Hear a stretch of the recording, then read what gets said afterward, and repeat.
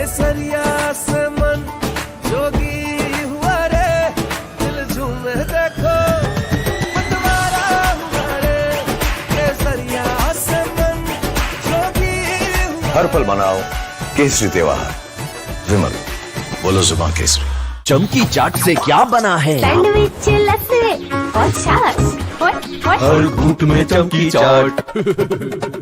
Dry fruit और दही बड़े। चमकी चाट से स्वाद बढ़े। असली स्वाद सिर्फ चमकी चाट। आर प्योर सूजी पास्ता, उबालो मिलाओ और खाओ, 8 मिनट में तैयार। क्या टेस्ट है सबका राजा, आर प्योर मसाला। सच बेरो। कैसे करके क्या हो जाए हो गया, हम लोग को कुछ पता नहीं चला। तो हम लोग अभी क्या करेगा क्या नहीं, कैसे चलेगा क्या करेगा। मेरा घर और भी कुछ भी नहीं है अच्छा से, ठीक है, एक तो घर भी नहीं बनाया है हम लोग।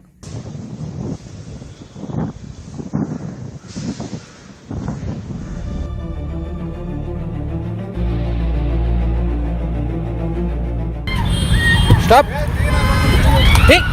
యూజ్లెస్ ఫెలో మైండ్ ఉందా అబ్బే అవులే చచ్చిపోయారు.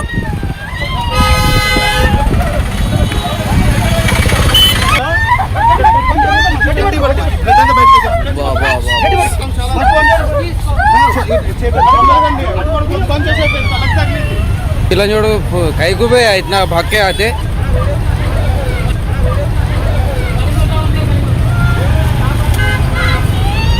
मर गए.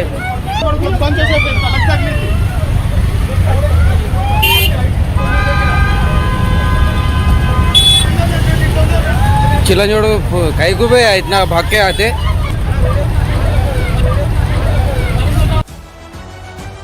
Welcome to Our Tech, the show that is changing the world of technology, one brutal review at a time. My name is Rajiv Makni. Thank you. Now grab your coffee, pull up a chair, listen closely, because this week your technology is lying to you. Grand Theft Auto 6, 13 years of waiting, a staggering $2 billion budget to make this game. It is the most expensive video game ever made. But the creators just pulled a move that absolutely broke all the fans' heart.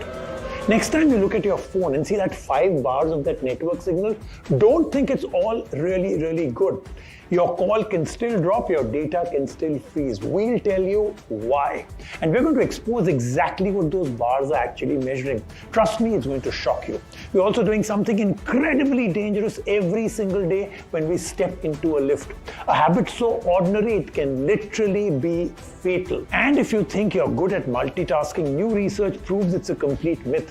It's actually destroying your brain, and it's not just about kids doing it anymore. Plus we have reviews, controversies, debates, and a whole lot more. In fact, this Madhav Seth interview is insane. He's hitting out so hard, it's impossible for me to explain it right here. So whatever you do, don't blink. We're getting started.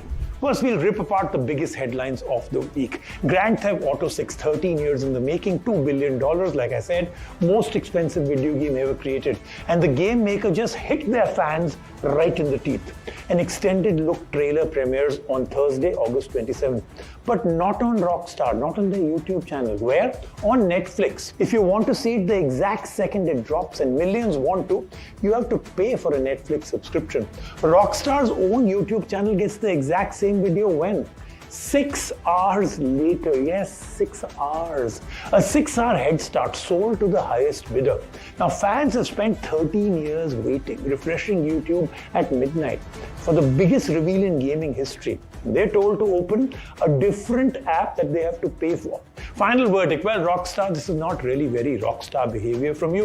Respect your fans or lose them. Now, from a 13-year wait that ended in a cash grab to the bars on your phone screen that have been lying to you since day one. Dev, tell me, am I wrong? Are our network bars just absolute liars? Yes, Rajiv, they are. Those bars at the top of your screen, you've stayed at them 1,000 times. Full bars, you relax. One bar and you start pacing around your room like you are metal detecting. Here's the actual problem. Those bars were never actually telling you what you thought they were. You thought that the bars were actually telling you your network signal strength. Well, not at all.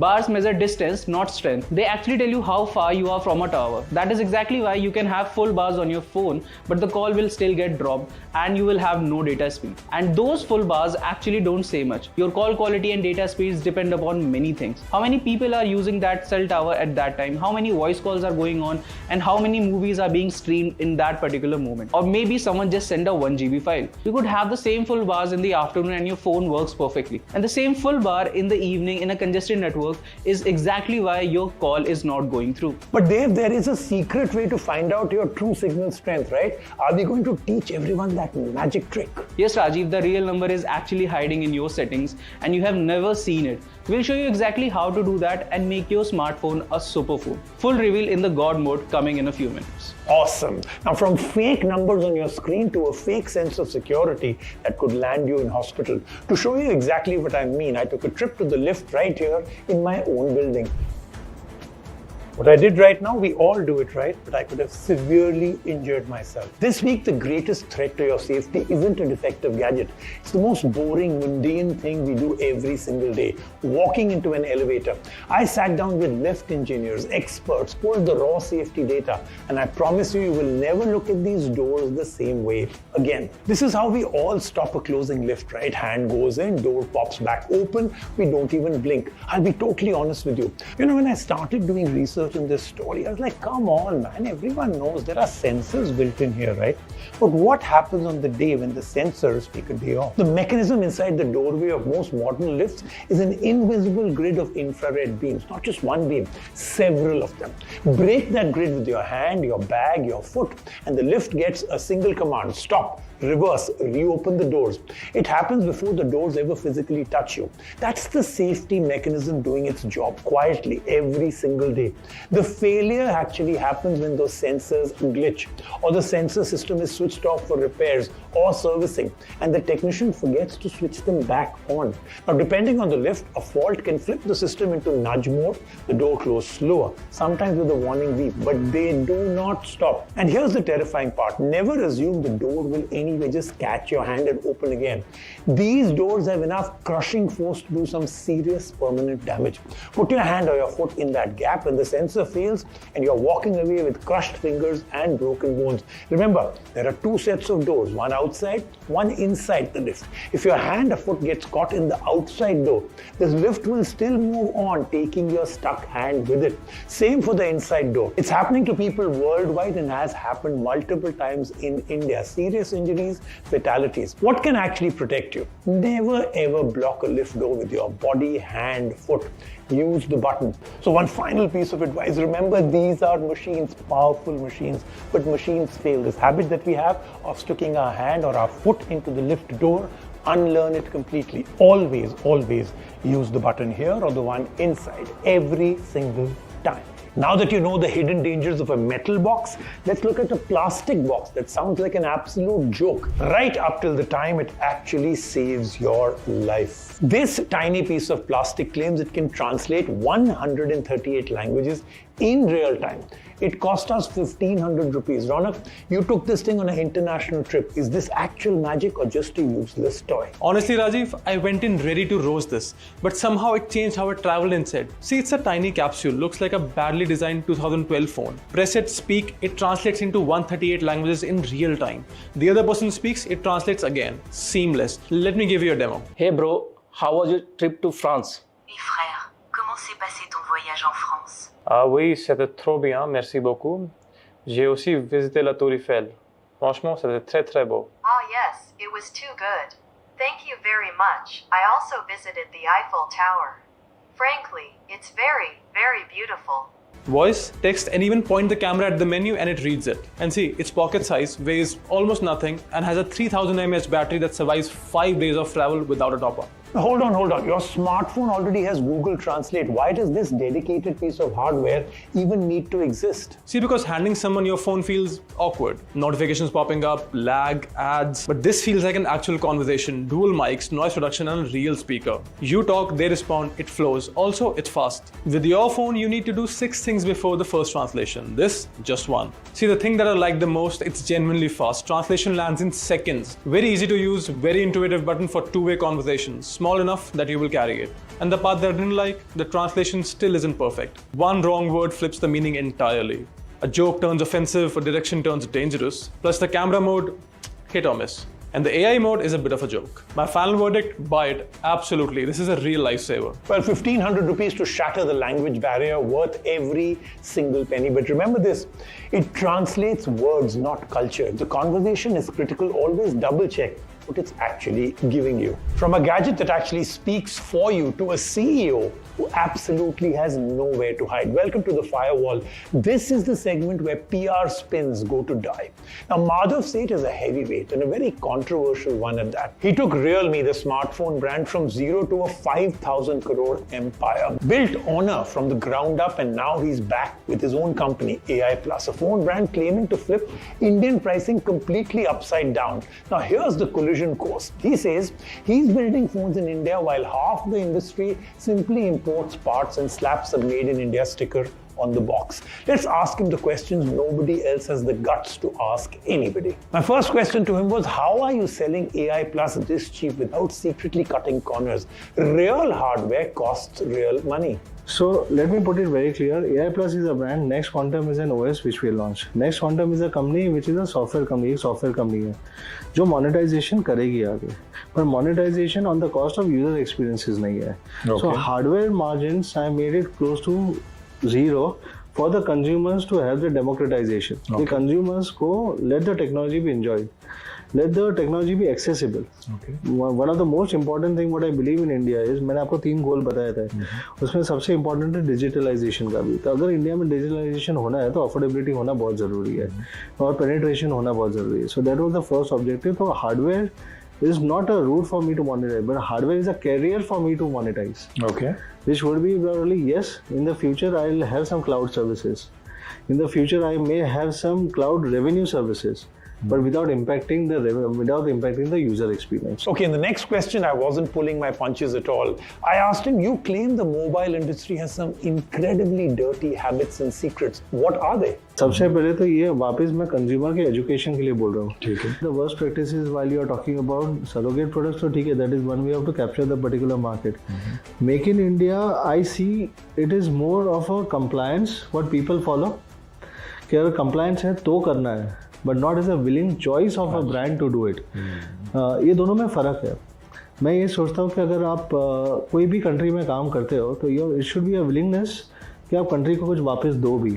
अगर आप 150 million की handset की market में आप ले रहे हो, 5 लाख करोड़ की मार्केट है, it is a responsibility of a brand to give it back again. आप 10 साल से अगर 1 रुपये का टैक्स नहीं भरोगे, ओनली आफ्टर गवर्नमेंट इंटरवेंस आप टैक्स का चालू करोगे. सेकेंडली, अगर आप गवर्नमेंट कंप्लाइंसेस को फॉलो नहीं करोगे, only when the government writes the book then only you start following it up. That is what I believe कि it is not the right way of thinking of a brand for a long term strategy. Which means कि India वो लोग सिर्फ as a consumption market देख रहे हैं but not as a strategic market. सारे specs same है, सिर्फ बैक पैनल चेंज हो रहा है. बैक पैनल चेंज मतलब ब्रांड का नाम चेंज हो रहा है, कलर चेंज हो रहा है, चैनल चेंज हो रहा है फ्रॉम बाइंग पर्सपेक्टिव. बाकी सारे प्रोडक्ट सेम ही है. Because if you compile it, ऊपर से ग्रुप एक ही है बट उनके मल्टीपल ब्रांड्स है.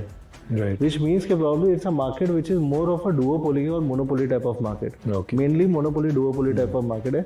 और इतने बड़े मार्केट में 2-3 प्लेयर्स का काम नहीं है. While we say there are multiple brands, but players अगर आप देखोगे तो hardly 2 या 3 ही है. The next question, the big one. Is AI Plus genuinely 100% made in India, or is this that typical final assembly plant where the real components are flown in from across the border? First of all, 100% Indian company.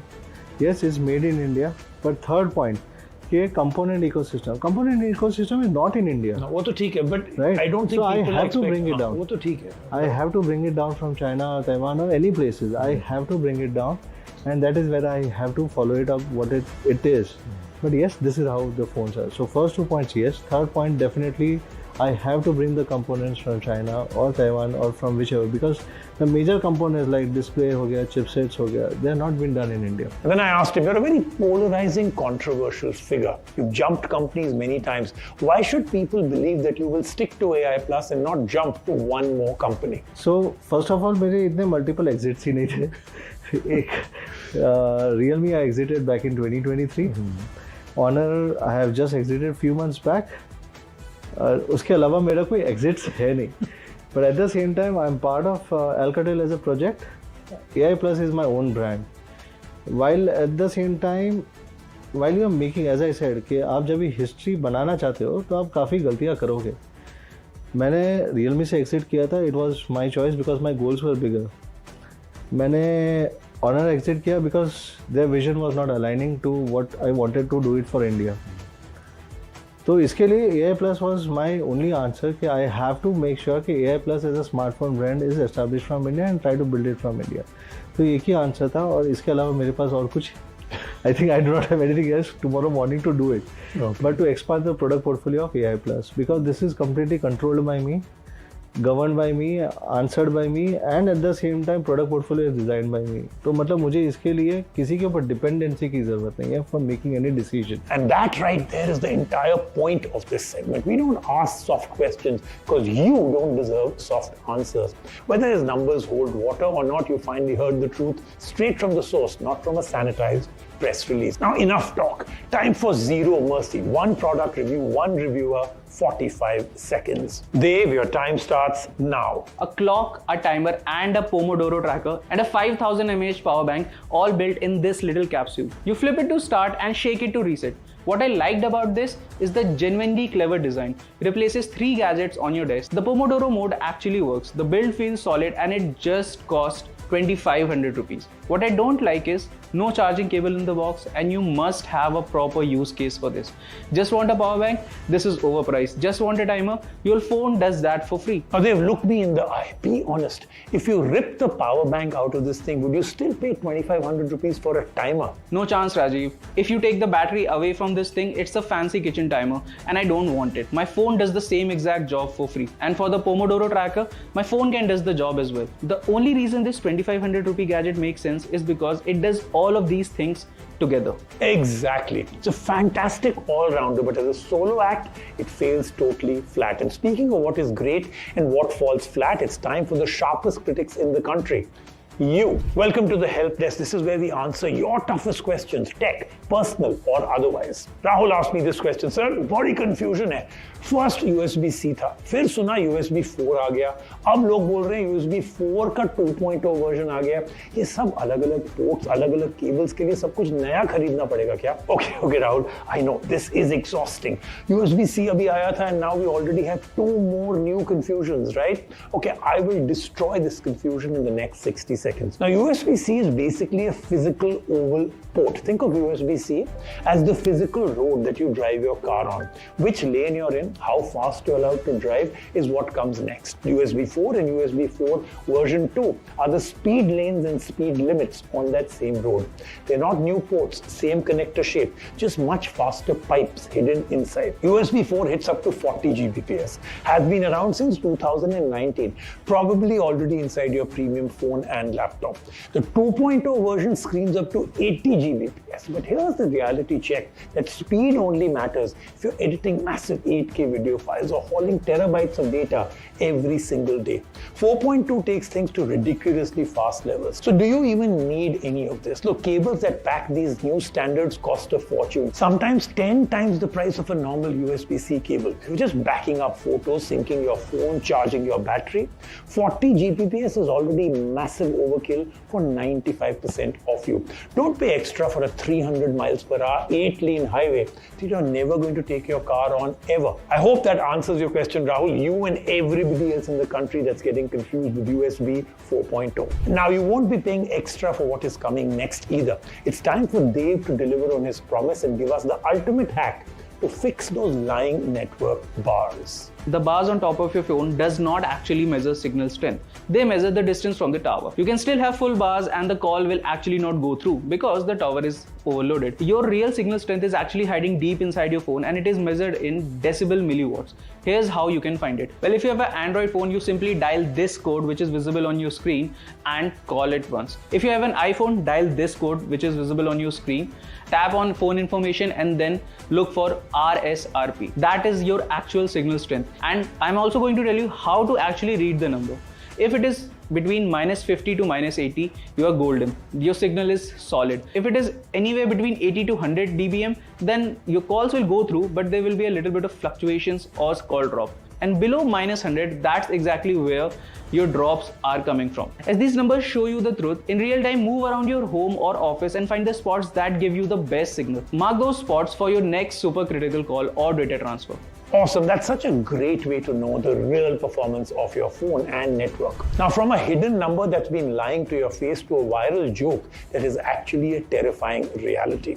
Now, every single week on the show, we make fun of the hype. But today, we have two stories that are not hype at all. They are both a warning. This is a viral clip everyone is laughing at. Someone sitting there playing a game, watching a movie, and messaging all at the same time. Well, it turns out it's not such a joke anymore. It's actually hard data. A massive new study just proved that chronic multitaskers suffer a real, measurable drop in their brain's attention capacity. And if you think this is just a young people problem, think again. Over half the population aged 45 to 54 are now staring at their phones while watching TV. The clip wasn't funny. It was a symptom of a sick society. And the rot is climbing up the age brackets, not down. Don't do it. Focus and do one thing and do it right. Now, moving on, Ronak just told me about a robot with a literal heartbeat that is racking up millions of views. What's going on, Ronak? Yes, Rajiv. A lab in Shanghai just unveiled Moya. They're calling it the first fully biomimetic humanoid. Real eye contact, real heartbeat, human-like micro-expression around the eyes and the mouth. A walk so precise your brain stops analyzing the mechanics and just starts reacting to it socially like a person, not a machine. We have spent years worried about AI that thinks like us, but Moya is the first real sign that robots and AI can now behave and react like us. See, I have mixed feelings about Moya. I like the tech that makes it happen, but I don't like the fact that it seems to emote better than me. Ronak, that sounds like a conversation for a therapist, not a tech show. And that is the unvarnished truth for this week. But next week, we're unleashing a completely different kind of chaos. Next week, right here on Our Tech, the Fitbit Air finally is about to come to India. What will it be priced at? Is it better than a Whoop? We have a hardcore shootout on the show. The Pixel 11, this highly anticipated AI camera, is coming live to this desk. We'll show you 4 things that these phones can do that no other phone camera can do. Not even close. Plus, there's one hidden health number on your smartwatch that you have never actually checked, and it may well be the most important one. We'll reveal why it might predict your actual lifespan better than any other metric you track. And the silly things we do in lifts part 2 will also be right here. Whole lot more tech is about to get brutally taken apart both on and off camera. No marketing fluff, just the pure, unapologetic, unfiltered Our Tech truth. I'm Rajiv Makhni. I'll see you next week. Until then, never trust a product launch or a review till you haven't seen it stripped down bare right here. See you next week.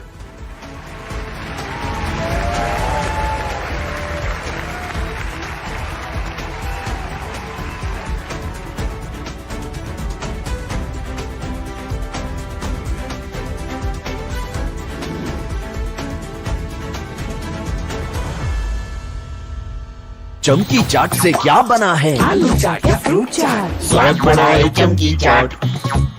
क्या बात है? स्वादिष्ट पकोड़े और परेशान, अरे चमकी चाट है इसकी जान। असली स्वाद सिर्फ चमकी चाट। 13,000 placements last year. At Amity, we are committed to nurturing passionate, hardworking and proactive professionals. कुछ तो सस्ता लो, सब बढ़िया लो। इसमें क्या खास बात है? थोड़े में ज्यादा स्वाद, यही तो है इसकी खास बात। मसाला। सेनको से मेरा नाता सालों पुराना है। ये मेरे लिए बस एक ब्रांड नहीं है, ये है एक लेगेसी। मेरी शादी के कंगन सेनको से ही लिए थे, क्योंकि ऐसी बारीक कारीगरी और कहाँ। इसीलिए सेनको इंडिया का amongst most trusted jewelry brand as nominated by the TRA। अब मैं क्या ही बोलूं? परिवार, अटूट भरोसा। चमकी चाट से क्या बना है? सैंडविच, लस्सी और छाछ। हर घूंट में चमकी चाट। अब बताओ, स्वाद आया? असली स्वाद सिर्फ चमकी चाट। केसरिया से मन जोगी हुआ रे, दिल झूमे देखो मतवारा हुआ रे। केसरिया से मन जोगी हुआ। हर पल मनाओ केसरी त्योहार। विमल, बोलो जुबान Kesari.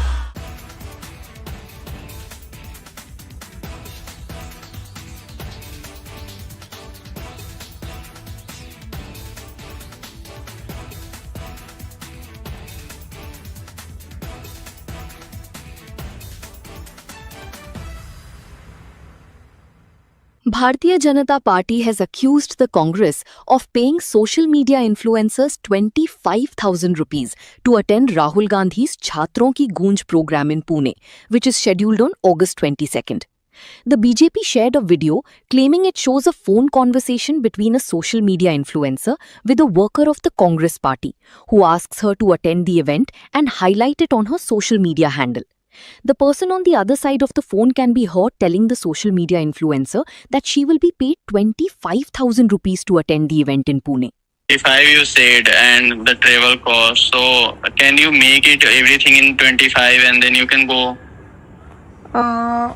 Okay. And how would the payment process be done? Payment will be after the event, 1 or 2 days after the event, and I will make the payment. I will ask your account details or UPI ID, and I will make the payment. And there I will share a contact of a person. He will connect with you and he will guide you. He will provide you the pass and all. Okay. All right. So will I get an email, official email to attend this? Because No official email. You direct reach at the venue. I will share the location, and there our person will contact with you. I will share that person number to you also. But what exactly I have to do over there? Just attend, or I have to do something? No. You not just attend. You have to highlight the event, like make 2 or 3 videos. One, the Rahul Gandhi ji will be speaking, to record some part from there and some part from crowd.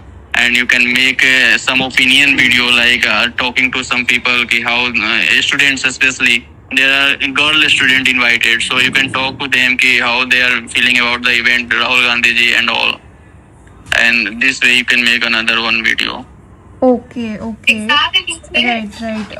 So this would be in collaboration, or I just have to make it You myself? have to put from your account only. Okay. So after that, I mean, when is the deadline to post and all with regards to? No deadline. Like the event will be 22nd, so maybe by night or by morning 23rd you post all videos, whatever you have made. Okay. All right.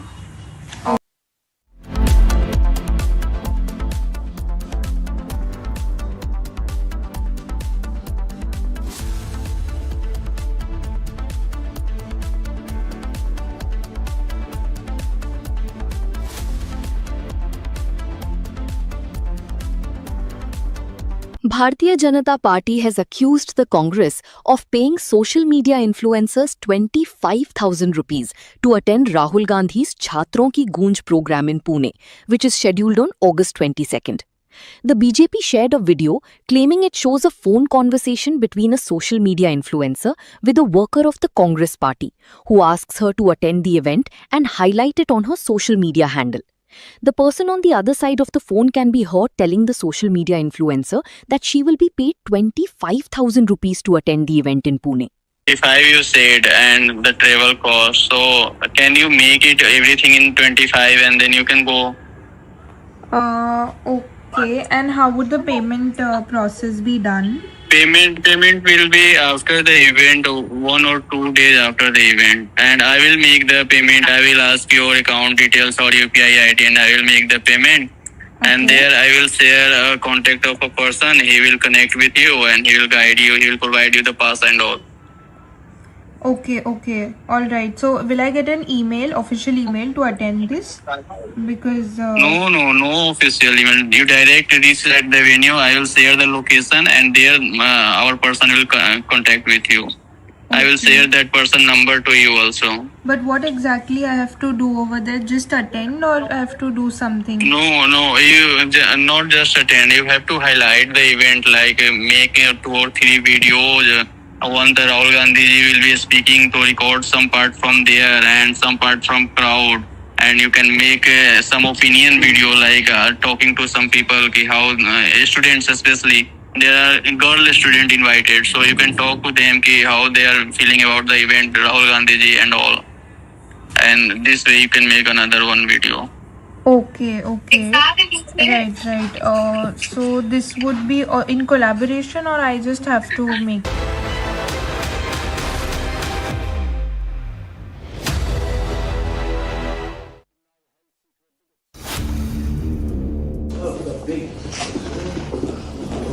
I'm so happy. Very proud of you. We're going to be recording a interview with the great Tukaram Munde, and I've become his fan.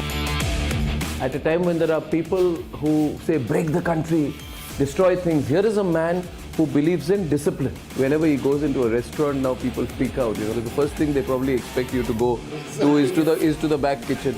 More respect rather than fear. There's been there for some. Looking forward to a live conversation, Mr. Tukaram Munde on The Nation Wants to Know. Thank you for coming. You flew all the way. Hello everyone, and welcome to yet another episode of The Nation Wants to Know. First, want to start by saying that I'm very happy that I'm being able to do these interviews more regularly than I used to. And it was just because of the pressures of entrepreneurship. To run the Republic Media Network, my editorial work took a backseat. But I'm enjoying doing these interviews. And now The Nation Wants to Know will become a series which will be about, a series in educating people about the real truth. Last episode was with Harish Salve, and we really loved the feedback. It went viral all over the country and internationally, where he gave the real reasons behind FCRA. And it was very useful for me to learn that. Today, I am with a remarkable man. His name is Tukaram Munde. In case you don't know him, everyone knows him. But first of all, I want to thank Tukaram Munde for coming all the way from Mumbai to meet us. Thank you very much. I can call you Tukaram? Yeah, absolutely. Okay. Because you're a couple of years younger to me. So I can... No, anybody can. And we should call by name. I don't want to call you Mr. Munde. It will be very formal. Yeah. So Tukaram is a fascinating person. He's a self-made man from a very humble family. And he went through many years of effort to become an IAS officer in 2005. Now, I would say he's a man on a mission. He is technically holding a charter of Commissioner Food and Drug Administration of Maharashtra. But many people have similar roles. There is a parallel role everywhere in the country, in every state. What makes him viral is that he has said, I'm going to change things. I'm going to expose what's wrong, and I'm not afraid of taking on the biggest and most powerful people in the process of doing so. But ladies and gentlemen, there is a story behind Tukaram Munde. Before we talk about what he does, I'm going to take an effort in this interview to understand the background of Tukaram. What has brought him to this point? What kind of a person is he? Because then we can relate to his life story. Tukaram, welcome to The Nation Wants to Know. Thank you. I'm very excited about this interview. And I think a lot of people will be watching this all over. I want to start with the news point of what's happening right now. When were you appointed as Commissioner of Food and Drugs Administration of Maharashtra? When did this happen? Which month? It was, I think, in the month of May. I joined as a Commissioner FDA Maharashtra on 25th of May, 26. Okay. And you joined in May? Yeah, 25th of May. Okay. People stay in positions for decades and don't make an impact. You've been in this post for about 3 months or less. Maybe just 3 months. Lesser than 3 months, but around. Lesser than 3 months. And you're making national headlines because you're saying that the food quality being served is bad. The restaurants are not run well. The big chains are not doing their job. The big food companies are deceiving people. The packaged foods are promising things that they are not. And you believe that this is one of the reasons we become the cancer and obesity capital of the world. Or we are nearing that position here. Can you tell us when all this struck you? It couldn't have been on day one in this role. No, see, whenever I am joining a new post, I try to understand its role. So I don't just look at the job chart. I mean, job chart, everybody is there. You have to go, you have to do this. You have to implement these laws and rules and regulations. This is your target. But whenever I go to a new post, I try to understand the role of that post. So when I joined, I discussed with my officers what exactly we are supposed to do. And the usual answer came that this is the food sector, this is the drug sector, these are the labs, this is what we do, these are the rules and regulations. But that's a means. Acts, rules, regulations are means. What is the objective, larger objective? And then through deliberations, I went through my role through acts and rules. And then we formulated a mission for ourselves, the goal for ourselves. And that mission we called Safe Food, Safe Drugs, Safe Maharashtra. That's where we started off. So when we started, I was not having idea this sector needs this much, if I may use the word surgery rather than just treatment. And as we went along, I think many things started to struck me. And then we realized that regulations are in place. They're quite good regulations. If you compare Indian regulations with across the world, they're one of the best. And this act came into existence in 2006, started implemented in 2011, and the regulations are still in float in case of food. There are almost 22 kind of regulation as of now. But before that, there was the Prevention of Food Adulteration Act, 1954, which was in existence. So the whole intent of that act was to prevent adulteration in the food. And the objective of this act to provide, ensure safe and standard food. So this total transformation is almost a 360-degree transformation in approach for food business operators, for regulators, and to basically ultimately the objective of providing safe and standard food to the people. So as we went on, we realized that yes, I think we need to do much, much deeper, much, much wider, and we look to have outcome, what is expected outcome. And I have had always interest in multiple fields. I was posted as the health commissioner also. I have worked in State AIDS Control Society also. And one of the things which I had learned and realized during my stint as a health commissioner was that disease burden of India has reversed after independence. At the time of independence, we were almost 70% communicable diseases. As on today, we have almost 70% non-communicable diseases. What you call lifestyle disease? NCDs or lifestyle diseases. Now, why this has taken place? And there are multiple factors. On the one hand, we have improved our medical industry, public health system, and communicable diseases have gone down. On the other hand, non-communicable diseases or lifestyle diseases have gone up dramatically, almost touching 70%. And one of the major causes for this is lifestyle. And one of the major ingredients of lifestyle is what you eat and drink. So you have to look at from that perspective, and that's where I started asking my officers to look at from this perspective, not from just implementation of regulation. Regulation and act are a means to achieve the larger goal of healthy people in India. I think this is very crucial now. There are WHO reports, you can go through it. There are Indian surveys which showcase what is happening. There are sample surveys of Health and Family Welfare Department which show the adulteration as substandard or unsafe food. And what is happening is alarming. So what we need to do is comply. The food business operator need to comply with these regulations. And regulators need to implement. So you started this mission. Yeah. Save food, save drugs, save medicine, save Maharashtra. And then you started a crackdown. I would not say crackdown. It is basically, because of whatever my nature has been and whatever way I have performed during my career, I have connected with people. People are connected with me. They expect things wherever I am posted. So the moment I came there was pouring up complaints. Complaints to you about this is happening there, whether in pharmacy there, drug is there, food lab, all these things are happening there. So what we did was, first thing, we wanted to, so the part of missions part, then strategy part was designed there. And we decided 3-pronged strategy. I call it E3 strategy. So the three E's are there. First is empower people. That is the first E. That's the focus. So how do we empower people? So we empower people by telling them, either through praise or briefings or actions, that this is the role of FDA. Okay. Secondly, we tell them what is happening, what we are doing, transparently, so that they come to know this is what is happening, FDA is doing. And thirdly, connecting with them. How to connect with them was an issue. So there was a toll-free number. We strengthened it further. I issued emails on the public domain in the press note. If you have any concerns, either tell us on the toll-free number or you can email on this one. That was in the beginning. And after 1 month's time, we came up with a portal, complaints portal. We have full-fledged complaints portal as on today, complaints.myfda.in. You can just log on your mobile, register once, and you can complain with details. We have AI-powered it. It's auto accountability, transparency. You can track where is it assigned, whether the officer is working.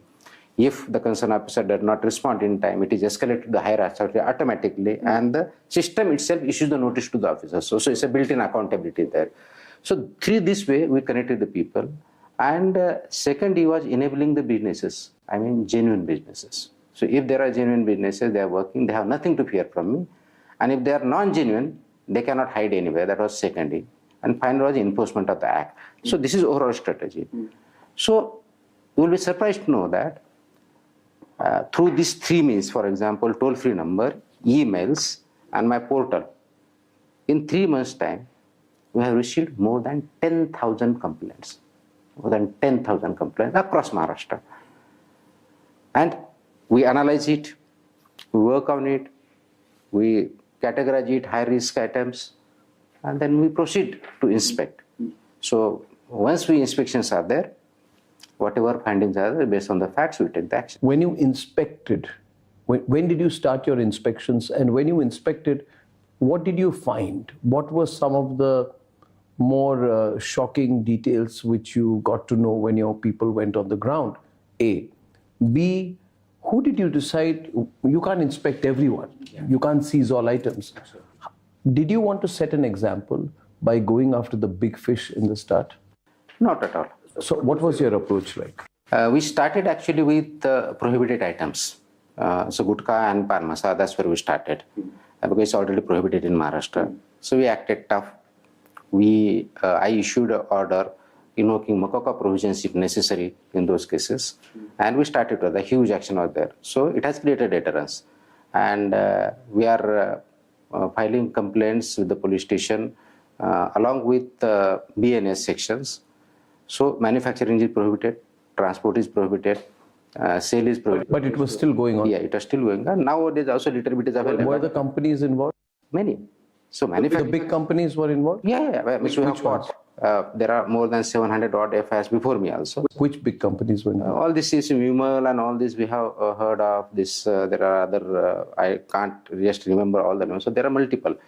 So they are not manufacturing in Maharashtra now. They are manufacturing somewhere else. But it is illegal to supply in Maharashtra? Absolutely. It's transportation. Was it being officially supplied or through the black market? No, it was unofficially, of course. Unofficially? But that must be a lot of money to supply banned items. Yeah, absolutely. And crores, hundreds of crores. Yeah, definitely. And that's why, because it was banned way back in 2012 in Maharashtra. But nobody implemented it? It was implemented, but I think still people try to find out a means. And they... Why did previous commissioners of Food and Drugs Administration not implement it? No, it was implemented, but maybe, as I said, people try to bring in innovative ideas to bring in and sell it, because this always is demand and supply. People demand, there is supply. Maybe the government looked the other way? I don't think so, because Maharashtra was the first state to ban it, and this falls in the purview of Food Commissioner. So Food Safety Commissioner had taken a call on this, and it was banned. But I think we need to be much more stringent. That's where we started off, and the actions were really good one. Still, I cannot say with 100% that 100% it is not available. Yes, it is available, but now they have again changing the means. Big vehicles are not coming, small are coming. They are transporting the state buses or transport or private transport, even railway now. But we are after them. So this is where we started. And as we went along, then I started sector by sector. Then we went to hotel, restaurant and eateries. I issued one compliance order. Okay, these are the compliances you need to abide by. And before issuing that order, I had actually had a meeting with the association, including AHAR. And I told them these are the issues. Please look into it. Please tell your members that you have to comply with that. Otherwise, we are going to be very, very stringent on you. After that, issued the order and we started inspections. Earlier, what was happening was the qualitative difference, what I can tell. My people used to go, officers used to go. And most of the time, inspections are not taking place, but a sample was being taken and then tested and the further action on that. We reverse the strategy. We are inspecting the places. We just don't go and pick up the sample and come back and test it. No. That is just one part of it. But the majority... You made it a very visible attempt at enforcing the law. Yes. So you said we are going to inspect. Almost sounds like a raid. It's not a raid. But it's an inspection. Yeah, you go to a Domino's outlet. Yeah. You're inspecting a Domino's Absolutely. outlet. And then the media will come with you. We generally don't allow media inside. Media won't be allowed inside, but the media gets to know. Yeah, that's right. So we issue press notes on that. You issue press notes. Almost daily basis we issue press notes. And then you start inspecting the place. How did people react when you started inspecting a Domino's outlet, when you started inspecting a Blinkit store? So a Zephyro store. What was the first reaction? The reaction was basically the change in culture of FDA is underway.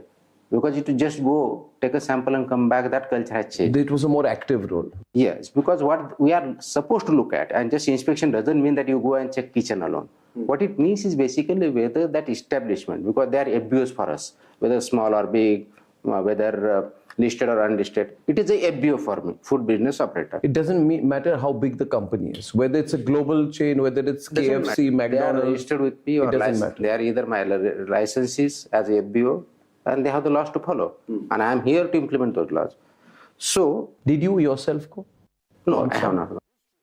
But you must have the videos, you must have the pictures. So can you tell me?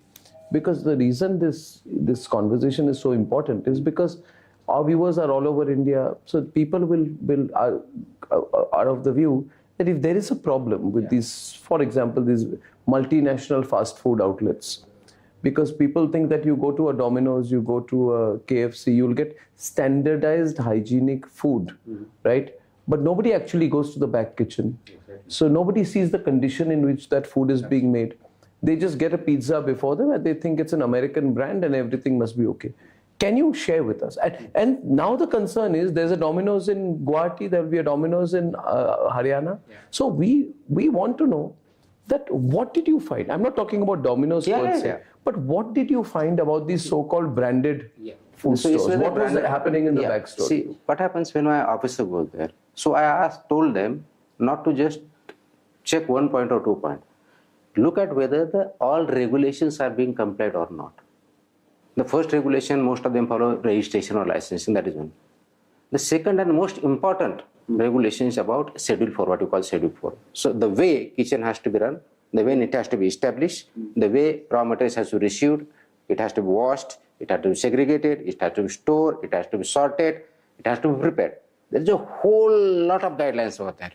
Say, for example, I did not know personally until I went through the regulation that kitchen is supposed to be absolutely tiles, not only on the floor, but the side walls are tiles. They have to be washable tiles because fungus and other things should not be. They should be able to clean. It should be cross ventilation so that there is a cross ventilation. For reception purposes, you receive, there is a separate compartment area. You receive it, wash it. There are guidelines about washing the food or receive whatever you are receiving raw material. You test it, grade it, you store it a particular condition, you prepare it, and then you serve it. For example, if it is, say, cold food, it should be around 4 degrees. If it is around minus 18 degrees, if it is a hot food, you have to have 65 degrees Celsius. These are the guidelines and regulations as they exist as on today. So, are we following that? Number one. Number two, whatever raw material is there, they have to, every food article has to have traceability. That is expected in the regulation. Traceability. For example, if I am purchasing, I am a hotel or whatever, I am a non-veg person, I am purchasing non-veg item from somewhere. So he has to have receipt. He must know where is it coming from. So if there is some issue of health, we should be able to trace it back where is it originated. So regulations exist. Do we follow? These are the questions to be asked. So do these companies not follow? What did you find? My question was, what was among the most shocking details that you found? Multiple. Schedule 4 violations are pertinent. That is. And so when I say this kitchen part, receiving part, storing, cleaning, sorting, not having the back tracing or details of where it is purchased from, even expired products we have received everywhere, we have seen everywhere, across board. Expired food items. Yes, expired food items we have seen. And those are being prepared, those are being sold. That's shocking. So we have seen stale raw materials like anything, whether it's vegetables or for that matter, even non-veg items. This is horrible. So, this is the real, this is what is really worrying. People think, oh, you go to a sort of fast food chain with a global brand on it and you will get safe, clean food, but you don't know where the lettuce is coming from, where the onion is coming from, whether the meat is stale or not stale, without naming brands. Can you tell me I'll tell you a story. Yeah, you tell me the detail. You started with this lettuce. Lettuce. Yeah, because we just did discuss, so I just clicked to my mind. When I issued this order of HRA, hotel, restaurant, eateries, and these are to be followed, and lettuce is used by some of the chain. So some of my friends, 3-4 days after that, they called, why are you not getting lettuce in this particular brand? What happened? They are not getting it. They are saying, and there are boards, this lettuce is not available as of now. Oh. So what does it indicate? It indicated that either the lettuce was not real quality, or it was expired, or poor quality, or absolutely is synthetic. Synthetic? Yeah, there are multiple things. Synthetic lettuce? Yeah, there are multiple which are happening. There are artificial things are happening. Artificial what? Many. Artificial milk is there, we have found. Synthetic milk we have found. There is a crackdown, we did it. And it's... You cannot believe... you cannot believe the innovation. I want to know more about innovation in this field. I know. So, but I want to know more about, because I'm a hypochondriac. I want to know about things that can make people sick. Yes. So... I want to know what all is synthetic. My job is not to make people distrust. My job is basically they should trust the right things. Tukaram, your job is to make people aware. Exactly. So I wanted to meet you because I want to be aware. Yeah. And if you make me aware, we put this video to millions, people will be aware. At least they'll ask questions. They'll ask questions about the lettuce in the burger. They will ask questions about the milk. They'll ask questions whether the lettuce, you should ask where is it coming from. Where does it come from? I have no idea where it is coming from. What have you found? What is synthetic lettuce? See, it's made chemically. Na? It's chemically made. Chemically made lettuce? Yes. We're able to detect all these things.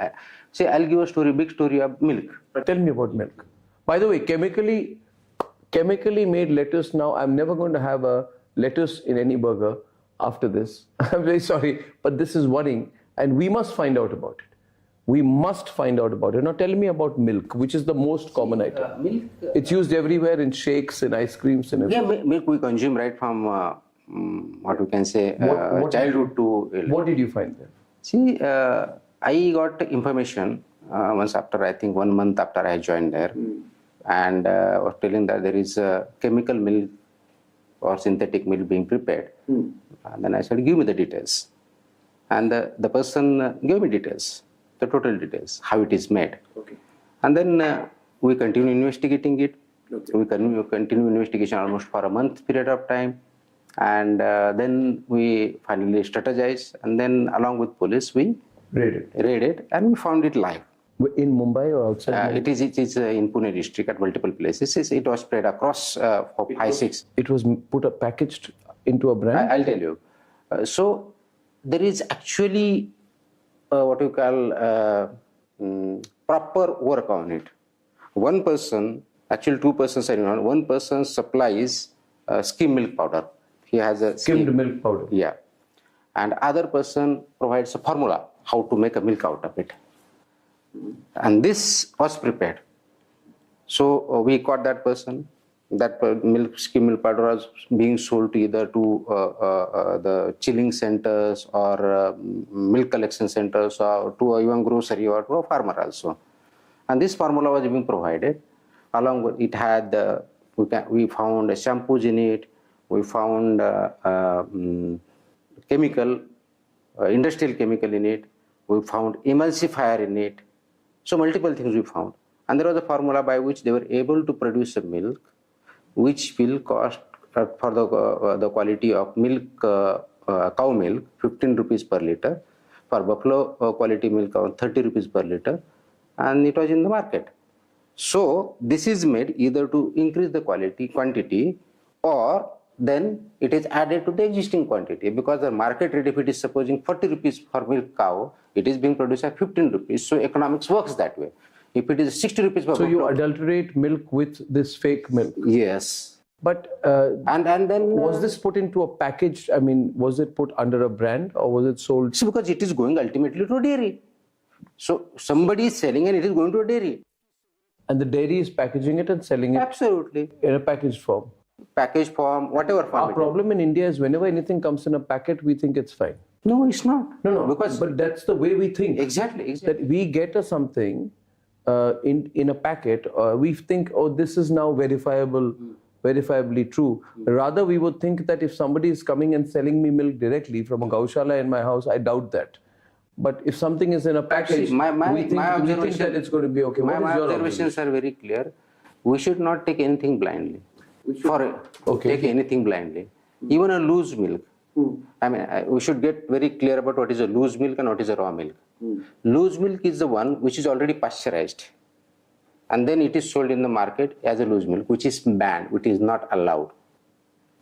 So, if I am dairy owner, I pasteurize it. Once I pasteurize it, is expected in the industry itself that it has to be packed pasteurized milk, either in the tin or whatever packets, and then it will be stored. In Mumbai, like places, there are pasteurized milk which is being sold as a loose milk, which is not allowed. We have started acting, we have acted. And raw milk, which is a farmer milks, cowman milks, and then he sells, that's a raw milk, that's allowed. No, one sec. Tukar, can I ask you a very naive question? Yeah. If there are 2 glasses of milk and I'm a milk lover, will I not be able to make the difference by tasting it? It's very difficult unless you know what is the original taste and what is the new taste. How would you know what is the original taste?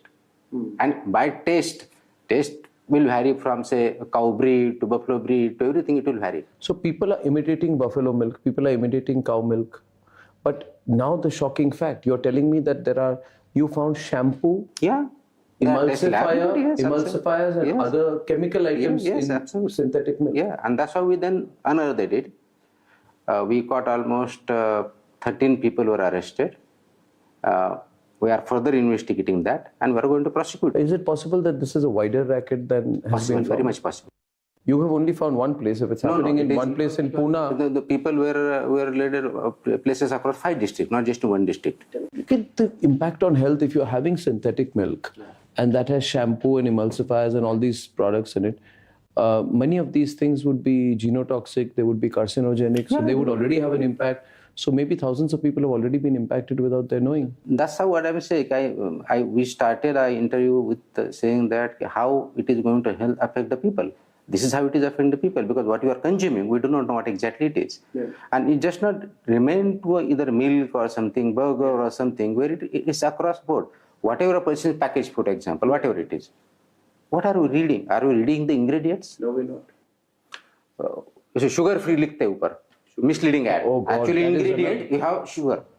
Now, for example, there are companies like Dabur, which have said 100% pure fruit juice and all that. Are they 100% healthy, 100% There is actually a guideline. I believe FSI has already issued the notice. FSI has issued a notice now. Yes.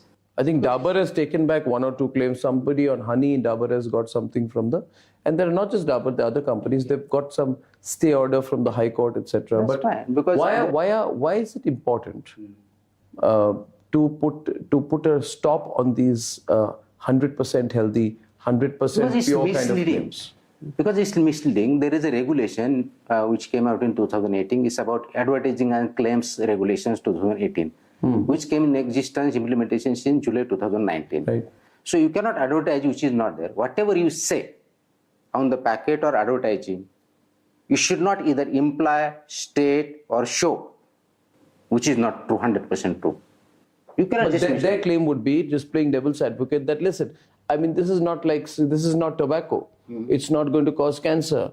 A little bit, we may say we are 100% healthy, maybe we are 60% healthy, but we are not tobacco, we are not gutka, we are not pan masala. Why should we be clamped down on? Because you are giving wrong information. You are misleading. How is that wrong information affecting Because people? if you are saying 100% pure and it is not pure 100%, you should be able to prove that it's 100% pure. No, you're saying people buy it on the basis of the claim of 100% exactly, pure. Does it have an impact? Does this have an impact on consumers? It has. Suppose a mother is buying a fruit juice. Yeah. She sees 100% healthy mixed fruit juice. Of course. You're saying they take it at face value? Because that's how, I mean, generally we believe that, right? By and large, we should believe that. So, it's written pure, right? It's written natural. No, if that is the claim, sugar free. If it is the claim, the product or the industry or the manufacturer should be able to prove that it's actually that. Otherwise, it becomes a misleading. So you cannot mislead. It's as per the law not allowed. It is not my whims and caprice. It's a law. And why it is made a law is basically so that it affects the health of the people.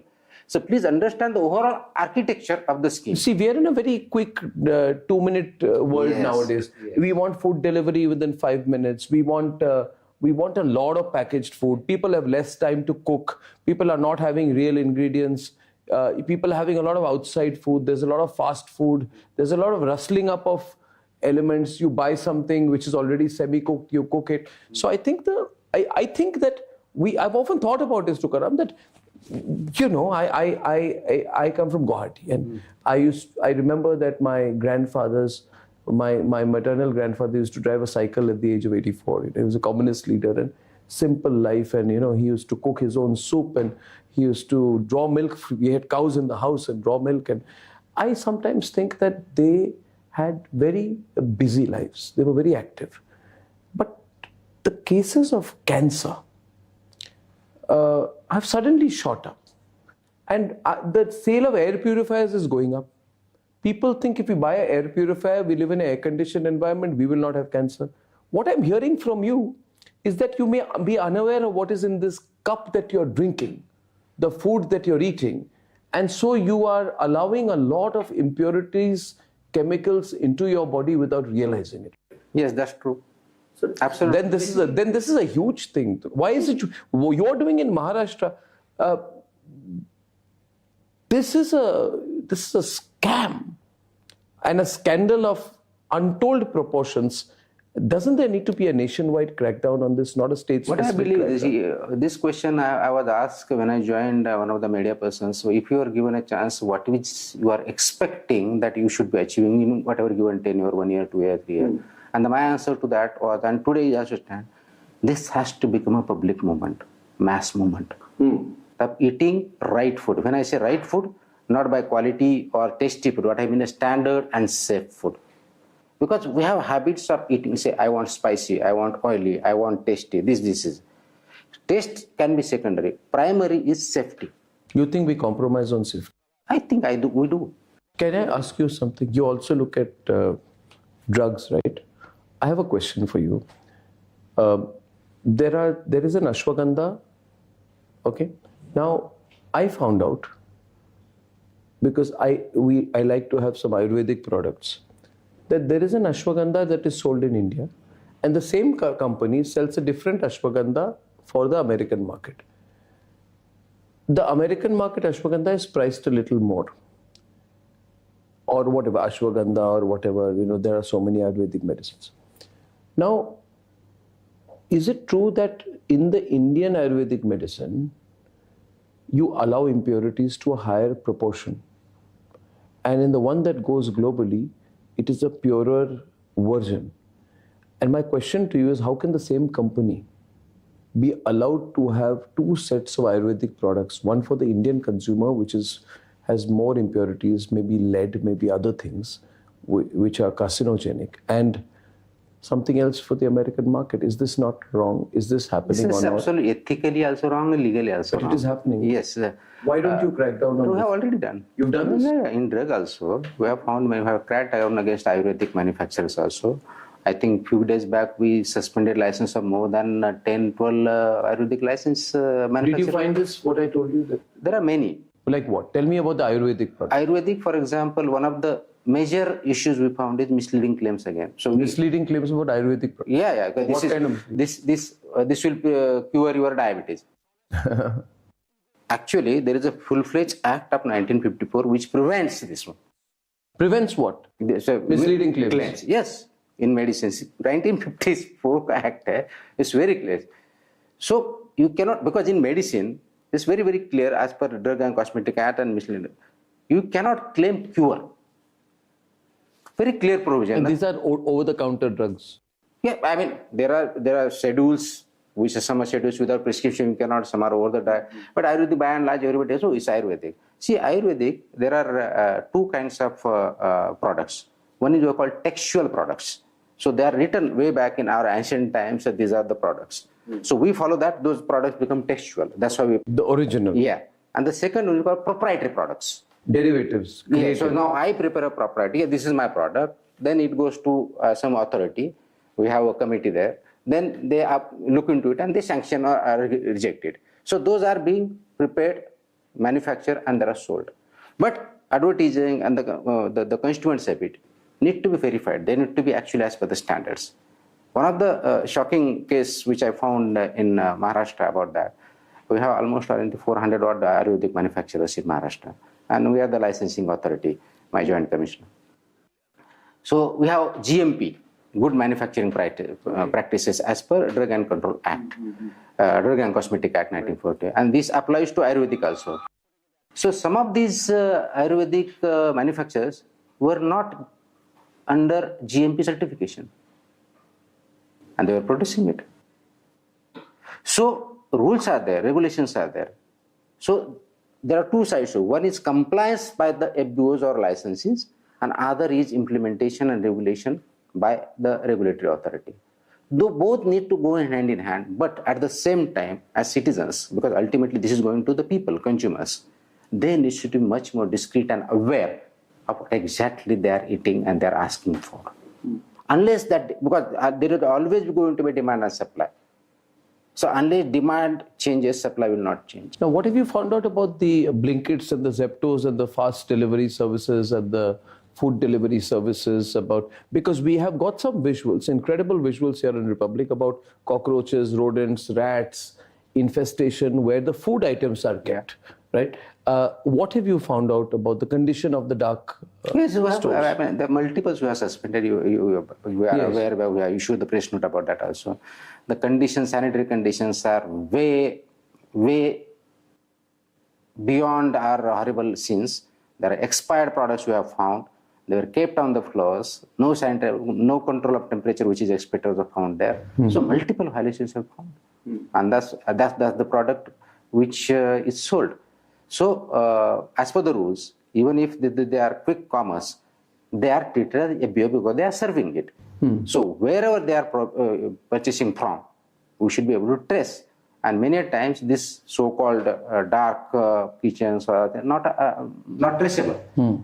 So we need to be careful. We are actually after them, every food business operators who are violating it. The question is, citizen also need to ask, if I have ordered something, suppose I have some quick commerce and it comes to me, I should ask, where is it come from? Who has prepared this food? At least look at it. Because in the guise of this, I don't have a time, so are you going to eat poison? But do you think that in India there is a convention that the stronger the rule, the breaker, the easier and more innovative the way to break it, and corruption is a reality. Tukaram, you are an honest ramrod straight officer, but everybody is not like you. Everybody in your department may not be like you. Everybody in other districts or other states may not be like you, and they may feel that Tukaram Munde has created a bit of a shake-up in the system, which allows me a greater opportunity at making money. So, it's like they say, Gabbar Singh aane wala hai. There's a fear of Tukaram Munde is the Gabbar Singh of the Food and District Administration. Somebody is going to say, I'm going to save you from Gabbar Singh, but you give me some money. Because somewhat I feel it cannot happen. This situation cannot happen without organized corruption. There has to be some organized corruption, otherwise, or maybe people just sit on the desk, they're doing their job, they don't care about the job. There are multiple issues here. I think... Maybe nobody's tried before. What is the reason? No, I mean, multiple issues in this sense, corruption cannot be the only factor. Yes, it might be one of the factors. Because there are black sheeps everywhere. In whatever sector you go, you will find black sheep. I get it. The issue is the shift from prevention of adulteration to safe and standards is a big shift. And I think till today, after 20 years of passing this act, we have not moved to that level of abiding by these safety and standards of the food. That's the context we have to understand. Are you afraid that the whole industry will also come back after you now stronger? There was a report about 5 lakh rupees of, was that on you? A fine that was put, not on you, That was there. See, what was that fine for? So that was basically High Court believed an order that because the license was kept suspended even after compliance, 98% order compliance by the FBO, we should have reinstated. So they have the losses. So that's why High Court has ordered. So we are examining our legal options on that. But do you believe all the industries will go to the courts and... some of them have already gone. And then say that you are being excessive? That's what charge against me is. But what is the charge against you? So that I'm going overboard. I'm excessive. In my office is excessive. So we should not be suspending the license. We should be given notices first to clarify. Follow a process and a process. No, process is there, but even forthwith suspension is allowed as per the Act itself. It's not something I have innovated. It exists, and it exists in cases where the non-closure or non-suspension is likely to lead to... These are big companies, multi-hundred thousands of crores of business these packaged food companies do. You've been transferred, 25 times in 21 years of service? How many times? I have not counted it. Is it true that you don't even get to complete a year in service before you're transferred? If you average out, say 21 years, so more than that, it will come to the average out. Why is it? Why is it that in our country today, someone like you is not allowed to do his job by the system? I mean, you don't last more than 10 months in any job. I don't think much about it, basically because it's not... Why are you punished?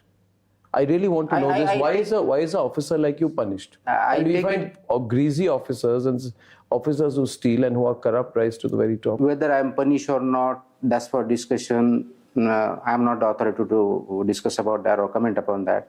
But it has given a different perspective to me also, in a way that because I have been placed at multiple departments, so I have learned so many things and I have been able to do many things at multiple places. Do you think you'll be ever able to go out to a restaurant again after this? That's a good one, basically. Do you? Everybody looks at suspicion. If I go somewhere, they will look at suspicion. Something is fishy here. Have you been to a restaurant? Have you been to a restaurant recently? I have been. Tell me what happened.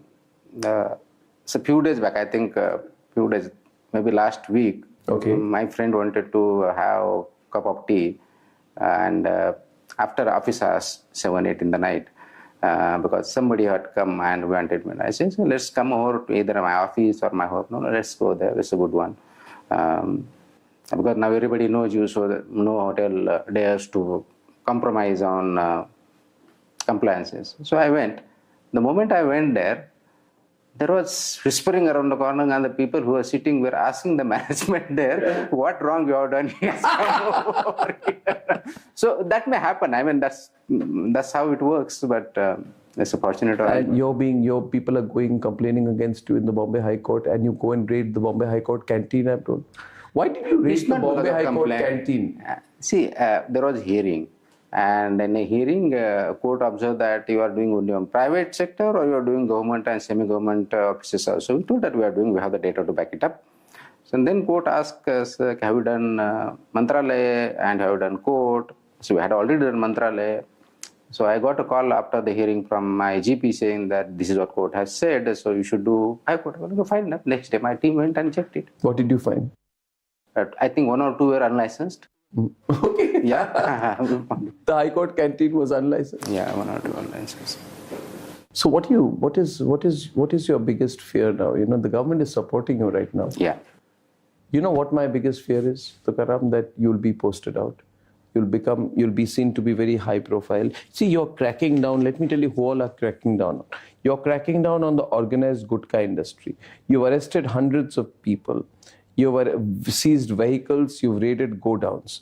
You've gone after Bollywood superstars for promoting gutka. You have previously celebrity influencers would be put against officers. You don't care about them. I don't wonder whether you are one person taking on industries whose net value would be going into hundreds of thousands of crores. You're fully aware that some of the companies you're going after are worth billions of dollars.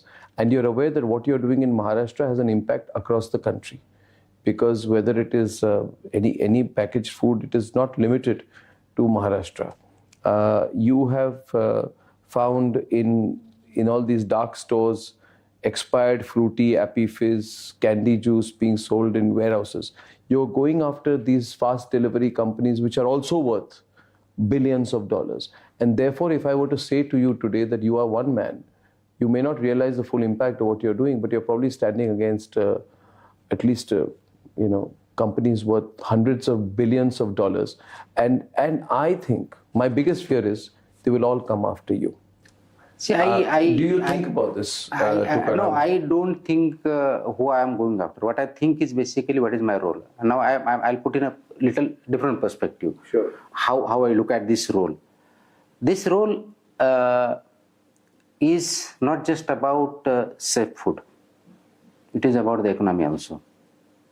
It is about the health of the people also, health of the society, in a way, health of the nation.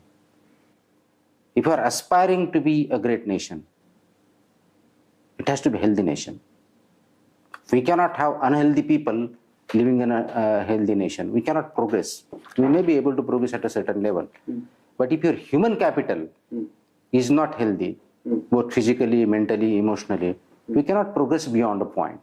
That is one. Yeah, but you have suspended the licenses of a store operated by Aditya Birla New Age Restaurants. You went after Reliance Retail in one place. You have targeted Zomato-linked and Swiggy-linked warehouses. These are not small players. These are conglomerate worth billions and billions and billions. The nation wants to know, Tukaram, has anyone called you? Has anyone told you to go slow? No, absolutely not. Indirectly? No, absolutely not. So I'll tell you now, I coming to that only. That's the first part. I'm talking about health of the people. The other part is economy. When the nation or society wants to grow, as we progress, economic growth is inevitable. Without that, we cannot grow. The economic growth will come from where? It will come from the people. And this food which we eat is directly related with agriculture. But you're trying to change everything overnight. No, it's not overnight. 29 officers, I'm reading, and employees of your own FDA laboratory went to the minister complaining about your new shift system, extended working hours, staff shortages, and concerns about the quality of sample testing. Now, are you pushing your own people too hard? I don't think, because what has happened, that's a lab, it's not office. Unfortunately, they were working 10 to 6, and labs are not supposed to work 10 to 6. They're actually supposed to work 24/7. So what we have done, we are not asking them to work beyond 8 hours in a day. Absolutely not. Yeah, not more than 48 hours in a week. But viewers, please note every question here. Here is a man who's on a mission. He doesn't give a damn. We think he's doing a great thing. But let me give you one more example out here. What happens when one man stands against a rotten system? Is a classical case of what Tukaram Munde is doing right now. The Bombay High Court used a devastating phrase while questioning your action against an Amazon warehouse. Was the FDA under Tukaram Munde trying to kill a mosquito with a sword? The point the court was trying to talk about is proportionality and procedure. They are saying, do you think the court also is telling you to go easy a bit? I don't know how to interpret it, but whatever, because these remarks might be in the court, they are not in the order. So what we are doing is basically we have to follow the procedure. Because we are law implementing agency, executing agency, we have to definitely follow the law. We have to definitely follow the procedure. We cannot overboard it. But we have been doing exactly that. And proportionality is there. The case you mentioned in this is, there was complaint and my officers had gone. And what we had found there was shocking, in the sense that expired food items were recirculated and brought in the food chain to sold. That's what the license was suspended. And yet the court said that you're trying to kill a mosquito with a sword.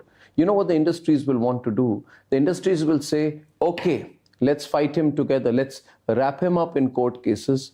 Let's do multiple court cases. He's becoming a middle-class hero. And that's a fact. There is a massive delusion being sold to the middle class. The consumer sees spotless high-tech app on their phone with a 10-minute delivery guarantee. They don't see the dirty dark straw. They don't see the cockroach infestation. They don't see the live rodents. They don't see the expired food items, right? These are multi-billion-dollar tech giants. They're all going to come together at one point. If I think I put all of them in one room, they would want your head on a plate. I believe that they should plate, everybody should see that plate in which we are eating has to be safe. What I'm just asking is very simple, what we can say, compliance from them. Just comply the regulations and nothing will happen to you. Because the businesses Are you too idealistic? No, I don't think. Because you're the compared businesses... with Ashok Khemka of Haryana, 57 transfers, Pradeep Kasni, 70 transfers, officers who fought corruption and paid with their careers. I'm not being idealistic. What I'm being is basically trying to perform my role, what is given to me. Trying to be a public servant, which I am. And I'm trying to do what is expected of me by the law, by the constitution, and by the government. How much of this, what you're doing, has to do with your background? You know, a village boy who, from a drought-prone part of Maharashtra, who cracks UPSC after years and years and years and gets, I think, rank 20. And after doing all of this is rewarded by this country with 25 transfers in a 21-year career, and therefore has reached a point in his career where he doesn't give a damn. Is that your story? How much of this has to do with your own background? I think everybody is influenced by his environment, whether where he is brought up. As I was brought up, many of my colleagues also brought up in the same way. We have rise through our efforts through farming happily. I was a farmer till 10th standard. I did my farming. I sold vegetables in the market on the bullock cart. So I know what it means for farmers to sell a vegetable in the market. I sold onions at the rate of 5 paise per kg in the market. And because there were no takers, we had to destroy almost 100 quintals of onions. So that is the case which I am talking about, late 80s, early 90s. That is the time I am talking about. And we came here. So I have seen that side also as a farmer. I have seen this policy implementation and policy making on this side also. So that's what I was saying. Yes, everybody is influenced by the circumstances, but we should know the reality. And I'm trying to, as a public servant, I have the role to play and make this society a better place in whatever capacity I am posted and wherever I am given the opportunity to work. So if I am a FDA commissioner, before this I was Secretary Animal Husbandry 2 years back, and there was the issue of milk. Now, at that point in time, I used to say that because adulteration does not come under my purview, it is under FDA. Now I am in FDA. I am able to, 2 days back, some few farmers came from some districts saying that we are just wanting to congratulate you. And I said, why? And they said that our kids who are graduate, they never used to, they gave up the farming, particularly milk farming also, because there are adulteration, we were not getting a proper rate for my milk. After we started this action, the rates of milk have gone up, and our children who are graduate, they have started again milk farming. Milk cows are there, they are selling almost 200 liters per day. And the best thing what has happened, now we are respected that you are genuine farmer and you are providing a good milk quality milk, standard milk, not adulterating it. So if that is going to have impact on the farming on the one hand, if it is going to have an impact on the health of the people on the other hand, I think all of us must come together and work in that direction so that we really make this society a better place to live and lead meaningful life, whether it's for farmer, whether it's for citizens, or whether it's for industries who are working in this sector. Do you think a lot of people will be thinking now, he's got 9 more years in service now, where the hell is he going to go next? I mean, that I should not be thinking. What I'm thinking is... Are you is, ambitious? Do you want to join politics? No, if you join politics right now, a lot of people will vote for you. Absolutely not. Not my cup of tea. Not your cup of tea? Absolutely. Are you certain about it? Absolutely, because I'm too forthright. You might have seen by now. No, you are. There's another ex-civil servant, Arvind Kejriwal, who sat like this with me once and he said, "Main bachcho ki kasam khata hu, I'm never going to join politics." But he changed his mind. Of course, he was already half into politics. What is your career plan? See, I'm public servant. And I'll be public servant. Public servants are supposed to remain anonymous. Now you are here sitting with me. Anonymous. Yeah. Now, does your you're becoming a very popular figure impact your relationship with the ministers who you serve in, or rather who you work with? I think it's for you people to analyze it whether it happens. No, I've very often thought about this. Bureaucrats, Lingdo, election commissioner, TN Session, it had a good and a bad side of it as well. It made people insecure. Do you make people in government insecure? I don't know. I'm very clear about the role. I don't make any people insecure. What I'm trying to do is just look at our role. And there are, I mean, my batchmates, my friends also many times tell that, छोड़ देना कितना ठेका रखे रखा है क्या? That is the word. ठेका रखे रखा है. And instantly my answer, you know what was that? What is that? Yes, ठेका लेके रखा है. Because I have a social contract. Wow. Being a public servant. It was not afterthought or something. Absolutely instantly. His concern was that, yes, you are being too destabilized. You are not getting tenures. It is affecting you, your family, everybody. His concern is right.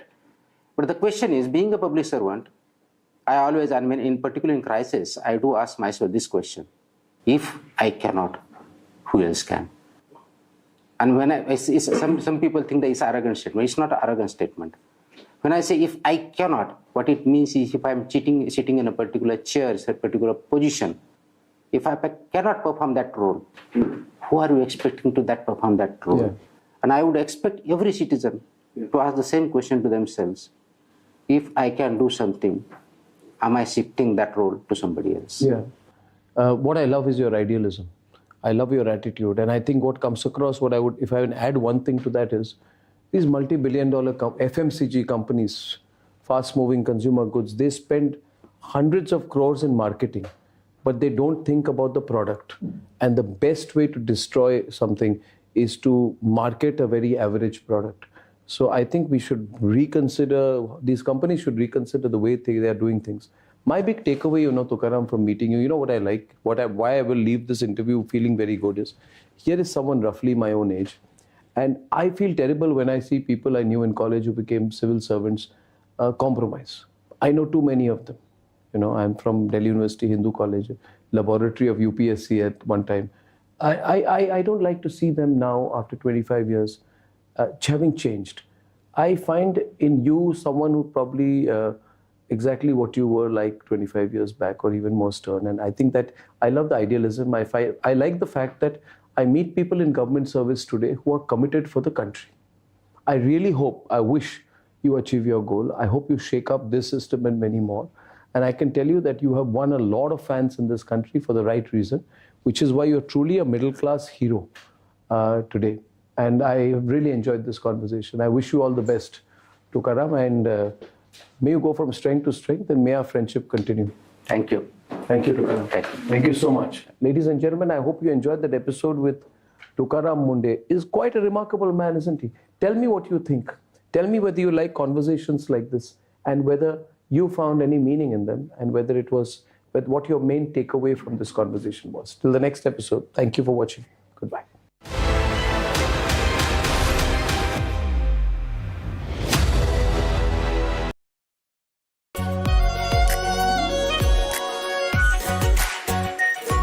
Pure Shahi Paneer Masala. Delicious, healthy, every day. 13,000 placements last year. At Amity, we are committed to nurturing passionate, hardworking and proactive professionals. चमकी चाट से क्या बना है? Sandwich लस्सी और छाछ हर घूंट में चमकी चाट ड्राई फ्रूट और दही बड़े चमकी चाट से स्वाद बढ़े असली स्वाद सिर्फ चमकी चाट सेनको से मेरा नाता सालों पुराना है ये मेरे लिए बस एक ब्रांड नहीं है ये है एक लेगेसी मेरी शादी के कंगन सेनको से ही लिए थे क्योंकि ऐसी बारीक कारीगरी और कहाँ इसीलिए सेनको इंडिया का amongst most trusted jewellery brand as nominated by the TRA अब मैं क्या ही बोलूं परिवार अटूट भरोसा आर प्योर सूजी पास्ता उबालो मिलाओ और खाओ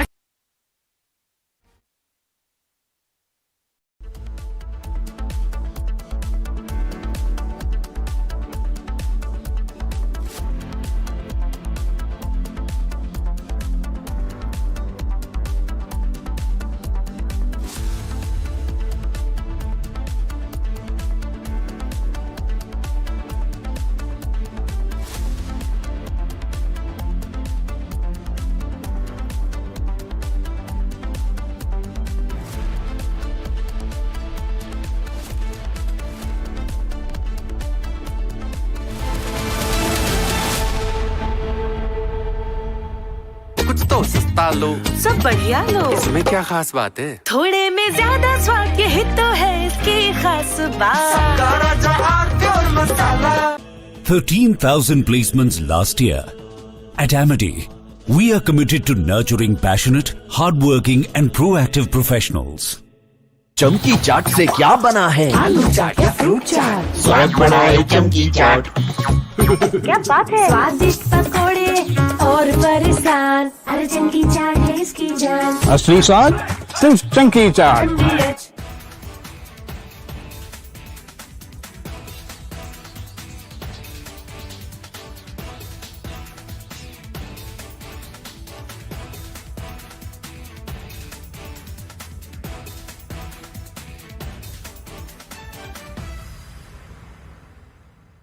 Bharatiya Janata Party has accused the Congress of paying social media influencers 25,000 rupees to attend Rahul Gandhi's Chhatron Ki Goonj program in Pune, which is scheduled on August 22nd. The BJP shared a video claiming it shows a phone conversation between a social media influencer with a worker of the Congress party, who asks her to attend the event and highlight it on her social media handle.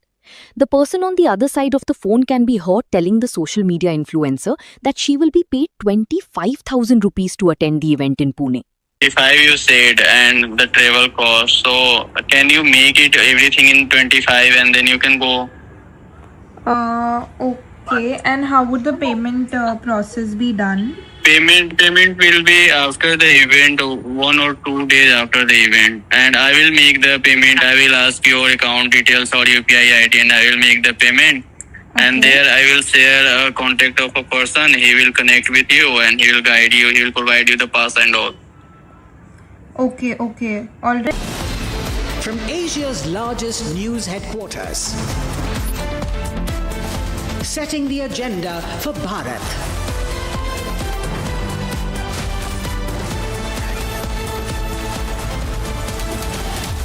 You're watching Republic.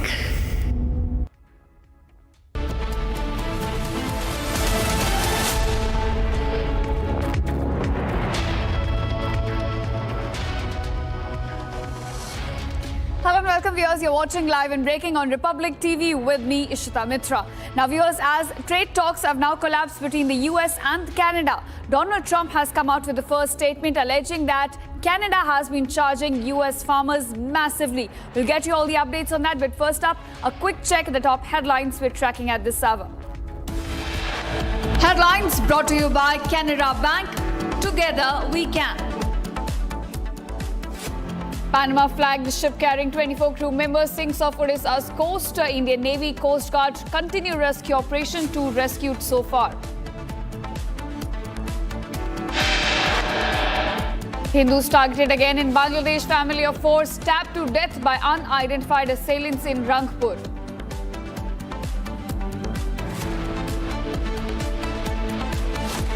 Supreme Court has set aside a National Green Tribunal order holding Art of Living responsible for no damage to Yamuna Plains. Top court says that there is no direct evidence that Art of Living caused damage to Yamuna's fragile ecosystem.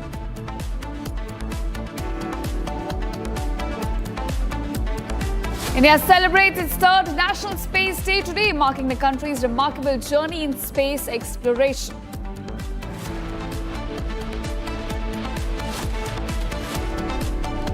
A 15-year-old boy falls into open drain in Delhi's Jasola area. Rescue operations continue. Family demands accountability from officials.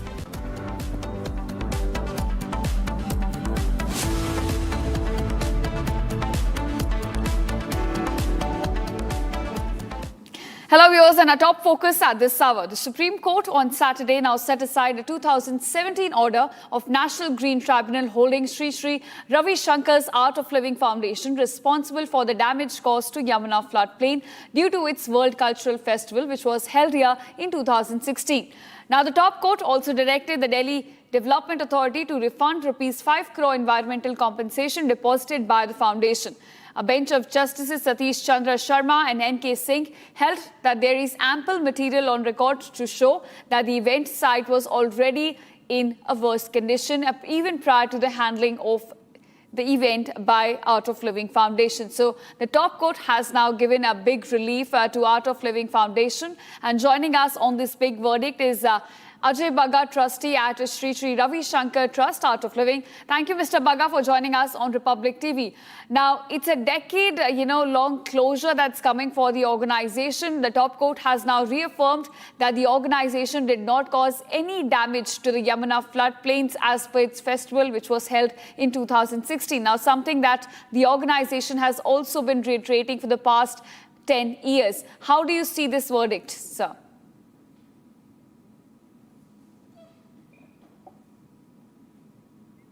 Right. So can you please unmute yourself?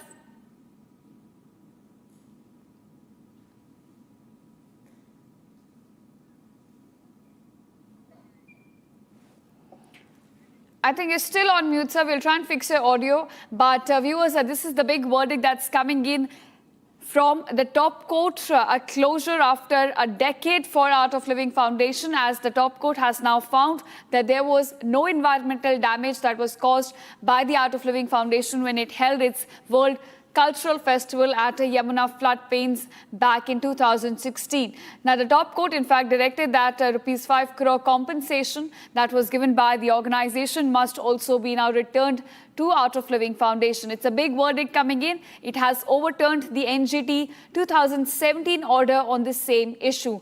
So it's a big relief coming in from the top court for the foundation, as we are looking at the foundation also reiterating that all the allegations which had been placed against the environmental damage that Art of Living Foundation did have now been nullified by the top court.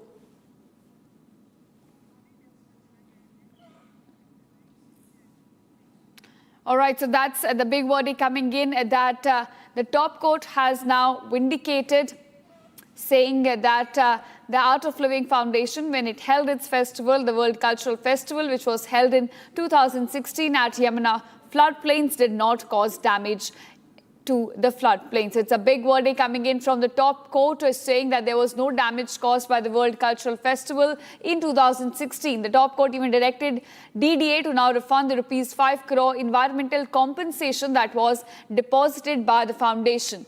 Now, in this case, viewers, a bench of Justices Satish Chandra Sharma and N.K. Singh held that there is ample material on record to show that the event site was already in a dilapidated condition even before it was handed over to the Art of Living Foundation. So there was already damage which was caused at this site, which is what was also said by the foundation. They even provided photographic evidence to show that the site was already in a bad condition when it was handed over to them.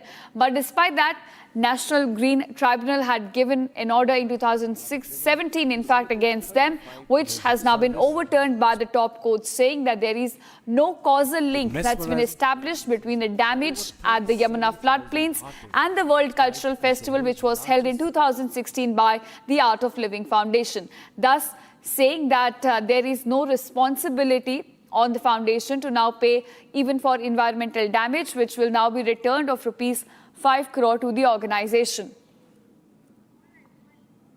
All right, in fact, Mr. Ajay Bagga is back with us. So I was asking you, it's a decade-long closure that's now coming in for the organization. Top court also reaffirming your stand that there is no causal link between the damage caused to floodplains and the World Cultural Festival that you held in 2016 at the same site. So how is the organization now looking at this big verdict? No, we are feeling extremely vindicated. Our stance over the last 10 years and more, where we have been saying right from the beginning that in fact we improved the floodplains. We had all the permissions in place, from DDA to the fire safety to the police to the local government to the central government. We had all the permissions. Some environmentalists went to NGT with a mischievous, frivolous objection. The NGT, without giving us a chance to put forward our view, they passed an interim order, and 2 days, just 2 days before the event, where 20,000 international visitors had already come into the country, 200 dignitaries from presidents to prime ministers to religious heads of various countries had already come into the country.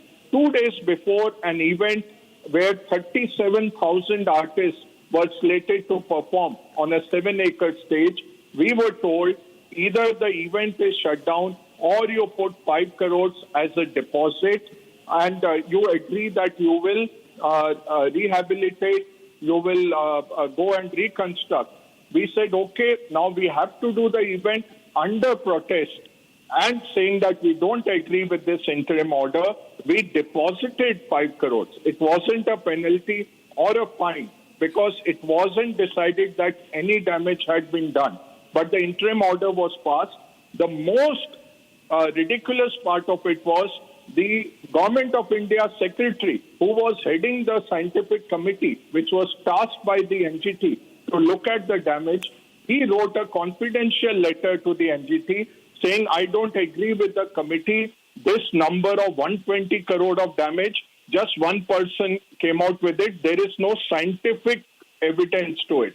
There is no scientific basis. So the committee on which NGT passed the order, that the chairman of that committee said, I don't believe in the findings of this committee. There are no scientific evidence behind this. Right. Despite that, an interim order was passed.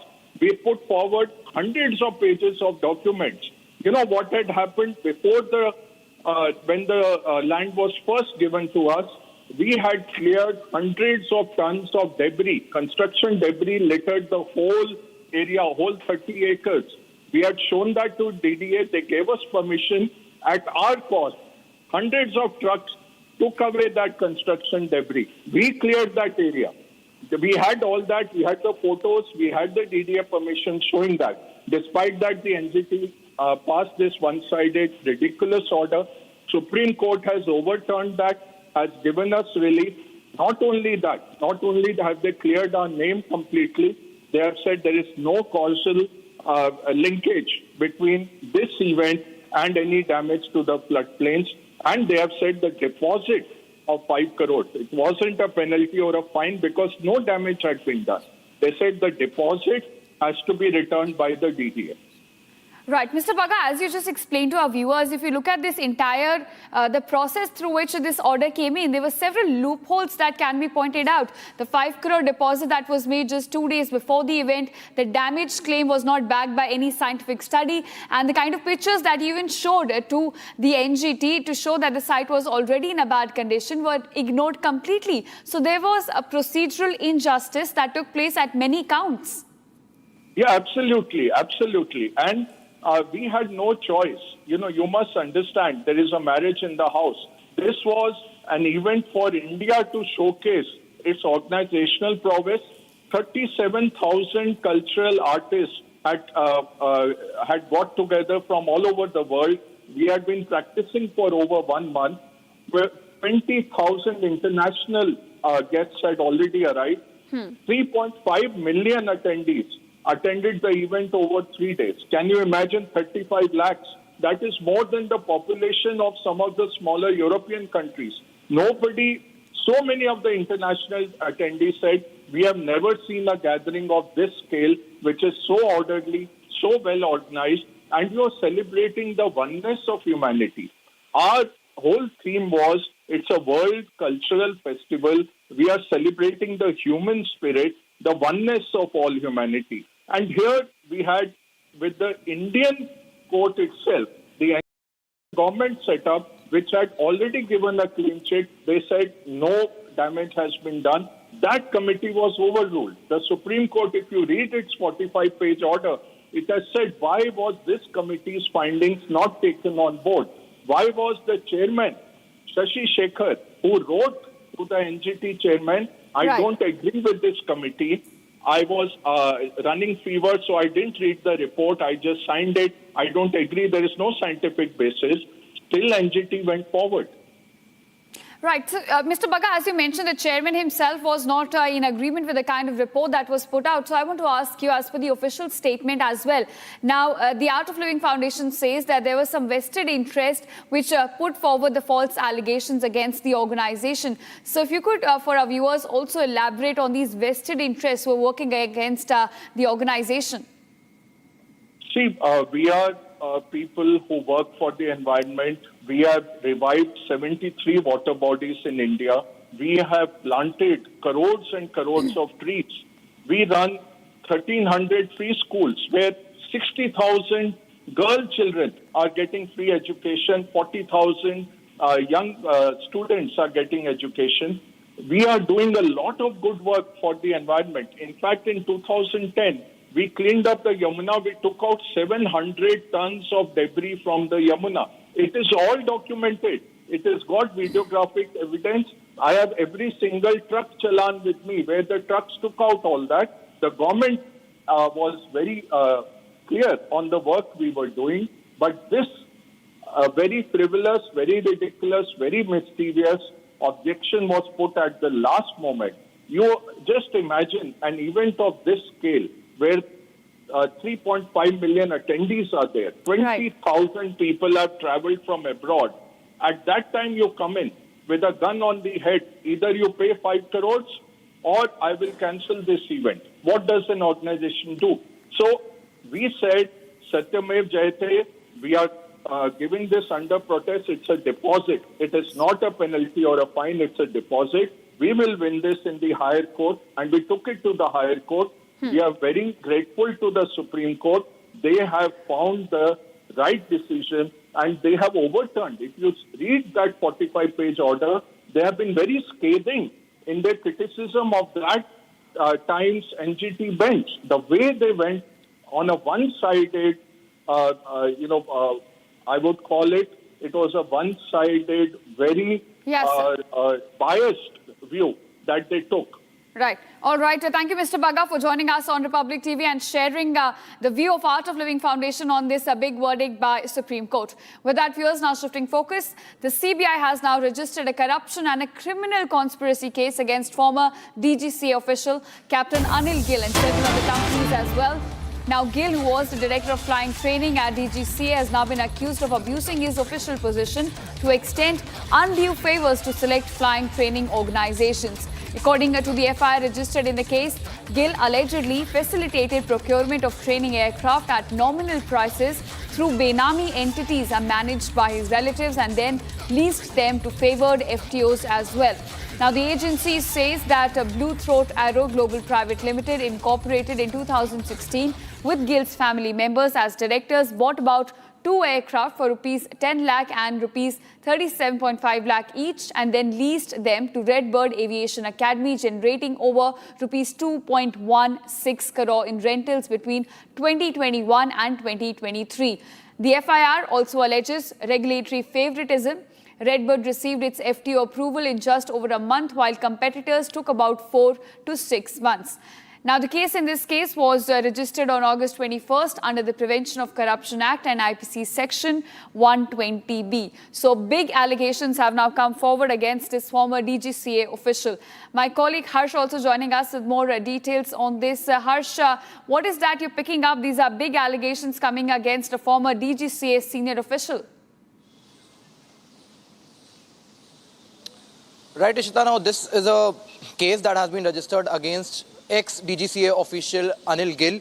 Now, I have this FIR copy with me. Republic have exclusively accessed the 10-page FIR that has been filed by the Central Bureau of Investigation. As per the FIR copy, this case has been registered under the Prevention of Corruption Act, Section 11, 12 and IPC Section 120B.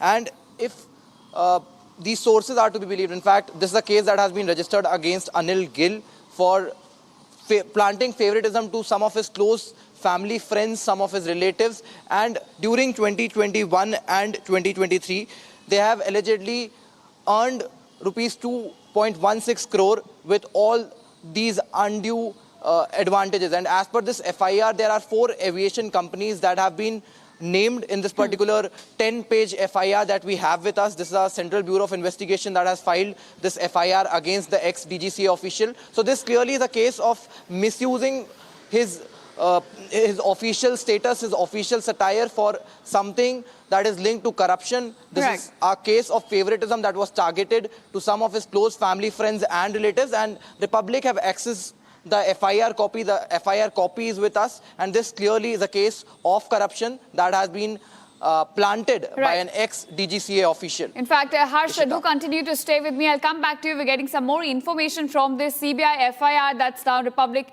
has accessed in this case. Now, viewers, former DGC official has now been booked over alleged corruption, regulatory favoritism. CBI in this incident has now registered a case against former DGCA Director of Flying Training, Captain Anil Gill, alleging abuse of official position, undue favors to select flying training organizations and criminal conspiracy. The FIR that Republic has now accessed and names the different aviation companies including Blue Throat Aero Global Private Limited, Redbird Aviation Academy Private Limited, as well as other Sandhills Aviation IFSC Private Limited. Now, these are few organizations which have been named in the FIR along with their directors and other unknown public servants and private persons as well. The case, viewers, stems from a CBI investigation registered in April 2025 following a complaint alleging that Gill favored select flying training organizations while causing financial detriment to competing competitors. So that's the latest that we're picking up in this case. My colleague Harsh continues to stay with me. Harsh, you were giving us details that we've now fetched through this CBI FIR. So we understand that several firms have also been named in this FIR. If you could give us details on that. Right, Ishda, now as we were talking about, 4 different firms have been named in this particular FIR that has been registered by the Central Bureau of Investigation against the ex-DGCA official Anil Gill. Now, in these 4 companies, among these 4 companies, there is a name of Redbird Aviation Academy and there is also a name of Blue Throat Aero Global. Now, these are the companies that are in fact involved. As per this FIR that we have with us, in fact, Republic have accessed this particular FIR.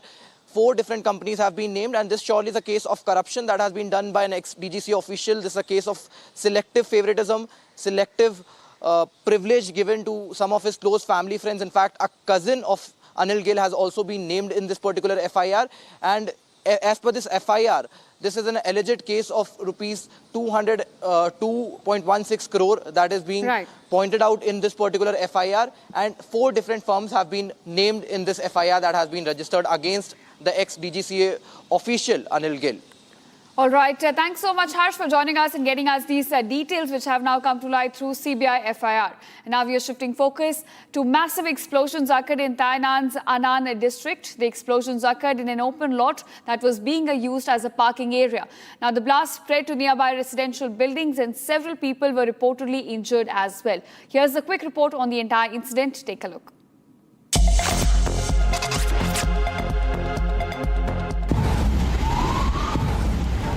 2 massive explosions rocked Tainan area of Taiwan. The twin blasts, which occurred in the early hours of an industrial waste area, soon spread to the nearby residential buildings.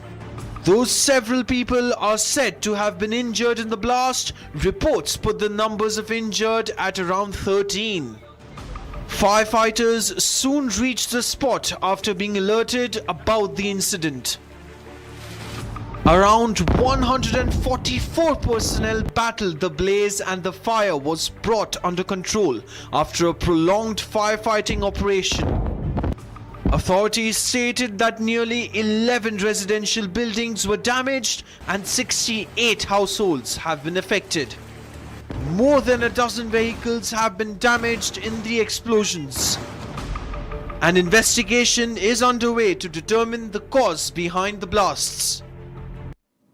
All right, viewers, now breaking news coming in. At least 2 people have now been arrested in connection with Bangladeshi Hindu family murder. In fact, on Saturday night, 22nd August, police have broke the locks of a house and recovered 4 bodies.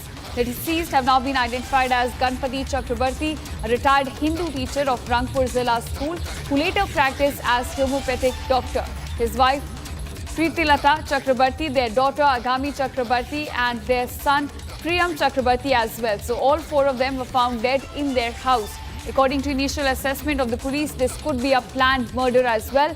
At the same time, looking at the condition inside the house, the possibility is there that the killings were carried out with the intention of robbery or theft. That's also being examined at the moment, but right now we understand the latest 2 people have now been arrested in this murder of an entire family in Bangladesh. All right, in fact, we also have a reaction coming in from the relatives of these four people. Let's take a listen.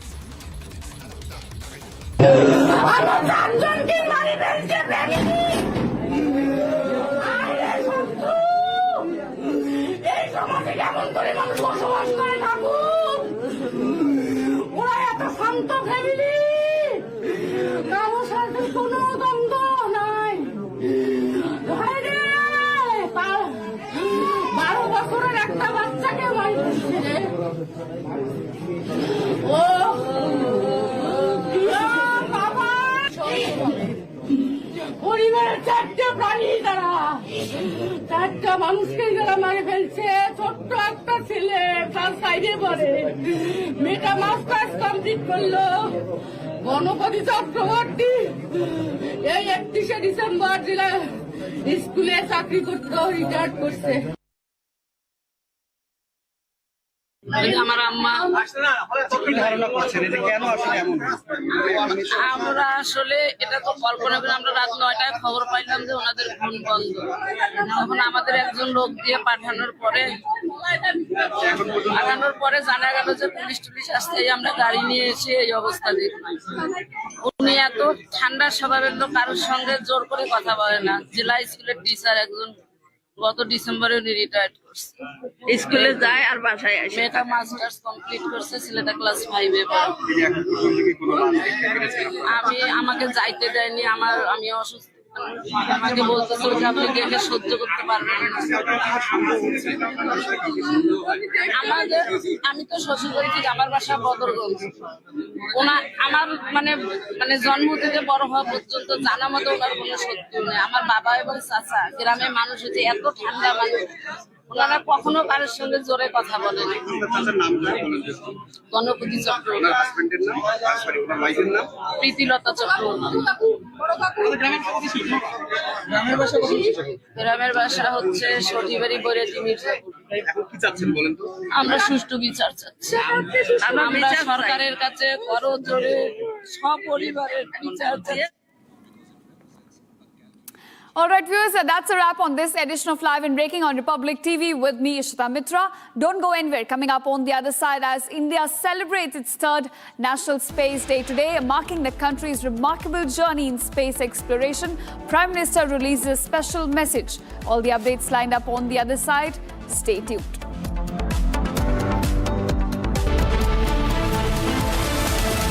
रंग रंग रंग रंग रंग रंगीन रे, देखो कैसे भी हो दिन रंग बना रहे। वो जो पेंट्स रंग बना रहे। रंग रंग रंग रंगीन रे, देखो कैसे भी हो दिन रंग रंग रंग बना रहे। रंग रंग रंग रंगीन रे, देखो कैसे भी हो दिन रंग रंग रंग बना रहे। रंग रंग रंग रंगीन रे, रंग रंग रंग बना रहे। वो जो पेंट्स रंग बना रहे। चमकी चाट से क्या बना है? सैंडविच, लस्सी और छाछ। हर घूंट में चमकी चाट, ड्राई फ्रूट और दही बड़े।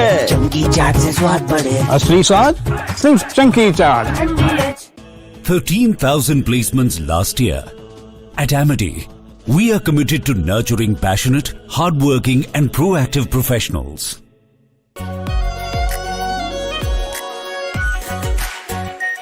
Our pure Shahi Paneer Masala. Delicious, healthy, every day. केसरिया से मन जोगी हुआ रे, दिल झूमे देखो मतवारा हुआ रे। केसरिया से मन जोगी हुआ। हर पल मनाओ केसरी त्योहार। विमल, बोलो जुबान केसरी।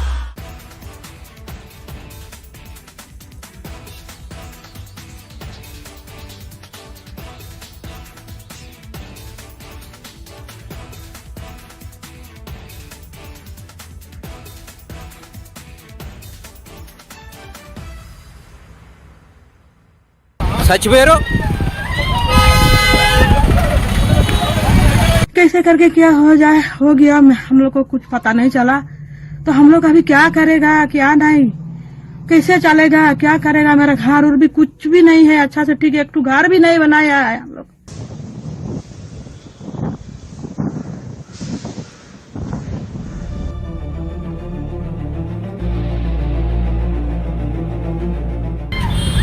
స్టాప్ యూనివర్సిటీలో మైండ్ ఉంది అబ్బే అవులే చచ్చిపోయారు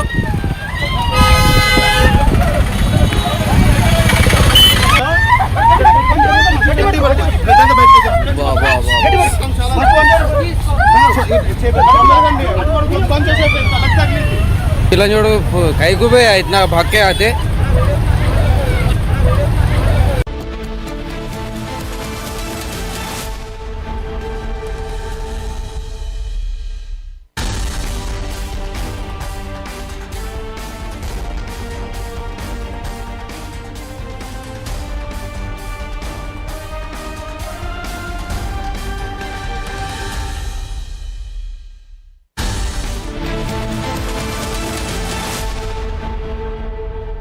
चमकी चाट से क्या बना है? सैंडविच लस्सी और छाछ हर घूंट में चमकी चाट अब बताओ स्वाद आया?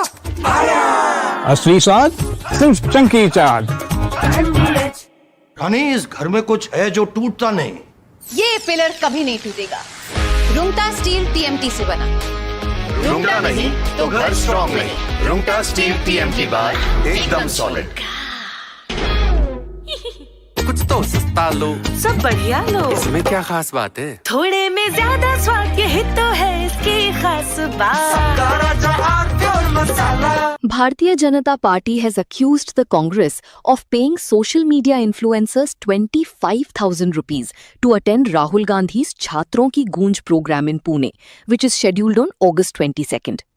The BJP shared a video claiming it shows a phone conversation between a social media influencer with a worker of the Congress party.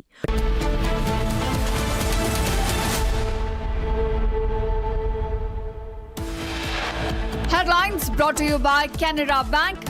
Together we can. Panama flagship carrying 24 crew members sinks off Odisha's coast. Indian Navy Coast Guard continue rescue operation. 2 rescued so far. Hindus targeted again in Bangladesh. Family of 4 stabbed to death by unidentified assailants in Rangpur. Supreme Court sets aside National Green Tribunal order holding Art of Living responsible for damage to Yamuna floodplains. Top court says there is no direct evidence that Art of Living caused the damage. India celebrates its 3rd National Space Day today, marking the country's remarkable journey in space exploration. 15-year-old boy falls into open drain in Delhi's Jasola area. Rescue operations continue. Family demands accountability.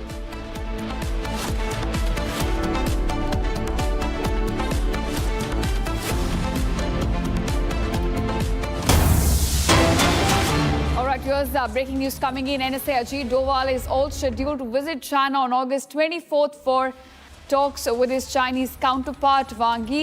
The meeting, in fact, is part of India's special representative talks on the boundary issue right now. So we're getting these details about NSA Ajit Doval's scheduled visit to China, who's now going to visit the country. The meeting, in fact, is going to be part of India-China's special representative talks on the boundary issue. So he's going to hold a conversation with his counterpart as far as the boundary issues between the two countries are concerned.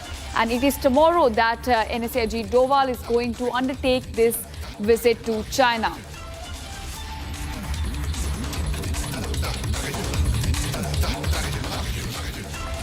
And now we're getting more updates about the rescue operations underway in Bay of Bengal. Now, the Indian Navy has also joined in the massive rescue operation for MV Ocean Winner. A P-8I aircraft has also been deployed for search and rescue in the Bay of Bengal. The P-8I aircraft tracked dispersed life rafts at sea and also guided merchant ship to life rafts. We understand at the moment that the Navy and the Coast Guard have now joined hands in the massive search and rescue operation, which is still underway. So far, 2 out of 24 crew members have now been rescued. The Panama-flagged bulk carrier carrying about 24 crew members sank in the Bay of Bengal just around 240 nautical miles from Odisha's coast. So, major updates coming in as far as the rescue operation is concerned, and 2 people out of the 24 which were on board that vessel have now been rescued. Meanwhile, Indian Navy and Coast Guard have joined in, while a P-8I aircraft has also been deployed for the massive search and rescue operations which are still underway in Bay of Bengal.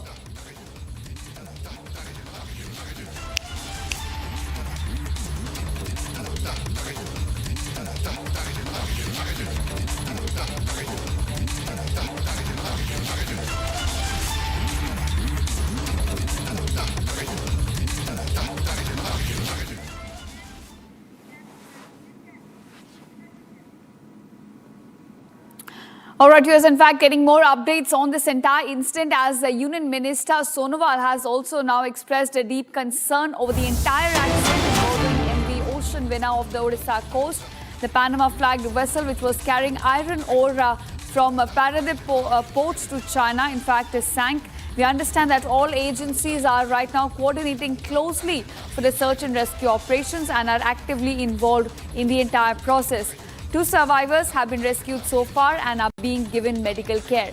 So this is the latest update that we're getting from the Union Shipping Minister Sonowal, who's now given us update saying that all agencies are actively involved in the search and rescue operations.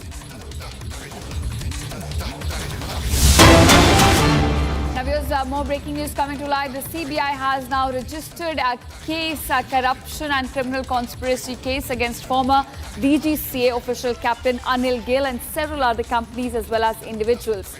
Now, Gill, who was a director of flying training at DGCA, has now been accused of abusing his official position to extend undue favors to select flying training organizations. In fact, according to the FIR registered in the case, Gill allegedly facilitated procurement of training aircraft at nominal prices through Benami or shell entities which were managed by his relatives and then leased them to favored FTOs at a higher rate. Now, the agency says that Blue Throat Aero Global Private Limited, incorporated in 2016 with Gill's family members as directors, even bought 2 aircraft for rupees 10 lakh and rupees 37.5 lakh each and then leased them to Redbird Aviation Academy, generating over rupees 2 crore in the rentals which came in between 2021 and 2023. The FIR registered in this case also alleges regulatory favoritism. Redbird received, in fact, its FTO approval in just over 1 month, while competitors took about 4 to 6 months. The case was registered on August 21st under the Prevention of Corruption Act and IPC Section 120B. So those are the details that were now fetched on these big allegations which have come to light against ex-DGCA official. My colleague Harsh also joining us with more details on this. Harsh, we've now accessed the FIR lodged by CBI in this case. So give us details. What are the allegations against this ex-DGCA official? Right, Ishita. Now, if we talk about the FIR that has been lodged by the Central Bureau of Investigation against this ex-DGCA official, Anil Gill, the case has been registered against Anil Gill on the charges of Prevention of Corruption Act, Sections 11, 12 and IPC Section 120B. Republic have accessed this particular document. In fact, this is a 10-page FIR that has been filed by the Central Bureau of Investigation against this ex-DGCA official. Now, this clearly is a case of corruption. If our sources are to be believed, between 2021 and 2023, October, nearly 2.16 crores were generated in funds, and these were the funds that were generated by this ex-DGCA official Anil Gill, against whom this FIR has been lodged. This is a case of Anil Gill using his official status, using his official position for fraudulent activities. In fact, selective privilege, selective permissions were targeted to some of his close friends, some of his close relatives. In fact, one of his cousins have also been named in the FIR that has been filed by the Central Bureau of Investigation. And this, in fact, is a 10-page document, 10-page FIR that has been registered by Central Bureau of Investigation against Anil Gill, the ex-DGCA official. In fact, Republic have now accessed this particular document. We have this FIR copy with us, and this clearly is a case of corruption, selective privilege that has been given by Anil Gill to some of his close friends, and in fact, rupees 2.16 crore that were generated between 2021 and 2023. This clearly is a case of corruption, and an FIR has been lodged in this regard. Ishita. All right, keep tracking all the updates which are coming to light in this case. For now, thanks so much, Harsh, for joining us and getting us the latest. And now, viewers, as India celebrates a National Space Day, the Indian government's push for increased private sector participation continues. While interacting with startup CEOs and founders of 20 space startups, Prime Minister Narendra Modi emphasized that India must attract global space talent and investment, while stressing that when the world thinks of space, it should look towards India. Here's more on the interaction that Prime Minister had with the space startup CEOs and his special message on today.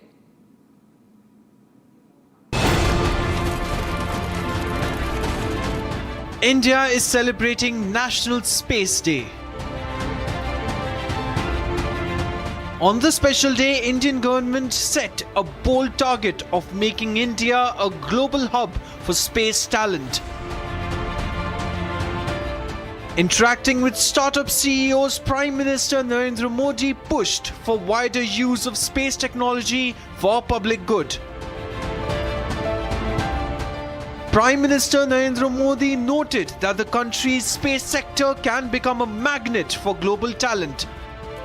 बहुत लोगों को हमें जोड़ना है और जैसा मेहता ने कहा कि अब विदेश से लोग गए हुए वापस आ रहे हैं, मैं समझता हूं कि हमें ऐसा एक ऑरा खड़ा कर देना चाहिए कि इस फील्ड में दुनिया भर के लोगों को एक जिंदगी बनानी है तो हिंदुस्तान जाओ, भारत की कोई स्टार्टअप से जुड़ जाओ, भारत की कोई स्पेस एजेंसी से जुड़ जाओ।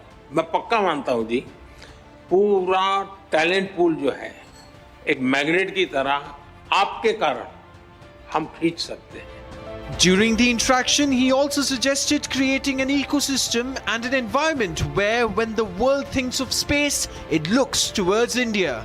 कॉस्ट में हम बहुत कॉम्पिटिटिव है, टैलेंट में तो कोई प्रश्न ही नहीं उठता है और रिस्क टेकिंग कैपेसिटी हमारे देश के लोगों की वैसे भी ज्यादा होती है और उसके कारण हम बहुत तेजी से अपनी जगह बना सकते हैं। Emphasizing greater collaboration between space industry and other social development sectors, PM Modi encouraged greater partnership with Atal Tinkering Labs.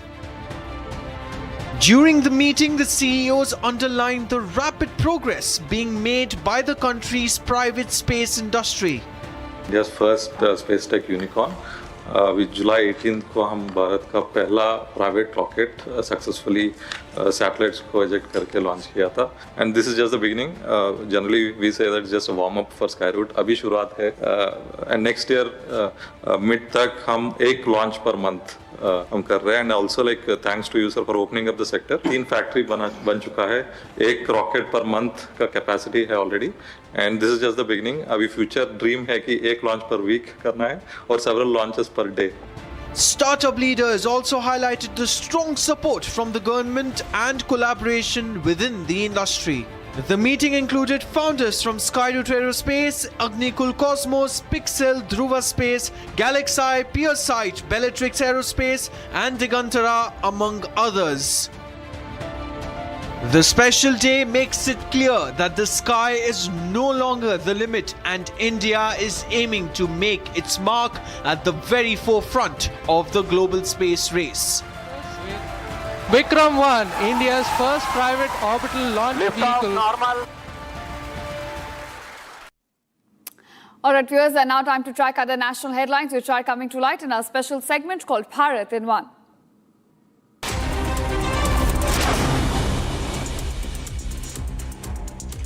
3 men arrested for allegedly firing a shot outside Maner police station in Bihar's Ganapur area. Cops recovered a country-made pistol, a live cartridge and 2 mobile phones along with a motorcycle used in the incident from their possession.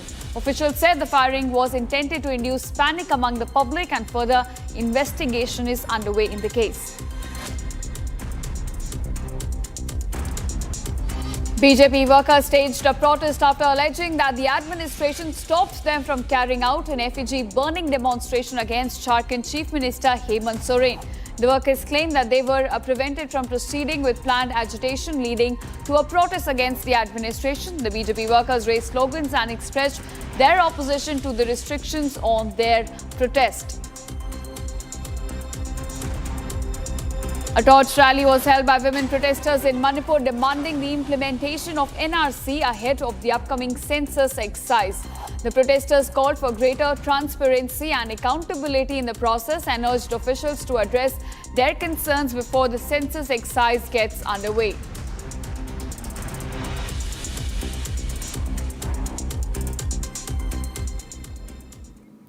And now we are shifting focus. 2 people were crushed to death and 5 others were injured. This comes after a 22-foot Ganesh idol fell on them during the arrival ceremony of Buleshwar Raja in South Mumbai. Now the idol fell while being transported from Baikula to Buleshwar, around 50 meters from the pandal. Here's a quick report on the entire incident. Take a look.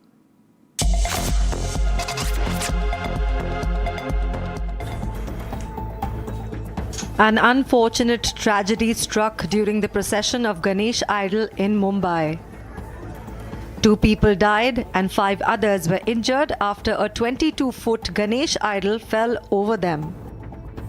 Officials rushed to the spot immediately after receiving the information, and civic ward staff were mobilized at the scene. The officials quickly shifted the injured to the hospital, where 2 people were declared dead on arrival, while the injured are said to be in a stable condition. Preliminary investigation on the incident revealed that the idol fell due to some loose nuts and bolts in the frame.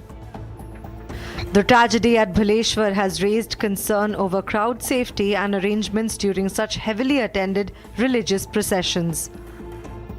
Further details about what caused the idol structure to collapse have not yet come out. Here's now breaking news coming in as pressure is mounting on Haryana Congress. Now the former Haryana Assembly Speaker Kuldeep Sharma has written to Congress National President seeking the removal of Dipender Hooda from Congress Working Committee.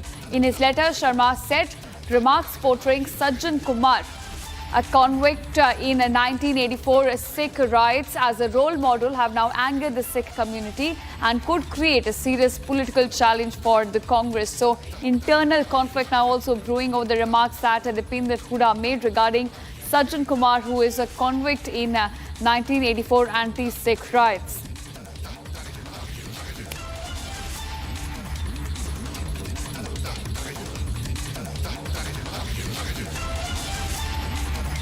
All right, in fact, Manjinder Singh Sirsa now joining us on phone line. Thank you, Mr. Sirsa, for joining us on this. Now, this controversy is escalating. We've seen BJP react very strongly to the remarks that were made by Dipender Hooda regarding Sajjan Kumar. And now within Congress as well, we're seeing that the internal conflict is also growing over the same.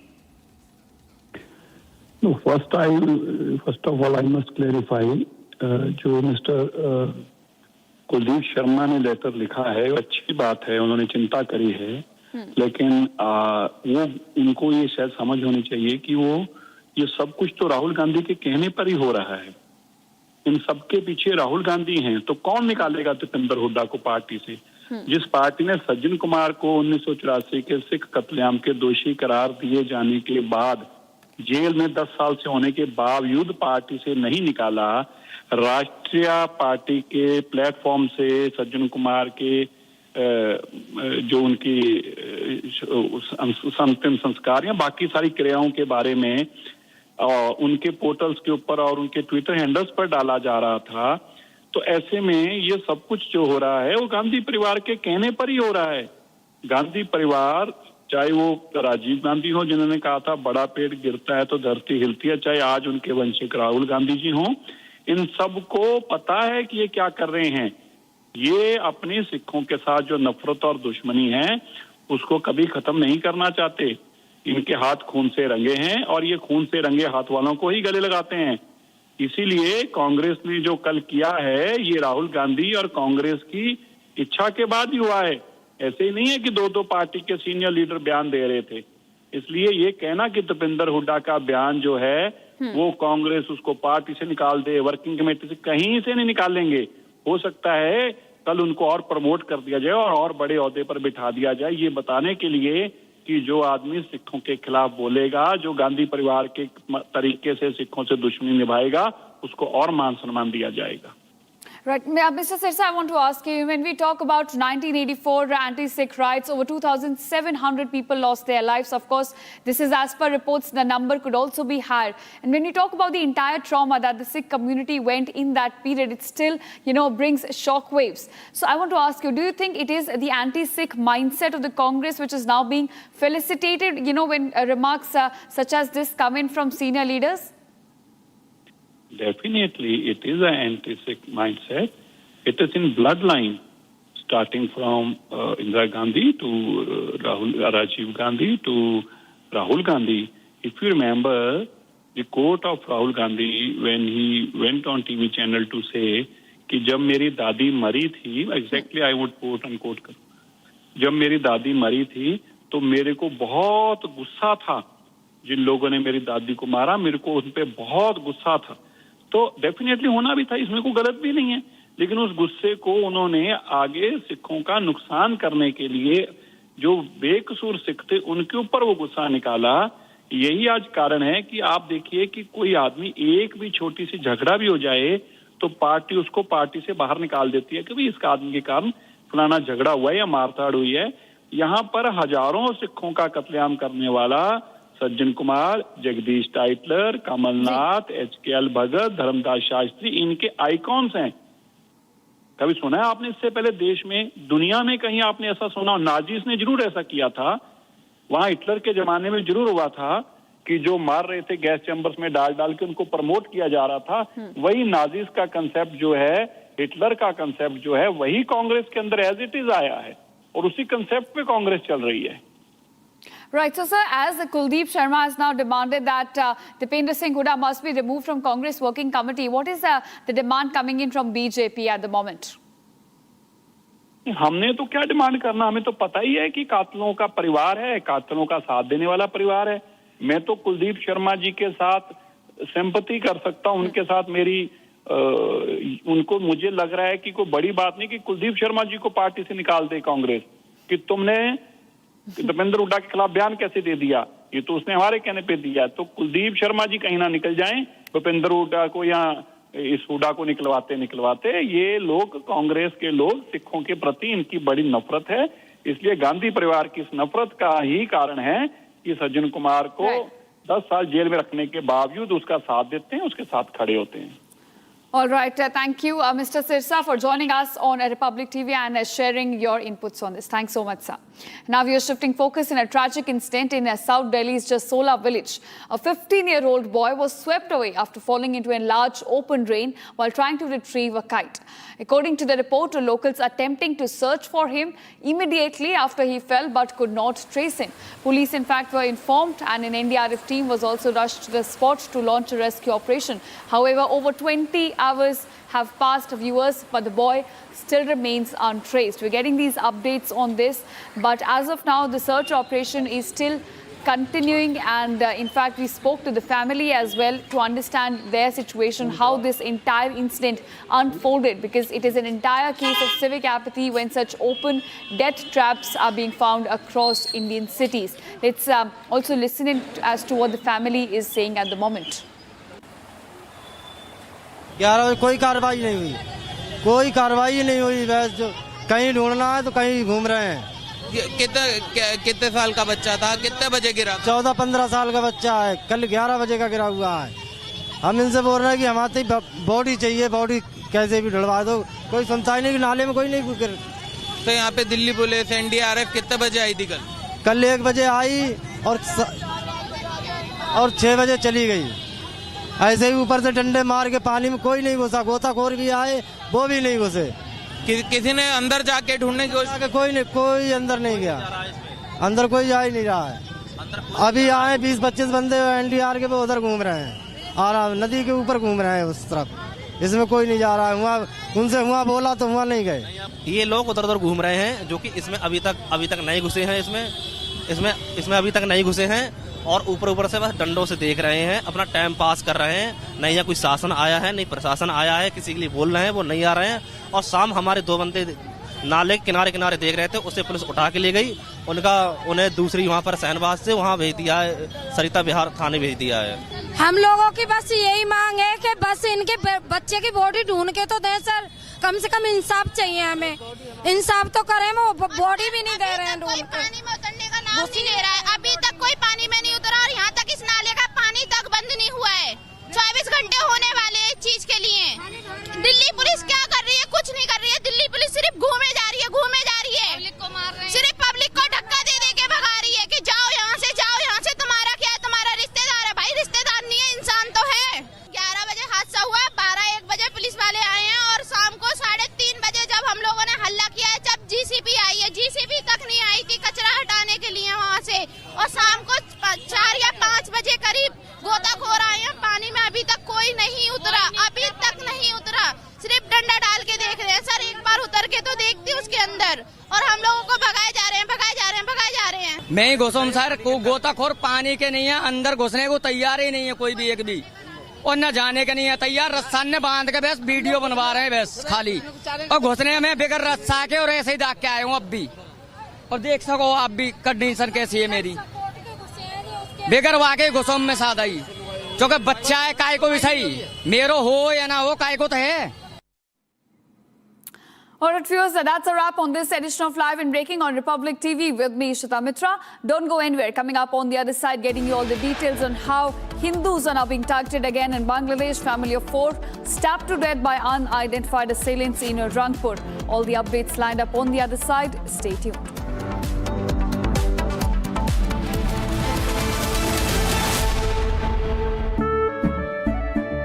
केसरिया से मन जोगी हुआ रे, दिल झूमे देखो मतवारा हुआ रे। केसरिया से मन जोगी हुआ। हर पल मनाओ केसरी त्योहार। विमल, बोलो जुबान केसरी। चमकी चाट से क्या बना है? आलू चाट या फ्रूट चाट, स्वाद बनाए चमकी चाट। क्या बात है? स्वादिष्ट पकोड़े और परेशान, अरे चमकी चाट है इसकी जान। असली स्वाद सिर्फ चमकी चाट। रानी, इस घर में कुछ है जो टूटता नहीं। ये पिलर कभी नहीं टूटेगा।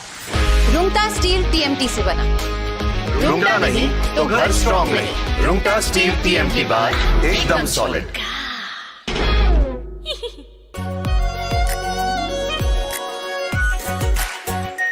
Are pure shahi paneer masala, delicious, healthy everyday.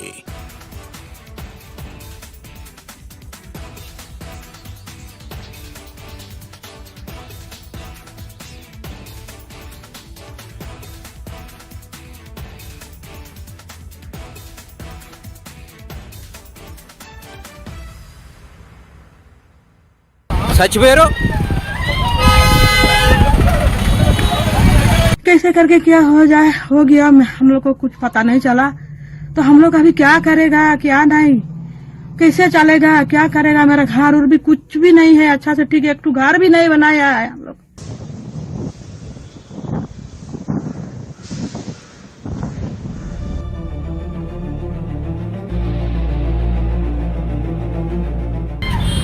Stop ठीक यूनिवर्स पेलो మైండ్ అబ్బే హౌలే చచ్చిపోయారు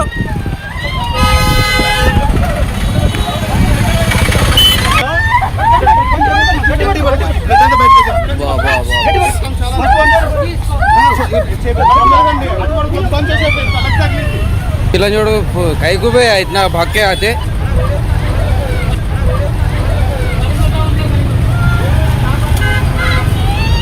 मर गए।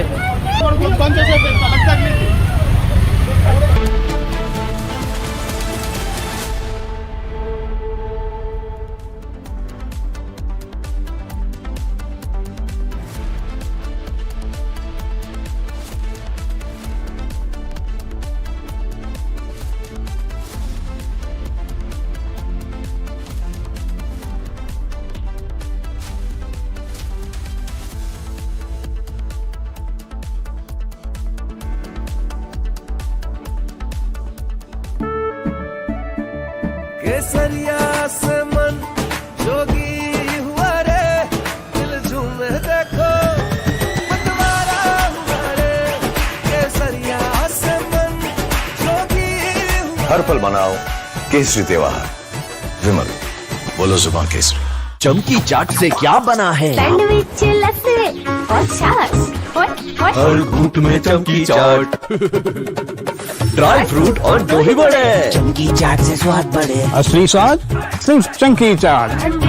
आर प्योर सूजी पास्ता उबालो मिलाओ और खाओ, 8 मिनट में तैयार। क्या टेस्ट है सबका राजा R pure masala. Bharatiya Janata Party has accused the Congress of paying social media influencers 25,000 rupees to attend Rahul Gandhi's Chhatron Ki Goonj program in Pune, which is scheduled on August 22nd. The BJP shared a video claiming it shows a phone conversation between a social media influencer with a worker of the Congress party, who asks her to attend the event and highlight it on her social media handle. The person on the other side of the phone can be heard telling the social media influencer that she will be paid 25,000 rupees to attend the event in Pune.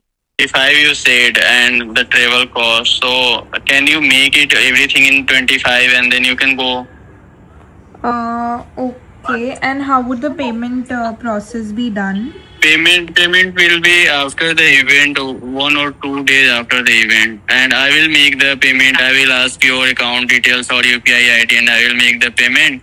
And there I will share a contact of a person. He will connect with you and he will guide you. He will provide you the pass and all.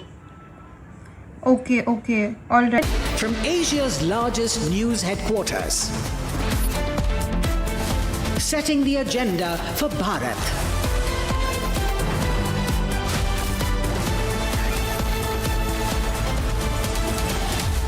You're watching Republic.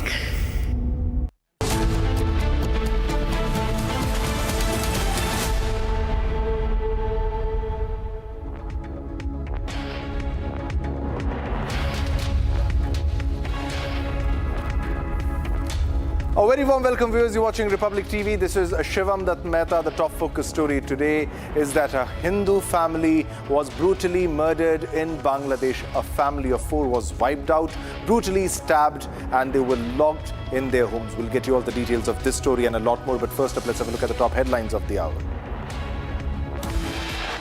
Headlines brought to you by Canara Bank. Together we can. Panama flagged ship carrying 24 crew members sinks off Odisha's coast. Indian Navy Coast Guard continue rescue operations. 2 rescued so far. Hindus targeted again in Bangladesh. Family of 4 stabbed to death by unidentified assailants in Rangpur. Supreme Court sets aside National Green Tribunal order holding Art of Living responsible for damage to Yamuna Plains. Top court says that there is no direct evidence that Art of Living caused damage to Yamuna's fragile ecosystem.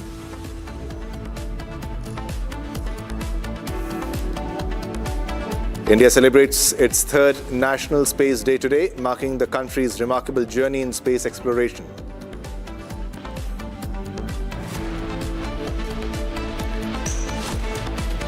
A 15-year-old boy falls into open drain in Delhi's Jasola area. Rescue operations continue. Family demand accountability from authorities.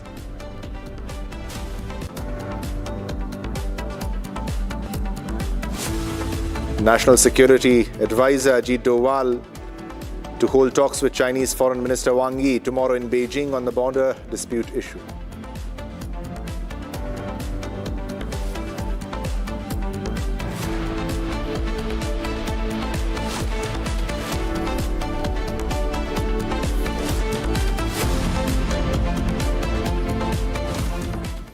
All right, viewers, let's begin this bulletin with a big breaking news development that we are getting, and this is from Goldie Berar. There is an audio that has an alleged audio leak which has taken place, where the Canada-based gangster Goldie Berar has allegedly admitted in a leaked audio clip to killing Hardeep Singh Nijjar, the wanted Khalistani terrorist whose murder outside a Surrey Gurdwara in 2023 precipitated one of the worst diplomatic crises between India and Canada. Now, Goldie Berar made the claim during a conversation with a Khalistani terrorist Paramjeet Singh Pamma. Berar allegedly told Pamma in the purported clip that that is Niger groomed and incited 16 to 17-year-olds to sell drugs. He also claimed that Niger who blackmailed young people into selling drugs and becoming informants. Now, Niger supported and strengthened these individuals so that they could use them when necessary. So this is the leaked audio, the alleged leaked audio.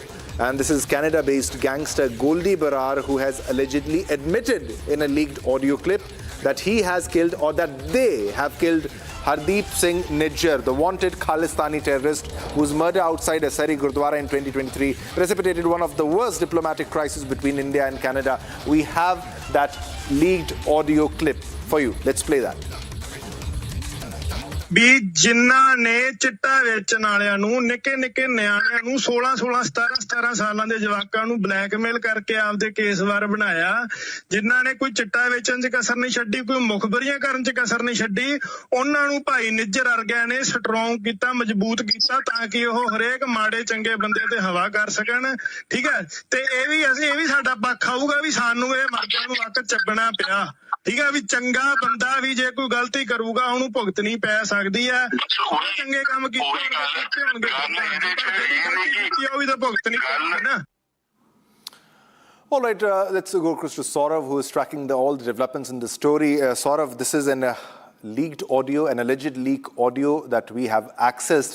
And in that audio, this is Goldie Barar who's claiming that, yes, we took care of Nijjar, we killed him because he was supporting those who were behind those young boys who were selling drugs. He was encouraging them, he was supporting them, and that is exactly the reason, that is why we killed Nijjar. That's the argument, that's the statement given by Goldie Barar. Over to you for all the latest. Yes, Shivam, this is the latest details which we are fetching from the ground, that we have accessed a leaked audio of the gangster Goldie Barar, who is speaking to Khalistani terrorist Paramjeet Singh Pamma. And in that video, Goldie Barar is seen saying that he is boasting about the killing of Hardeep Singh Nijjar, who was shot dead in 2023 in Britain. And this is a major thing, that now Goldie Barar has claimed the responsibility of killing him, and he also goes on by saying that he was involved in recruiting 16 to 17 years of age teenagers and putting them into a drug racket, and he also forced these teenagers to become an informant. And he is also saying in that video that if someone does that, he has to face the consequences like Nijjar did. And because of that only, the Goldie Barar gang has shot him. He and his associates had allegedly planned this whole assassination, and they are responsible for it. And this is a case. This case is very important because after this killing, India and Canada diplomatic relations hit rock bottom in that year, as the then PM of Canada, Justin Trudeau, claimed that Indian agents are responsible for killing of Khalistani terrorist Nijjar. But now it is all clear, and it is very evident that gangster Goldie Barar has killed and his associate has killed Nijjar in Britain, and this is a major development. And now, after this whole incident took place, last week only, the Canada police has also cleared the name of India in the killing of Nijjar. In a presser, they have claimed that there is no evidence found against India which proves that any Indian agent was involved in killing of Khalistani terrorist Nijjar. And now this audio clarifies everything, and it goes on by saying that he was responsible for recruiting people and putting them into a drug racket, which is becoming more, which is expanding in India, and that is why they had to kill this Khalistani terrorist Nijjar, and they took the whole responsibility of his killing. They have given their reasons why they killed Nijjar. They say that he was behind drug rackets, he was encouraging the youth He was destroying their lives, and the youth means 16 to 17-year-olds, and he was using them, and he was supporting the people who were using these youth, and allegedly he was attacking them and using them for a very long time, and he did not want them to leave that business, that drug business, and that is exactly why he had to pay for his sins. If you commit any crime, you'll have to pay for your crime. Now, this is exactly the reason they had the argument that has been given by Goldi Barar and Pamma in this case, Saurav. Yes, Shivam, in a nearly 40-second video, it is clearly, it can be clearly heard that gangster Goldi Barar is saying to Khalistani terrorist Pamma that they have killed Khalistani terrorist Harpreet Singh Nijjar in 2023 in Britain, as he was solely responsible, in fact, for creating a drug network in India, and he was recruiting the 16 to 17-year-old youth and teenagers into this business, and he is compelling them to get into this business and sell drugs in India and also become an informer. And he is supporting those kind of individuals who wants this to happen and who are involved in this whole drug nexus which is running in India. And that is a major detail in this case. And he also took the responsibility of killing him. He said that he killed him. He and his associate were involved in planning and killing Khalistani terrorist Nijjar in 2023, as he was doing such a crime in India. And he also said that if any person also conducts this kind of crime, he will not be spared, and they will also kill him. These are the kind of shocking details which have emerged. And this audio has also cleared the name of India, that Canada was alleging that Indian agents are involved in this killing, but this was not the case. And after this video, the whole incident gets clarification, and Indian name also gets cleared on this, Shivam. All right, yeah, thanks a lot for all the updates into the story. Let's once again play that exclusive conversation between Goldi Barar and Paramjit Singh Pamma. ਵੀ ਜਿਨ੍ਹਾਂ ਨੇ ਚਿੱਟਾ ਵੇਚਣ ਵਾਲਿਆਂ ਨੂੰ ਨਿੱਕੇ ਨਿੱਕੇ ਨਿਆਣਿਆਂ ਨੂੰ 16 17 ਸਾਲਾਂ ਦੇ ਜਵਾਕਾਂ ਨੂੰ ਬਲੈਕਮੇਲ ਕਰਕੇ ਆਪਦੇ ਕੇਸਵਾਰ ਬਣਾਇਆ, ਜਿਨ੍ਹਾਂ ਨੇ ਕੋਈ ਚਿੱਟਾ ਵੇਚਣ 'ਚ ਕਸਰ ਨਹੀਂ ਛੱਡੀ, ਕੋਈ ਮੁਖਬਰੀਆਂ ਕਰਨ 'ਚ ਕਸਰ ਨਹੀਂ ਛੱਡੀ, ਉਹਨਾਂ ਨੂੰ ਭਾਈ ਨਿੱਜਰ ਵਰਗਿਆਂ ਨੇ ਸਟਰੋਂਗ ਕੀਤਾ, ਮਜ਼ਬੂਤ ਕੀਤਾ, ਤਾਂ ਕਿ ਉਹ ਹਰੇਕ ਮਾੜੇ ਚੰਗੇ ਬੰਦੇ ਤੇ ਹਵਾ ਕਰ ਸਕਣ।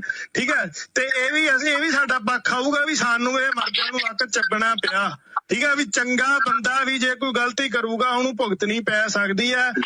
ਚੰਗੇ ਕੰਮ ਕੀਤੇ ਹੋਣਗੇ ਉਹ ਵੀ ਤਾਂ ਭੁਗਤਣੀ ਪੈਣੀ ਨਾ। All right, viewers, let's go across to another big breaking news development that we are getting right now, and this is Pakistan-based terror group Jaish-e-Mohammed's headquarters in Bahawalpur, and these are more visuals. Earlier, few visuals surfaced, and now we have more exclusive visuals from Bahawalpur, which shows signs of restoration that was destroyed during India's counter-terror operation, that is Operation Sindoor in 2025. This is Pakistan rebuilding its terror infrastructure,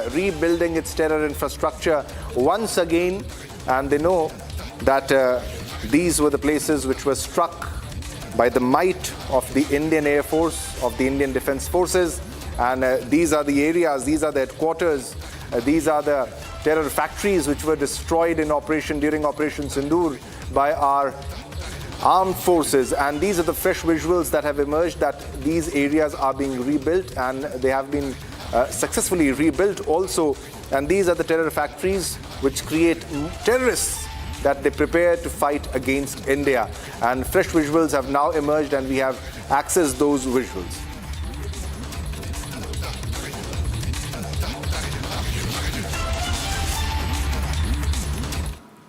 All right, viewers, now let's move on to another top story that we are tracking now. As India celebrates National Space Day, the Indian government's push for increased private sector participation continues. Now, while interacting with the startup CEOs and founders of 20 space startups, Prime Minister Narendra Modi emphasized that India must attract global space talent and investment, stressing that when the world thinks of space, it should look towards India. Here's more on the interaction and Prime Minister Narendra Modi's special message.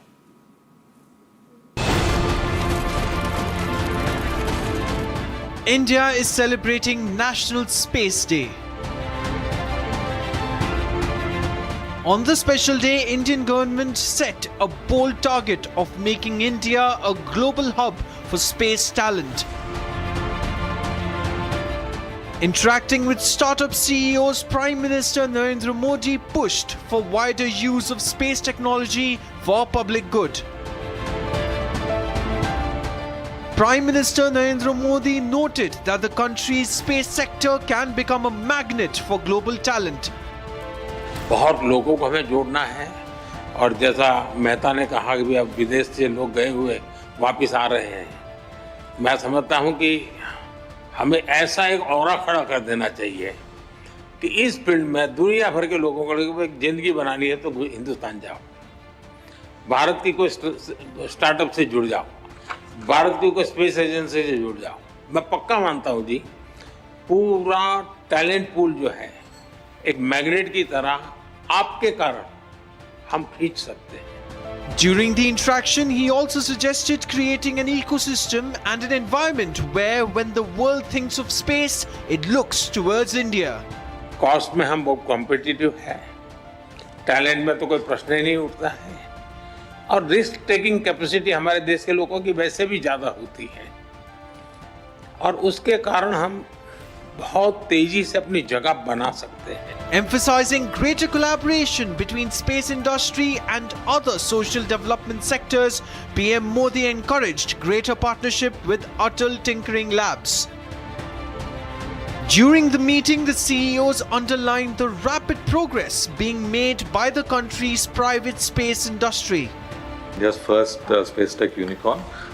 With July 18th को हम भारत का पहला private rocket successfully satellites को eject करके launch किया था and this is just the beginning. Generally we say that just a warm up for Skyroot, अभी शुरुआत है एंड नेक्स्ट ईयर मिड तक हम एक लॉन्च पर मंथ हम कर रहे हैं and also like thanks to you sir for opening up the sector. 3 factory बन चुका है, एक रॉकेट पर मंथ का कैपेसिटी है already and this is just the beginning. अभी फ्यूचर ड्रीम है कि एक लॉन्च पर वीक करना है और several launches per day. Startup leaders also highlighted the strong support from the government and collaboration within the industry. The meeting included founders from Skyroot Aerospace, Agnikul Cosmos, Pixel, Dhruva Space, Galaxy, PeerSight, Bellatrix Aerospace and Digantara among others. The special day makes it clear that the sky is no longer the limit and India is aiming to make its mark at the very forefront of the global space race. Vikram 1, India's first private orbital launch vehicle. Normal.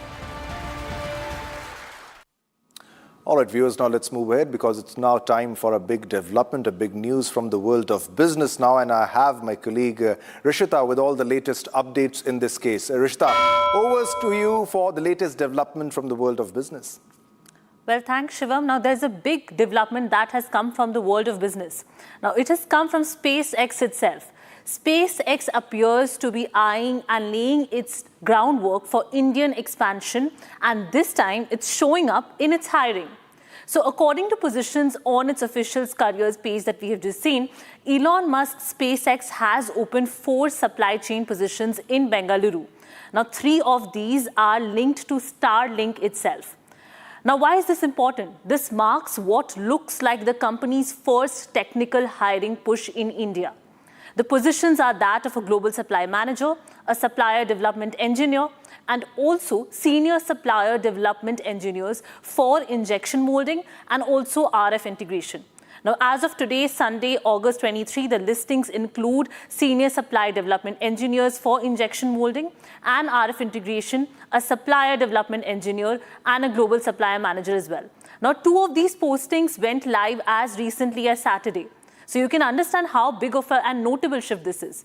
So back in late 2025, SpaceX India had posted a lot of these such openings, but they were mostly centered around finance and compliance functions. Now the focus has moved to a lot of technical and supply chain roles, even as Starlink's commercial rollout in the country remains stalled, pending security clearances. Well, the positions particularly are based in Bengaluru, and it requires up to 50% travel to supplier locations across Southeast Asia. Notably, SpaceX maintains similar supplier development functions for Starlink in Singapore and Hanoi as well. And out of these 19 international job openings currently listed on its career board, 4 are based right here in the country. So this hiring activity comes at a striking moment as well, as we know that India's Ministry of Home Affairs had withheld the final clearances for Starlink because of the commercial operations in the country. Now, the trigger was particularly during the West Asia conflict, saying that it had triggered the service without holding any license. So this has sparked a new question in New Delhi. One Starlink has yet to address publicly. Can a US-owned operator maintain control over its network here during moments of geopolitical tension, specifically if a foreign government steps in with conflicting demands? Now, viewers, we'll be continuing tracking this story very closely and bring you the latest updates as SpaceX eyes Indian expansion unfolding. Over to you, Shivam. All right, thanks a lot. Thanks a lot for all the updates. Keep a track of all the developments. We'll come back to you as more details emerge. All right, viewers, now let's move to another top story that we are tracking. This is about 2 massive explosions which occurred in Tainan's Anand district. Let's go across to that 1-minute report.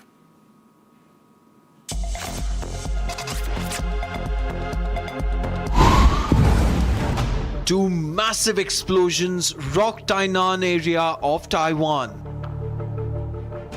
The twin blasts, which occurred in the early hours of an industrial waste area, soon spread to the nearby residential buildings. Though several people are said to have been injured in the blast, reports put the numbers of injured at around 13. Firefighters soon reached the spot after being alerted about the incident. Around 144 personnel battled the blaze and the fire was brought under control after a prolonged firefighting operation. Authorities stated that nearly 11 residential buildings were damaged and 68 households have been affected. More than a dozen vehicles have been damaged in the explosions. An investigation is underway to determine the cause behind the blasts. All right, viewers, now let's move ahead and get you all the other top national developments now in Bharat in 1 minute.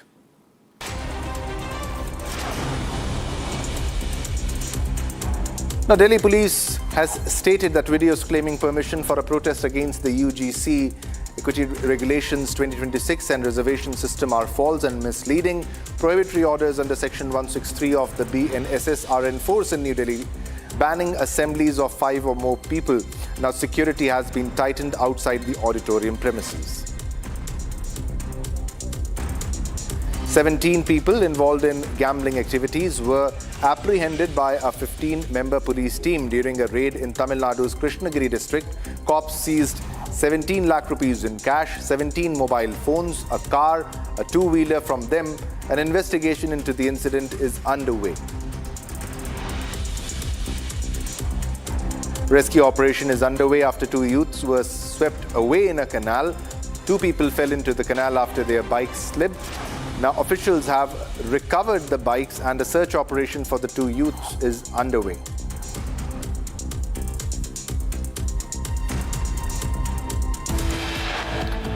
All right, viewers, it's time to slip into a short commercial break, but don't go anywhere. Coming up next, Hindus targeted again in Bangladesh. Family of 4 stabbed to death by unidentified assailants in Rangpur.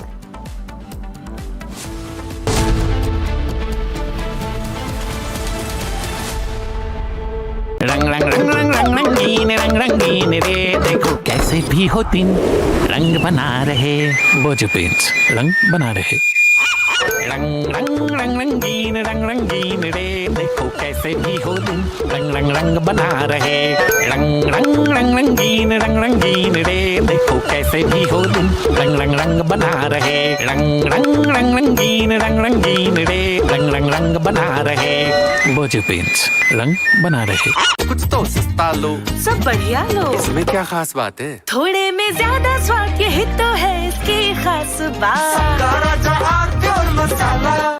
13,000 placements last year. At Amity, we are committed to nurturing passionate, hardworking and proactive professionals. चमकी चाट से क्या बना है sandwich लस्सी और छाछ हर घूंट में चमकी चाट अब बताओ स्वाद आया असली स्वाद सिर्फ चंकी चाट। केसरिया से मन जोगी हुआ रे, दिल झूमे देखो मतवारा हुआ रे। केसरिया से मन जोगी हुआ। हर पल मनाओ केसरी त्योहार। विमल, बोलो जुबान केसरी।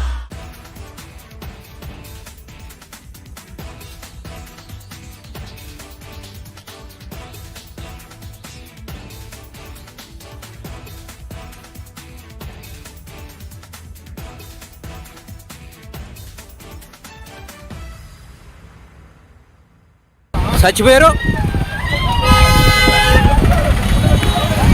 कैसे करके क्या हो गया हम लोग को कुछ पता नहीं चला। तो हम लोग अभी क्या करेगा क्या नहीं, कैसे चलेगा क्या करेगा। मेरा घर और भी कुछ भी नहीं है अच्छा से, ठीक है एक घर भी नहीं बनाया है हम लोग।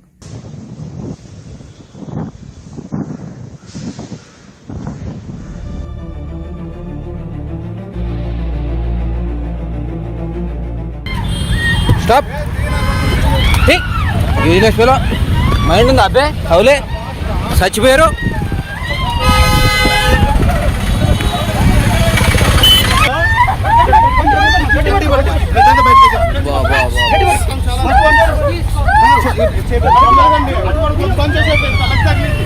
ఇలా చూడు కైకు పోయి ఇतना भाग के आते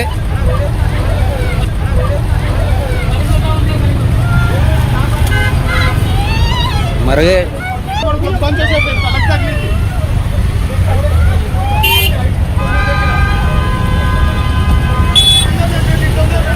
चिल्ला जोड़ो कईकू पे इतना भाग के आते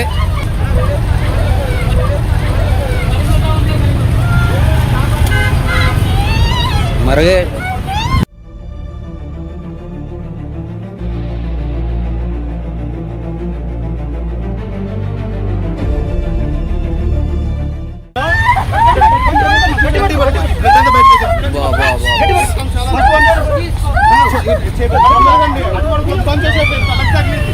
चिल्ला जोड़ो कईकू पे इतना भाग के आते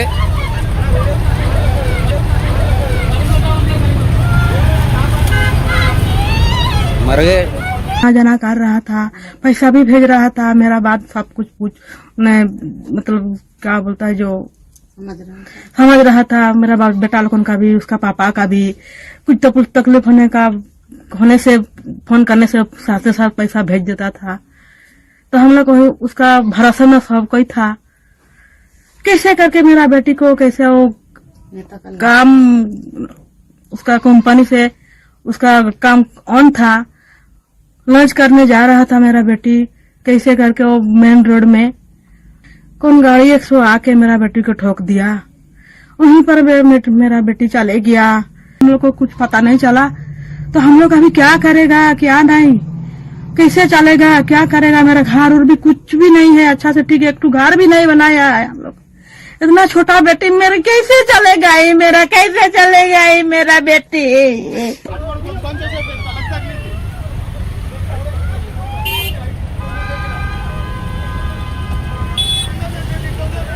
चिल्ला जोड़ो कईकू पे इतना भाग के आते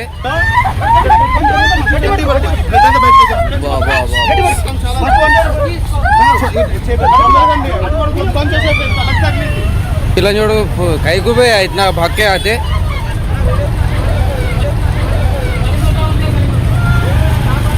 रोड क्रॉस करने के बाद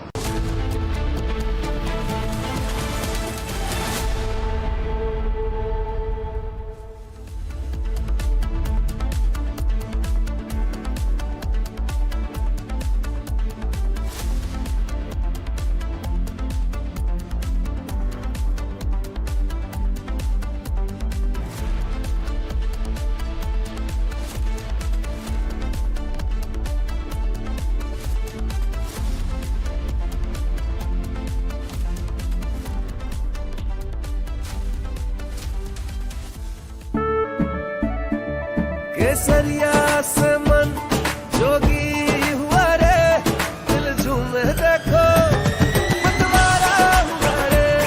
केसरिया से मन जोगी हुआ। हर पल मनाओ केसरी त्योहार। विमल, बोलो जुबान केसरी। चमकी चाट से क्या बना है? आलू चाट या फ्रूट चाट, स्वाद बनाए चमकी चाट। क्या बात है, स्वादिष्ट पकोड़े और परेशान, अरे चमकी चाट है इसकी जान। असली स्वाद सिर्फ chunky chaat.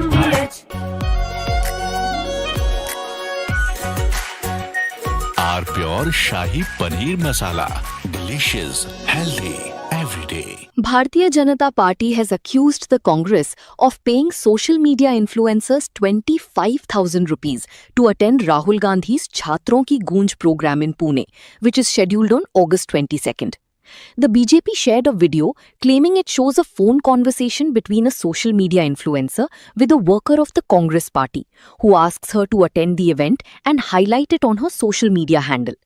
The person on the other side of the phone can be heard telling the social media influencer that she will be paid 25,000 rupees to attend the event in Pune. If you said and the travel cost, so can you make it everything in 25 and then you can go?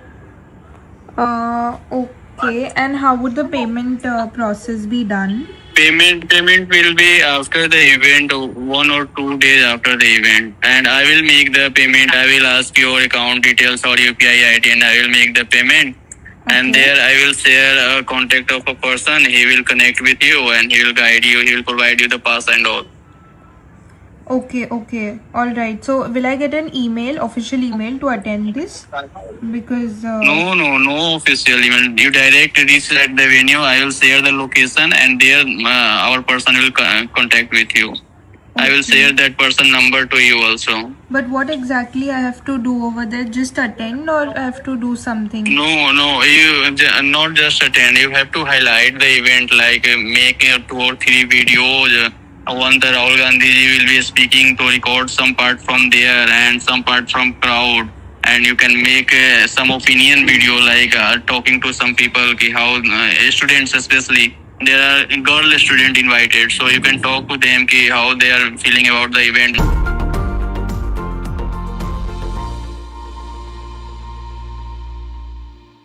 Hello and a very warm welcome to another episode of Our Estate, Building the Nation. My name is Nayan Shukla and this is your weekly window into the developments changing India's real estate and infrastructure landscape. Now this week, Rajasthan takes center stage with 8 lakh crore worth of investment proposals, all set to drive new projects across the state. And also a 5,100 crore water infrastructure push promises to reshape urban water supply across Rajasthan. In fact, the Delhi-Mumbai Expressway is getting smarter, with AI-based traffic management system being tested to track violations and improve road safety.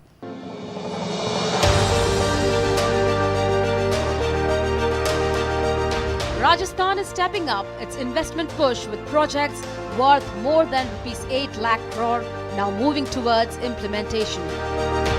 These projects are part of the investment pipeline from the Rising Rajasthan Global Investment Summit, where investment proposals worth around Rs 35 lakh crore were announced. The state government says the focus is now shifting from signing investment agreements to getting projects on the ground, with departments being directed to speed up approvals and remove implementation hurdles.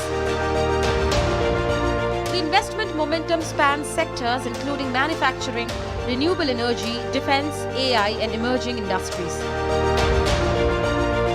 Rajasthan is also expanding its industrial infrastructure with new industrial areas, logistic hubs and better road connectivity being developed to support this growth. For real estate, the impact could extend well beyond industrial land. As investments bring businesses, jobs and workers into new locations, demand for housing, commercial spaces, warehousings and supporting urban infrastructure is also likely to increase. In other words, Rajasthan's investment story is increasingly becoming an urban growth story, with connectivity emerging as one of its biggest drivers.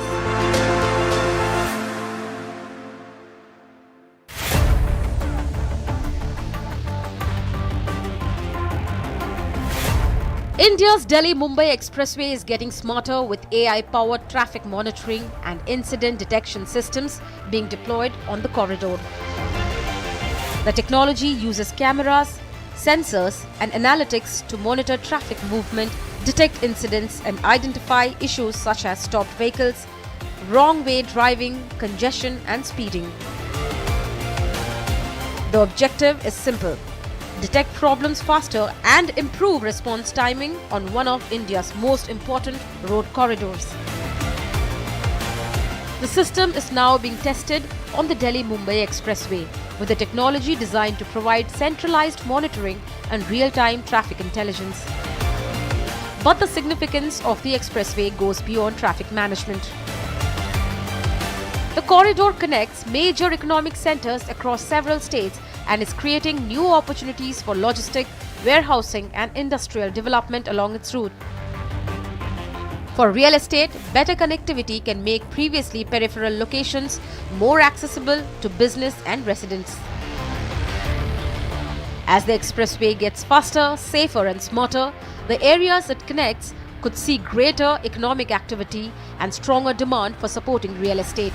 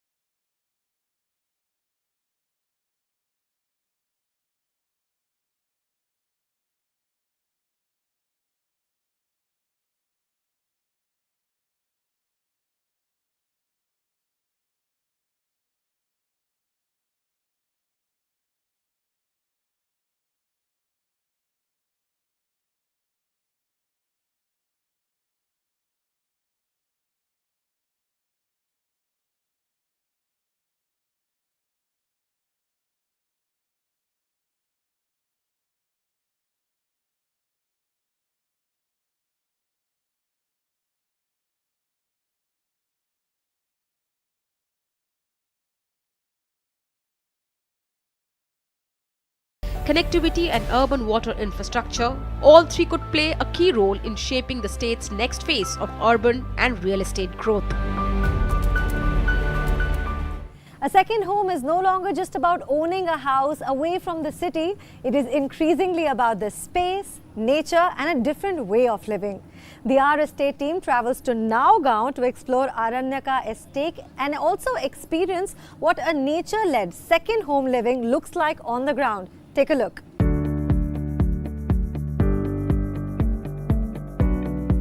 There's a certain kind of tiredness the city never warns you about. It's not in your legs, it's in your head. The honking, the deadlines, the endless scroll, the noise that never quite switches off. And every once in a while, something in you just wants to exhale. That's the feeling we're chasing on today's show. So take a breath, loosen your shoulders, and let's step out of the city together. Come on.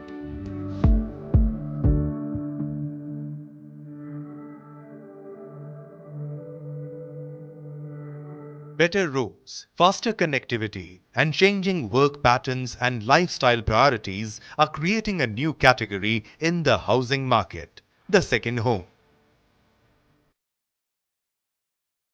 What was once considered a niche product is now attracting entrepreneurs, professionals, and young families alike. The company has been part of shaping this emerging category in the Nowgaon region. So we're joined by Mr. Biju Menon, one of the founders of Aranyaka Estate. Mr. Menon, welcome to our estate. Thank you. So tell us more about Aranyaka Estates. How did it come together? What's the story? Well, the story started way back in 2021. Okay.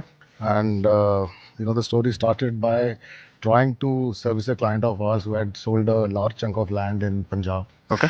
And was trying to build a farmhouse for himself. Yeah. Not the typical farmhouse you find in Delhi, away from the city. And we tried helping him out for almost 6 months. And we couldn't sort of find anything.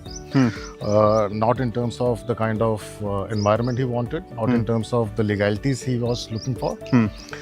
And then we someone told us about this upcoming expressway called Delhi-Mumbai Expressway. And we took a trip down that expressway. This was back way back in 2021, way you're saying? 2021, Okay. 2021. And behold, we came to this beautiful piece of land surrounded by Ravlis, the mustard fields in full bloom. And that sort of, we looked at it and we thought, yes, I think the city was looking for something like this, right? And you could get this feeling that this is the place where not only the rich and famous, but people with limited resources also can look of this beautiful second home or a home away from home kind of a concept. And that's how it all. Great. Why the concept of second homes though? I mean, why not build something which is traditional real estate or do something, why this particular segment itself? You know what, I would say that why we call it second home, it's not really a second home. It's like saying that my primary home is my first preference and this second home is my second preference. It's not really like that. Okay. Your first home caters to a certain kind of lifestyle, which is where you build your career, you have your offices, you have your businesses. Your second home is the place where you unwind. You get away to rediscover yourself, rejuvenate yourself.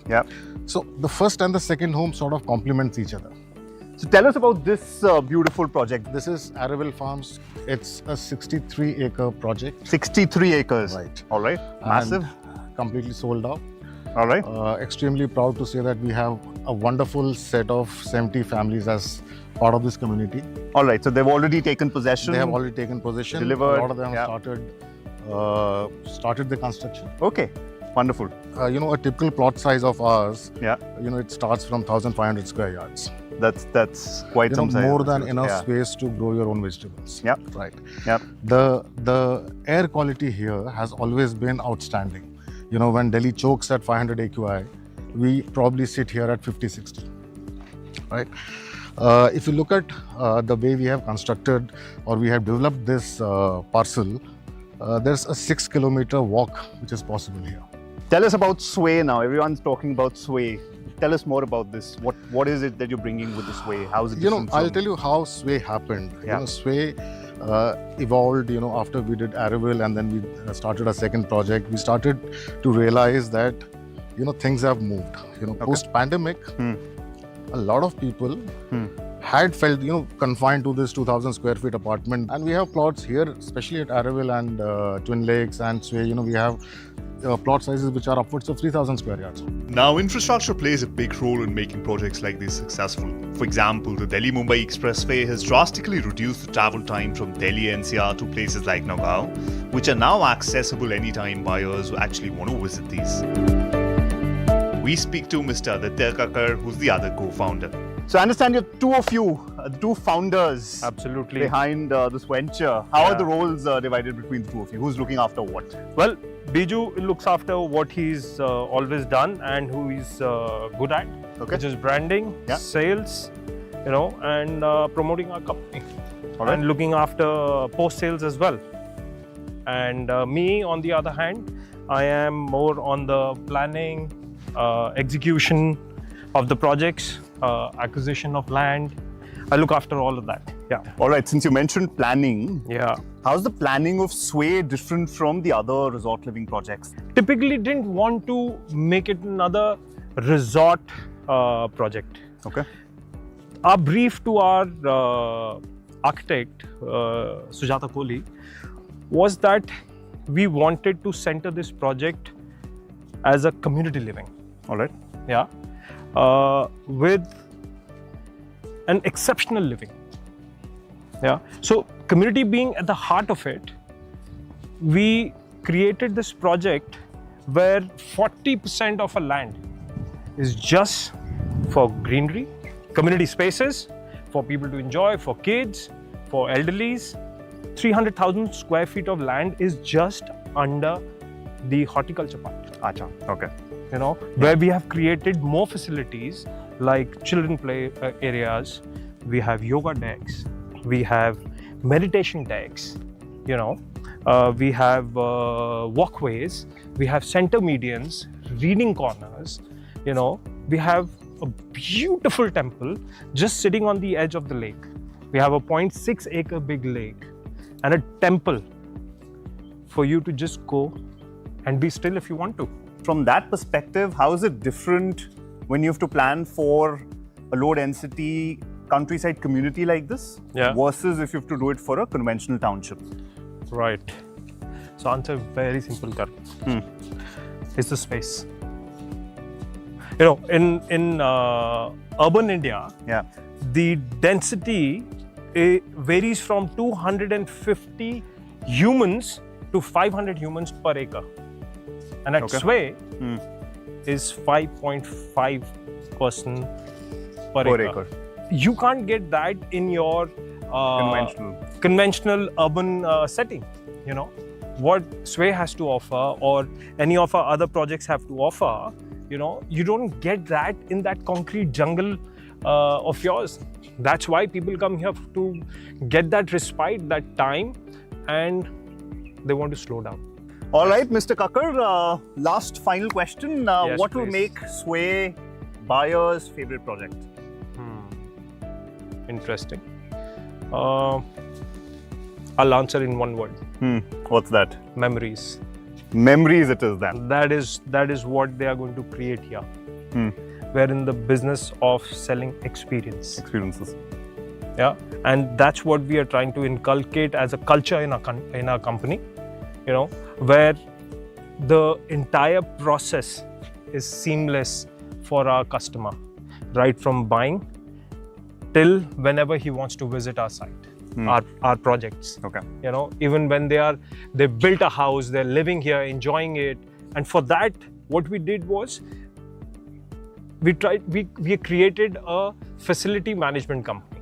Now, facility management to cater to my customers who are coming and living here. All right. They should not have stressed to manage their farm estates. Yeah, because that's another responsibility. That's in another itself, and responsibility. nobody actually wants that. You know, you, as I said earlier, you're hustling from Monday to Friday. Correct. And then you get a call from your guy living at the estate, Sir, bulb kharab ho gaya. Sir, AC kharab ho gaya. What are you going to do? वो tension नहीं चाहिए. Boss, you can't even fix it. You are 120 kilometers away. Right? For that, we hired, cherry-picked the right people with 2 decades of experience, worked at hospitality, at A-grade developers of the country, and we created our own facility management team. Across its projects, Aranyaka's developments combine low-density planning, open landscapes, and community infrastructure within a single master plan. So we're joined by Kavita, who heads sales and client relations for Aranyaka Estates. Kavita, welcome to our estate. Thank you. All right, so I wanted to ask you, you know, you've been selling since 2022. Yeah. You've sold a couple of projects, but from what I understand, most of your sales have been direct sales. Right. Unlike the traditional real estate developer sales model of selling through channel partners. Right. Was that an intentional decision, and why? It was because over the period of I specifically being involved with the customers, projects, and I've seen the evolution of second home market. Now people are looking for projects wherein they can imagine how their lifestyle will be. They're looking beyond appreciation. So we do work with limited brokers, but their main focus of an NCR broker or a channel partner is to look for a product which can give their client a return or some kind of appreciation. Our focus with this product is lifestyle. It's beyond appreciation. We do not think like a typical real estate developer. So that's the reason we do work with brokers, but the limitations are there because we also focus on training our own in-house team. And over the last couple of years, how have you seen client expectations and behavior towards second homes change? Definitely there is a change. Nowadays, clients prioritize 3 things.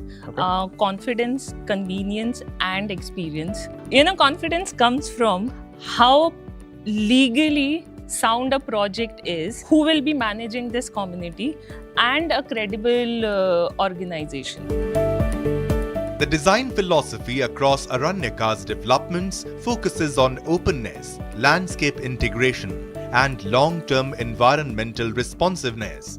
The idea is not simply to build on land, but to build with it. As infrastructure improves and lifestyles change, there's an increasing demand for organized countryside communities like this. The second homes category is becoming a hot new category in the Indian real estate market, and it's companies like Aranika Estates that are actually pioneers in defining this as a hot new category.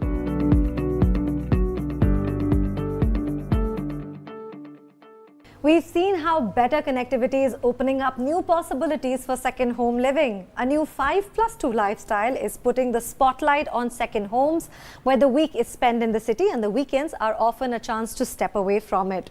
But is this becoming a genuine lifestyle shift, or is it still a luxury only for a selected few? In this week's Clarity Corner, we speak to our expert Ashwinder R. Singh to understand where India's second home market is headed. For decades, the second home in India has meant one thing: luxury, a villa in Goa, a cottage in the hills, a farmhouse outside Delhi. Something you bought after you had bought almost everything else. But what if we have been looking at the second home completely wrong?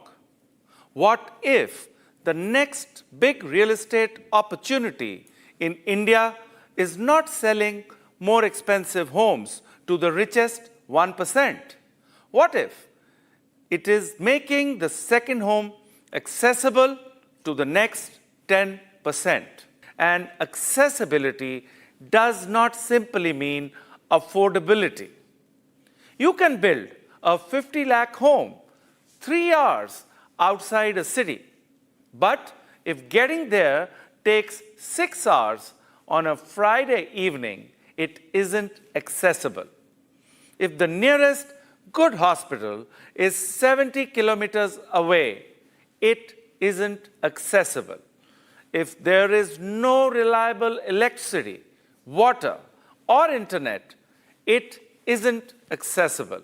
If the family doesn't feel secure staying there alone, it isn't accessible. And if maintaining that home becomes another full-time responsibility, it certainly isn't a lifestyle. It actually becomes a liability. That is the distinction the real estate industry needs to understand. A second home is not merely a second piece of real estate. It is a second ecosystem. And that ecosystem needs 5 things: connectivity, pricing, healthcare, security, and infrastructure. A second home corridor can eventually become an entirely new consumption corridor. So perhaps we are asking the wrong question. The question is not, do Indians want second homes? Of course they do. The more interesting question is, can India make the second home lifestyle practical and economically accessible beyond the top 1%? Because the future of this market will not be decided by aspirations. India has enough aspirations. It will be decided by accessibility. Build the roads, get the price right, bring healthcare closer, make communities secure, take away the headache of maintaining the property. And then something that was once considered a symbol of wealth can become something much more interesting. A choice about how you want to live. The first home gave urban India security. Perhaps the next real estate opportunity is to make the second home give it something equally valuable, a better life. I am Ashwinder R. Singh. You are watching Clarity Corner. From living closer to nature to bringing nature into our homes, the way we think about residential design is changing. Natural light, ventilation, courtyards, greenery and open spaces are all becoming an integral part of our modern homes. In What's New, we explore the biophilic design and how architects are reimagining homes around our connection with nature. The next big shift in luxury homes may not be bigger rooms, smarter gadgets or taller towers. It could simply be bringing nature back into the way we live. Across India, architects and developers are increasingly designing homes around natural light, fresh air, greenery, and open spaces.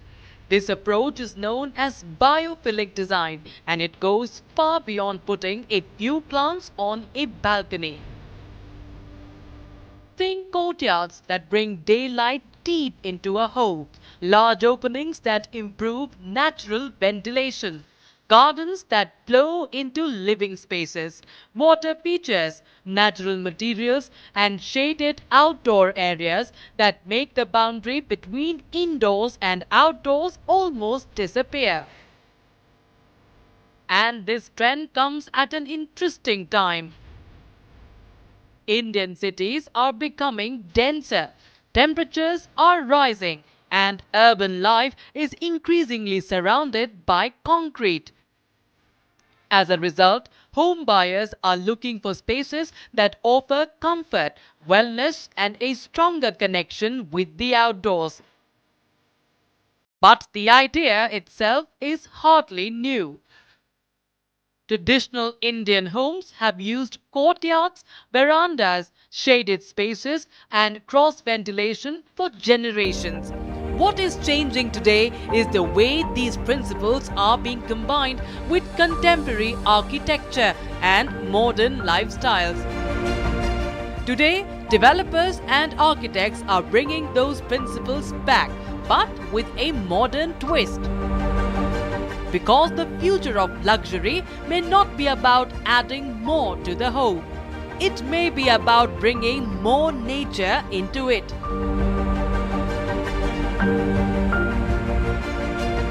We'll be back with more path-breaking stories from India's real estate landscape. My name is Nayan Shukla. Thank you so much for watching and stay tuned to Our Estate, Building the Nation.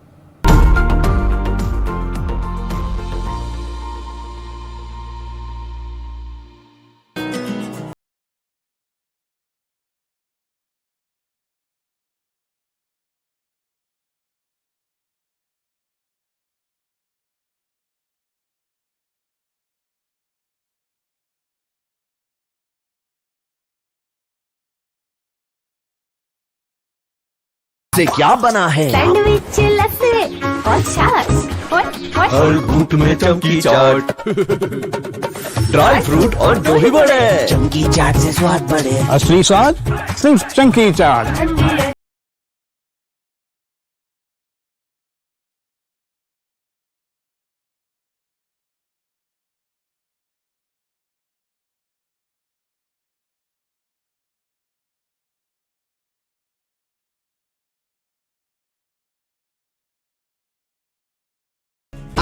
Pure सूजी pasta उबालो मिलाओ और खाओ 8 minute में तैयार। क्या taste है सबका राजा हार्डवेयर मसाला। यानी इस घर में कुछ है जो टूटता नहीं। ये पिलर कभी नहीं टूटेगा। रुंगटा स्टील टीएमटी से बना। रुंगटा नहीं तो घर स्ट्रॉन्ग नहीं। रुंगटा स्टील टीएमटी बार एकदम सॉलिड।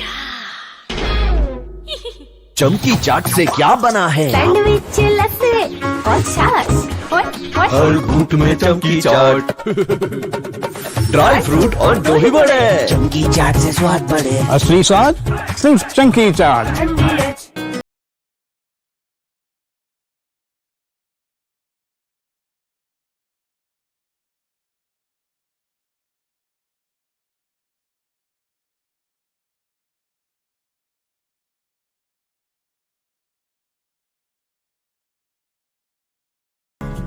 कुछ तो सस्ता लो, सब बढ़िया लो। इसमें क्या खास बात है? थोड़े में ज्यादा स्वाद, यही तो है इसकी खास बात। मसाला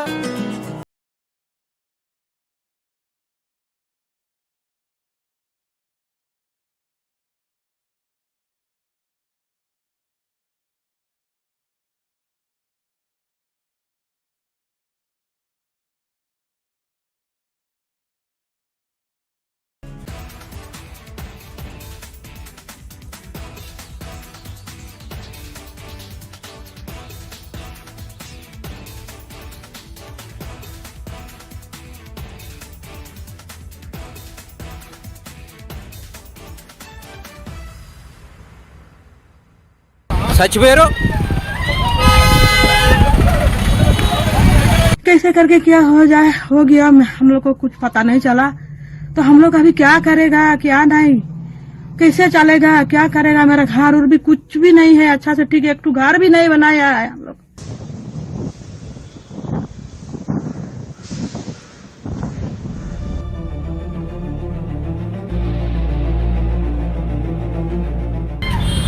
Stop. Hey, you guys follow. Mind on the Howle. Such vero.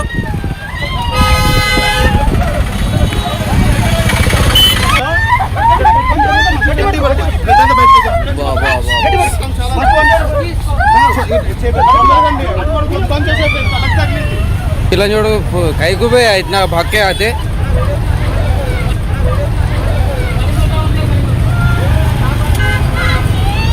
मर गए।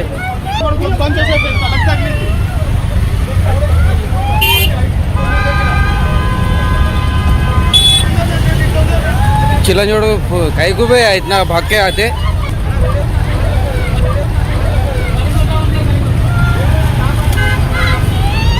मर गए।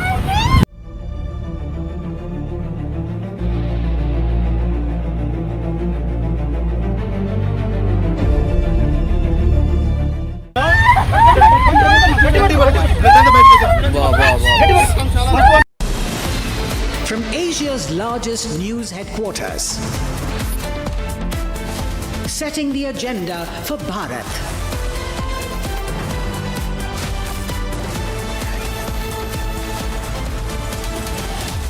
You're watching Republic.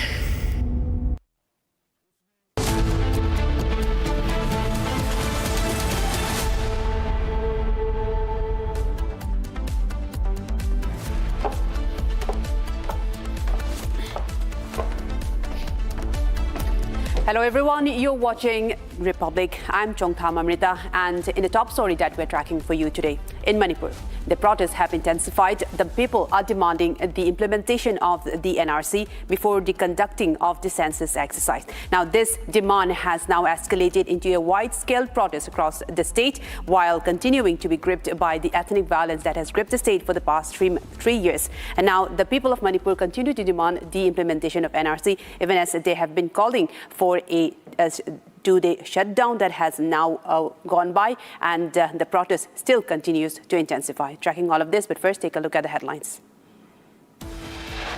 Headlines brought to you by Canara Bank. Together we can.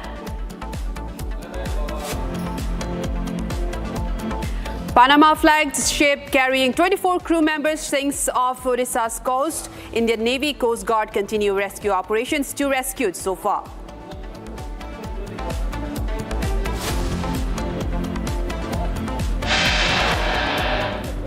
Hindus targeted again in Bangladesh. Family of 4 stabbed to death by unidentified assailants in Rangpur.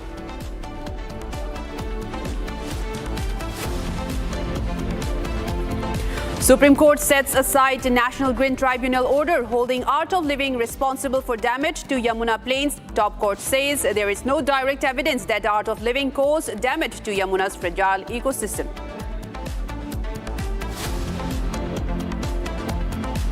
India celebrates its 3rd National Space Day today, marking the country's remarkable journey in space exploration.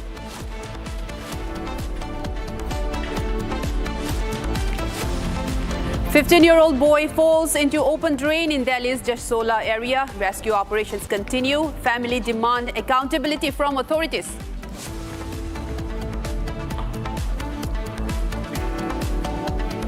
National Security Advisor Ajit Doval to hold talks with Chinese Foreign Minister Wang Yi tomorrow in Beijing on the boundary dispute issue.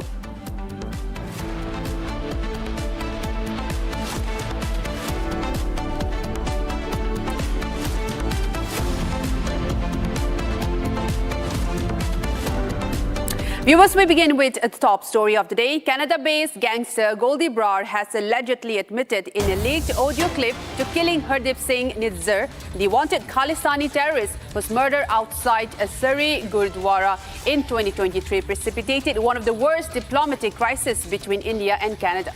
Goldie Brar made the claim during a conversation with Khalistani terrorist Paramjit Singh Pamma. Brar allegedly told Pamma in the purported clip that he, Nijjar, groomed and incited 16 to 17-year-olds to sell drugs. He also claimed that Nijjar, who blackmailed young people into selling drugs and becoming informants. Nijjar supported and strengthened these individuals so that he could use them when necessary. This is a leaked audio clip that we have accessed. Goldie Brar claiming that, in fact, he have backed the drug network with Khalistani Nijjar on this. This is a major confession. Let's take a listen to the statement. ਵੀ ਜਿਨ੍ਹਾਂ ਨੇ ਚਿੱਟਾ ਵੇਚਣ ਵਾਲਿਆਂ ਨੂੰ ਨਿੱਕੇ ਨਿੱਕੇ ਨਿਆਣਿਆਂ ਨੂੰ 16 17 ਸਾਲਾਂ ਦੇ ਜਵਾਕਾਂ ਨੂੰ ਬਲੈਕਮੇਲ ਕਰਕੇ ਆਪਦੇ ਕੇਸਵਾਰ ਬਣਾਇਆ, ਜਿਨ੍ਹਾਂ ਨੇ ਕੋਈ ਚਿੱਟਾ ਵੇਚਣ 'ਚ ਕਸਰ ਨਹੀਂ ਛੱਡੀ, ਕੋਈ ਮੁਖਬਰੀਆਂ ਕਰਨ 'ਚ ਕਸਰ ਨਹੀਂ ਛੱਡੀ, ਉਹਨਾਂ ਨੂੰ ਭਾਈ ਨਿੱਜਰ ਵਰਗਿਆਂ ਨੇ ਸਟਰੋਂਗ ਕੀਤਾ, ਮਜ਼ਬੂਤ ਕੀਤਾ ਤਾਂ ਕਿ ਉਹ ਹਰੇਕ ਮਾੜੇ ਚੰਗੇ ਬੰਦੇ ਤੇ ਹਵਾ ਕਰ ਸਕਣ। ਠੀਕ ਹੈ, ਤੇ ਇਹ ਵੀ ਸਾਡਾ ਪੱਖ ਆਊਗਾ ਵੀ ਸਾਨੂੰ ਇਹ ਮਰਦਾਂ ਨੂੰ ਵਕਤ ਚੱਬਣਾ ਪਿਆ। ਠੀਕ ਹੈ, ਵੀ ਚੰਗਾ ਬੰਦਾ ਵੀ ਜੇ ਕੋਈ ਗਲਤੀ ਕਰੂਗਾ ਉਹਨੂੰ ਭੁਗਤਣੀ ਪੈ ਸਕਦੀ ਹੈ। ਚੰਗੇ ਕੰਮ ਕੀਤੇ ਹੋਣਗੇ ਉਹ ਵੀ ਤਾਂ ਭੁਗਤਣੀ ਪੈਣੀ ਨਾ।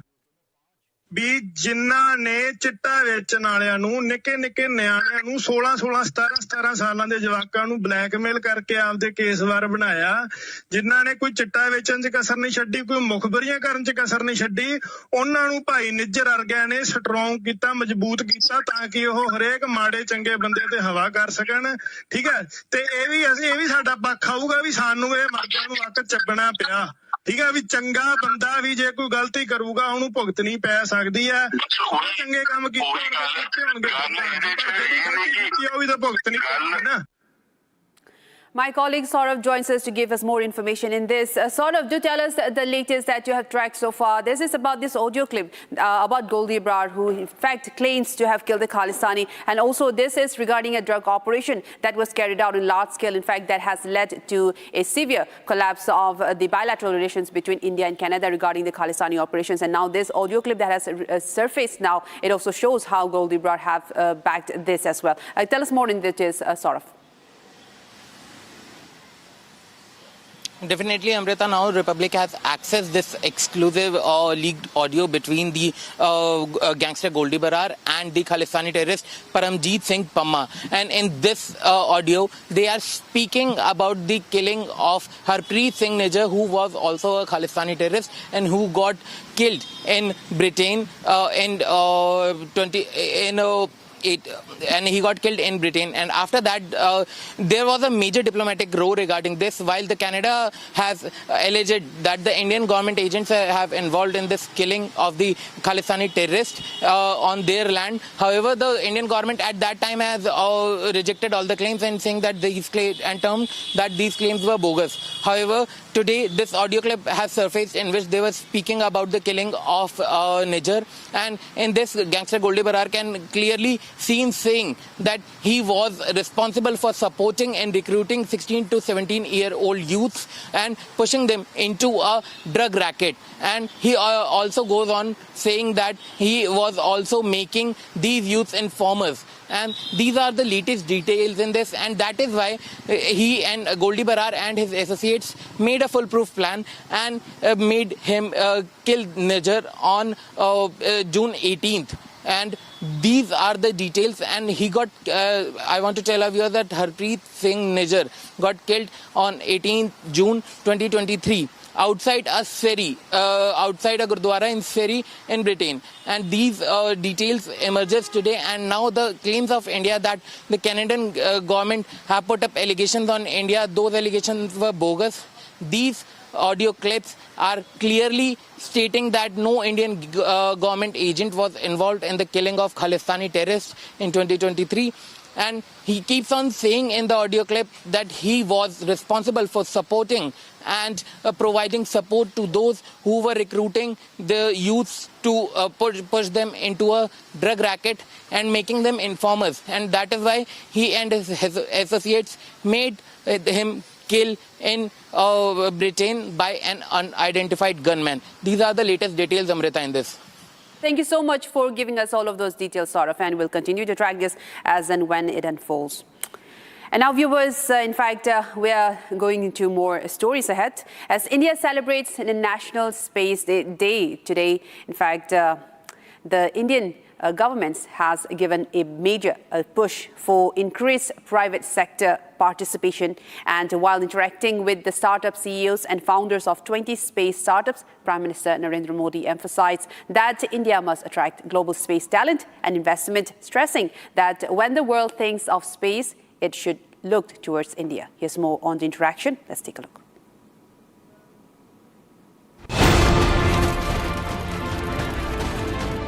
India is celebrating National Space Day. On this special day, Indian government set a bold target of making India a global hub for space talent. Interacting with startup CEOs, Prime Minister Narendra Modi pushed for wider use of space technology for public good. Prime Minister Narendra Modi noted that the country's space sector can become a magnet for global talent. बहुत लोगों को हमें जोड़ना है और जैसा मेहता ने कहा कि अब विदेश से लोग गए हुए वापस आ रहे हैं, मैं समझता हूं कि हमें ऐसा एक ऑरा खड़ा कर देना चाहिए कि इस फील्ड में दुनिया भर के लोगों को एक जिंदगी बनानी है तो हिंदुस्तान जाओ, भारत की कोई स्टार्टअप से जुड़ जाओ, भारत की कोई स्पेस एजेंसी से जुड़ जाओ। मैं पक्का मानता हूं जी, पूरा टैलेंट पूल जो है एक मैग्नेट की तरह आपके कारण हम खींच सकते हैं। During the interaction, he also suggested creating an ecosystem and an environment where, when the world thinks of space, it looks towards India. Cost में हम बहुत कॉम्पिटिटिव है, टैलेंट में तो कोई प्रश्न ही नहीं उठता है और रिस्क टेकिंग कैपेसिटी हमारे देश के लोगों की वैसे भी ज्यादा होती है और उसके कारण हम बहुत तेजी से अपनी जगह बना सकते हैं। Emphasizing greater collaboration between space industry and other social development sectors, PM Modi encouraged greater partnership with Atal Tinkering Labs. During the meeting, the CEOs underlined the rapid progress being made by the country's private space industry. India's first space tech unicorn. With July 18th को हम भारत का पहला private rocket successfully satellites को eject करके launch किया था and this is just the beginning. Generally we say that just warm up for Skyroot, अभी शुरुआत है एंड नेक्स्ट ईयर मिड तक हम एक लॉन्च पर मंथ हम कर रहे हैं and also like thanks to you sir for opening up the sector. 3 factory बन चुका है, एक रॉकेट पर मंथ का कैपेसिटी है already and this is just the beginning. अभी फ्यूचर ड्रीम है कि एक लॉन्च पर वीक करना है और several launches per day. Startup leaders also highlighted the strong support from the government and collaboration within the industry. The meeting included founders from Skyroot Aerospace, Agnikul Cosmos, Pixel, Dhruva Space, Galaxy, PureSight, Bellatrix Aerospace and Digantara, among others. The special day makes it clear that the sky is no longer the limit and India is aiming to make its mark at the very forefront of the global space race. Vikram 1, India's first private orbital launch vehicle. Normal. And moving ahead, after the negotiations between Washington and Ottawa broke down on Friday, Canadian Prime Minister Mark Carney said that he walked away because of a bad trade deal and vowed to slap retaliatory tariffs on the U.S. on Saturday. Mark Carney said that the U.S. proposed new terms that were uneconomic and unfair and said that they undermined the net benefits for Canada. He has also accused U.S. President Donald Trump of launching a trade war and said, "You're at war when you get attacked. We got attacked and negotiations between the two neighboring countries broke down on Friday in Washington, allowing new 50% tariff. That's the US tariff impacting almost 20 billion worth of Canadian goods, or 5.5% of Canadian exports to the United States, to come into force. And in fact, Canada has also said that there would be a retaliatory dollar-for-dollar retaliation on that. This is the latest trade war that's breaking out between the United States and Canada. And both the neighboring countries have also vowed, including Canada, saying that they will be retaliating back dollar by dollar for every tariffs that have been imposed by the US. The latest that we're tracking so far, and this has in fact led to a major escalation in this elsewhere.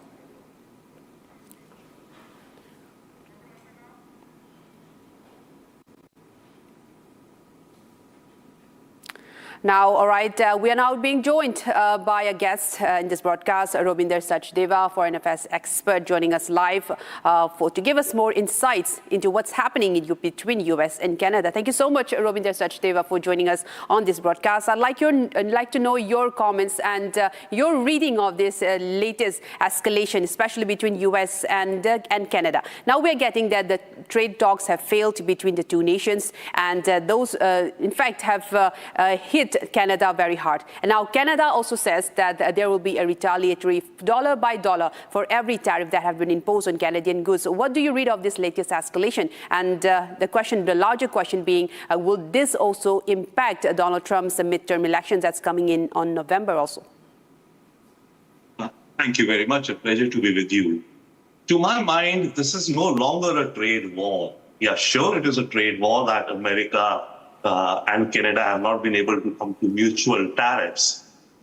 If you look at the total number of, the trade volume which is being impacted, US and Canada have a bilateral trade in goods of around anywhere between $700 to $800 billion, out of which about $20 billion of Canadian exports to America were being subject to some tariffs which America was asking for, which some of them Canada had agreed, but some it did not.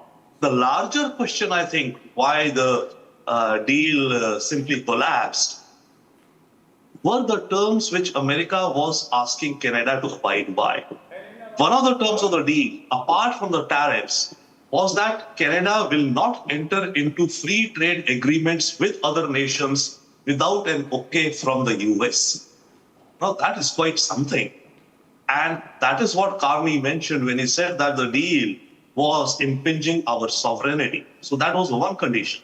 Second was that America would have the right to first refusal of all critical minerals which were being mined or produced in Canada.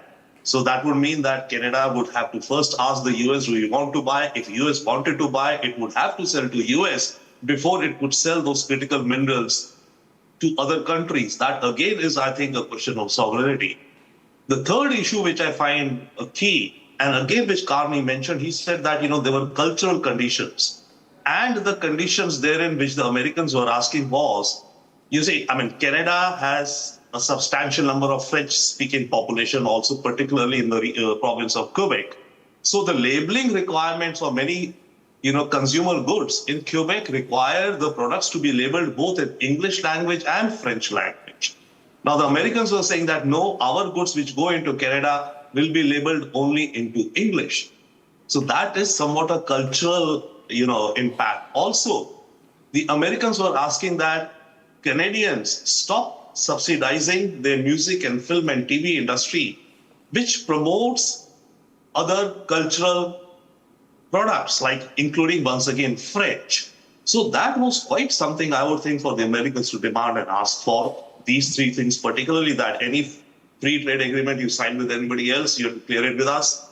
Any critical minerals and rare earth metals which are found in Canada are being produced, America will have the first right to refusal to buy them. And thirdly, you cannot impose on us the requirement that our goods should be labeled also in French and English. So I think the picture is larger than a mere trade war of tariffs. And also, Ravinder Sachdeva, I'd like to know from you. We know that Canada has been a traditional ally of the U.S. and besides the farm products and that have been exported and imported between the countries, the volume of especially agricultural products that have been exported between the countries, and also how Canada has stood beside the U.S. in major defense and economic solutions that has affected globally. Now, do you think with this statement from Mark Carney saying that there would be a retaliation, and they have also placed duties on American steel imports as well, do you think that this could lead to further the bilateral relations turning sour, especially with this stance from Canada? We know how Donald Trump has been with the trade tariffs with several parts of the country, including India and China, and now with this affecting Canada as well.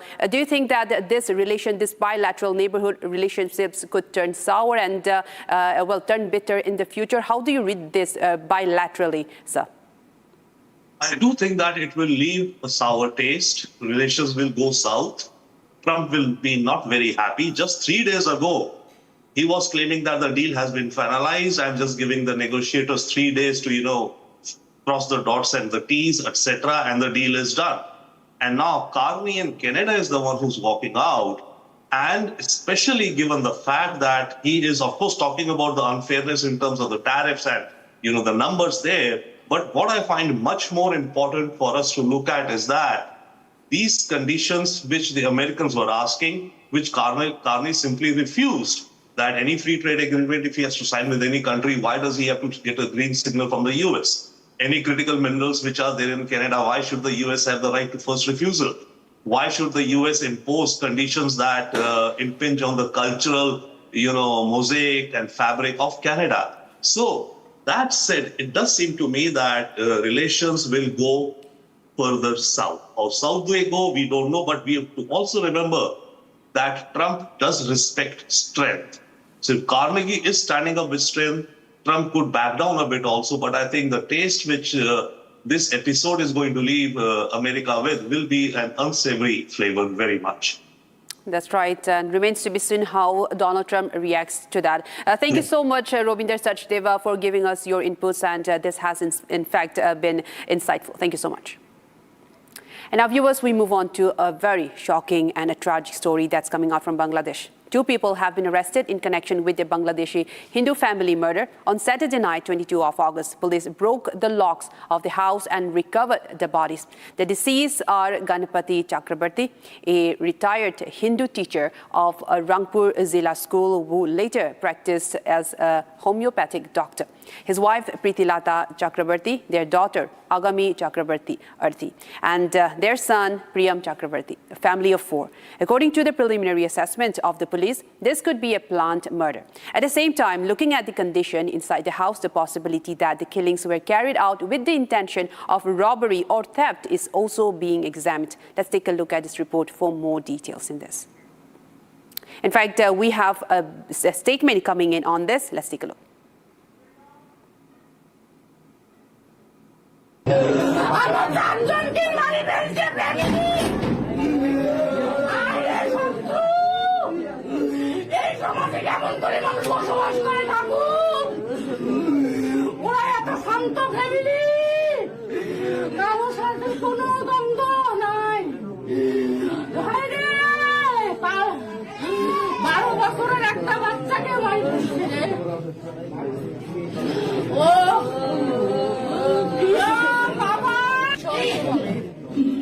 পরিবারের 4টে প্রাণী তারা 4টা মানুষকে যারা মারে ফেলছে ছোট্ট একটা ছেলে ক্লাস 5-এ পড়ে মেয়েটা মাস্টার্স কমপ্লিট করলো গণপতি চক্রবর্তী এই 31শে ডিসেম্বর জেলা স্কুলে চাকরি করতে রিটায়ার্ড করছে আমার আম্মা আমরা আসলে এটা তো কল্পনা করে আমরা রাত 9টায় খবর পাইলাম যে ওনাদের ফোন বন্ধ তখন আমাদের একজন লোক দিয়ে পাঠানোর পরে জানা গেল যে পুলিশ আসতে আমরা গাড়ি নিয়ে এসে এই অবস্থা দেখলাম উনি এত ঠান্ডা স্বভাবের লোক কারোর সঙ্গে জোর করে কথা বলে না জেলা স্কুলের টিচার একজন গত ডিসেম্বরে উনি রিটায়ার্ড করছে। স্কুলে যায় আর বাসায় আসে। মেয়েটা মাস্টার্স কমপ্লিট করছে, ছেলেটা ক্লাস 5 এ পড়ে। আমাকে যাইতে দেয়নি, আমি অসুস্থ, আমাকে বলতেছিল যে আপনি দেখে সহ্য করতে পারবেন না। আমি তো শ্বশুর বাড়ি থেকে, আমার বাসা বদরগঞ্জ। আমার মানে জন্ম থেকে বড় হওয়া পর্যন্ত জানা মতো ওনার কোনো শত্রু নেই। আমার বাবা এবং চাচা গ্রামের মানুষ হচ্ছে এত ঠান্ডা মানুষ, ওনারা কখনো কারোর সঙ্গে জোরে কথা বলেন। গণপতি চক্রবর্তী, প্রীতিলতা চক্রবর্তী। গ্রামের বাসা হচ্ছে সঠিবাড়ি বৈরাতি মির্জাপুর। আমরা সুষ্ঠু বিচার চাচ্ছি। আমরা সরকারের কাছে করজোড়ে সপরিবারের বিচার চাচ্ছি। আমার পরিবারে কেউ নেই, ওই একটাই ছেলে আমার বংশে, ওই একটাই বাচ্চা, ওকে মেরে ফেলছে। আমরা 2 বোন আর এরা 2 ভাই বোন। এই ছেলেটাকে মেরে সবাই, আমারও 2টা মেয়ে ছেলে, এই শেষ। ছোট শালার লাশটা খাটের নিচে, আমার কাকি শাশুড়ি এবং তার মেয়ের লাশ একসাথে সিঁড়ির উপরে, আর আমার শ্বশুরের লাশ হলো ছাদের উপরে। এই 4 জন। আপনি কি? আমি জামাই। ছোট শালার লাশটা খাটের নিচে, আমার কাকি শাশুড়ি এবং তার মেয়ের লাশ একসাথে সিঁড়ির উপরে, আর আমার শ্বশুরের লাশ হলো ছাদের উপরে। এই 4 জন। আপনি কি? আমি জামাই। And now viewers, major breaking news coming in at the moment. Yogi Adityanath has strongly hit out at the Samajwadi Party, saying that the party will be completely wiped out in the next election, while accusing the party of exploiting poor and promoting lawlessness. In fact, he also continues to say that Uttar Pradesh is expected to go to polls in February and March of 2027. Let's listen into what the Chief Minister of UP had to say on that.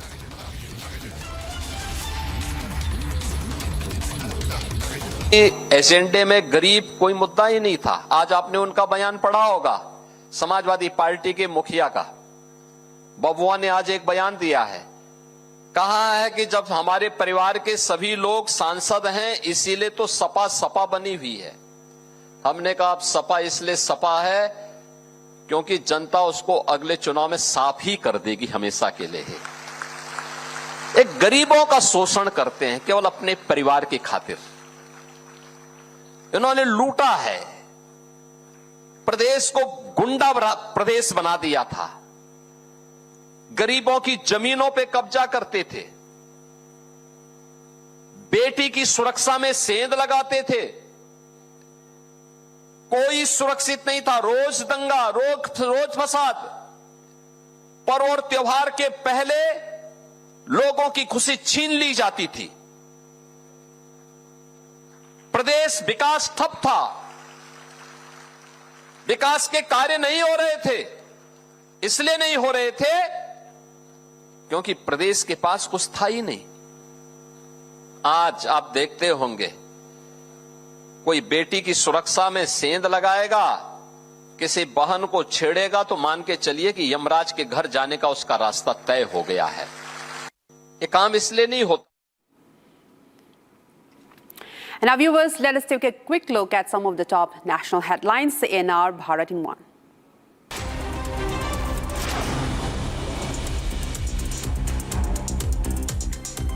Delhi police has stated that videos claiming permission for a protest against the UGC Equity Regulations 2026 and reservation system are false and misleading. Prohibitory orders are under Section 163 of the BNSS are in force in New Delhi district, banning assemblies of 5 or more persons. Security has been tightened outside the auditorium premises.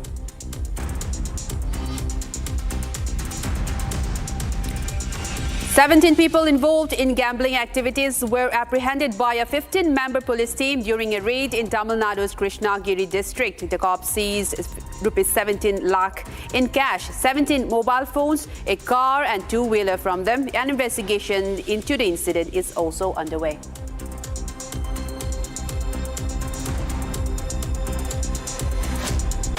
Rescue operation is underway after two youths were swept away in a canal. The two people fell into the canal after their bikes slipped off. Officials have recovered the bikes and a search operation for the two youths is underway.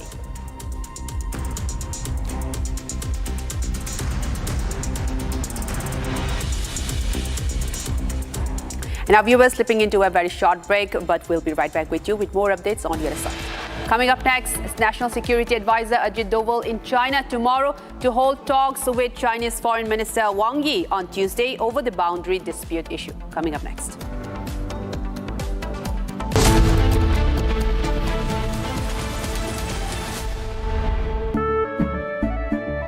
केसरिया से मन जोगी हुआ रे दिल झूमे देखो पतवारा हुआ रे केसरिया से मन जोगी हुआ हर पल मनाओ केसरी त्योहार विमल बोलो जुबान Kesari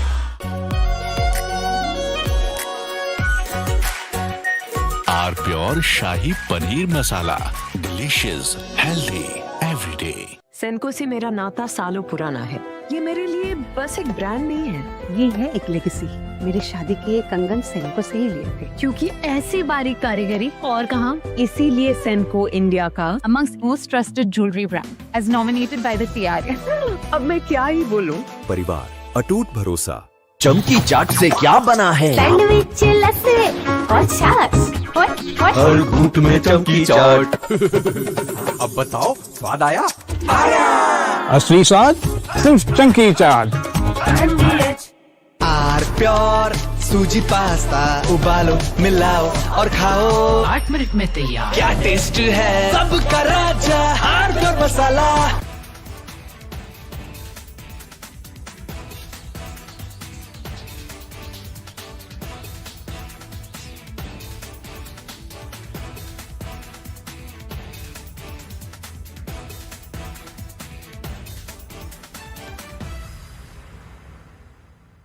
Bharatiya Janata Party has accused the Congress of paying social media influencers 25,000 rupees to attend Rahul Gandhi's Chhatron Ki Goonj program in Pune, which is scheduled on August 22nd.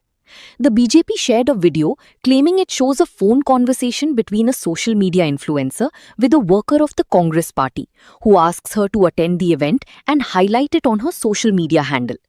The person on the other side of the phone can be heard telling the social media influencer that she will be paid 25,000 rupees to attend the event in Pune. If you said and the travel cost, so can you make it everything in 25 and then you can go? Okay. And how would the payment process be done? Payment will be after the event, 1 or 2 days after the event, and I will make the payment. I will ask your account details or UPI ID and I will make the payment. Okay. And there I will share a contact of a person. He will connect with you and he will guide you. He will provide you the pass and all. Okay.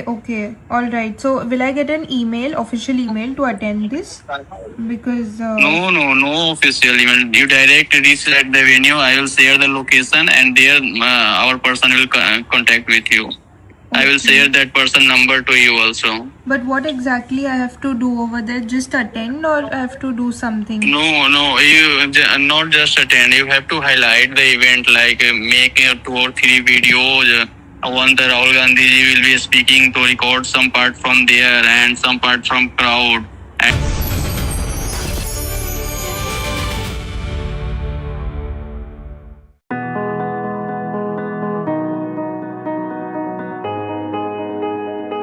Quoted as the silent giant of the East Coast, the Dhamra port is India's strategic gateway to ASEAN. Built on a natural deep water advantage, most viewers don't know exists on the eastern seaboard. Located strategically close to the mineral-rich zones of Odisha, West Bengal, Chhattisgarh and Jharkhand, the Dhamra port isn't asking industry to come to it. It has gone where industry already lives. But what is development if not going hand in hand with socio-economic and environmental growth? For the past 30 years, the Adani Foundation has stood by this. At Dhamra too, their efforts for the past 12 years have led to significant social impact and a visible transformation in the lives and livelihood of the people. Education has the power to transform lives, but for many children in government schools, building strong reading, writing and numeracy skills remains a challenge. This is exactly the gap that Project Utthan seeks to bridge. A flagship initiative of the Adani Foundation, it is dedicated to strengthening foundational literacy and numeracy, ensuring that every child has the opportunity to learn, grow and thrive.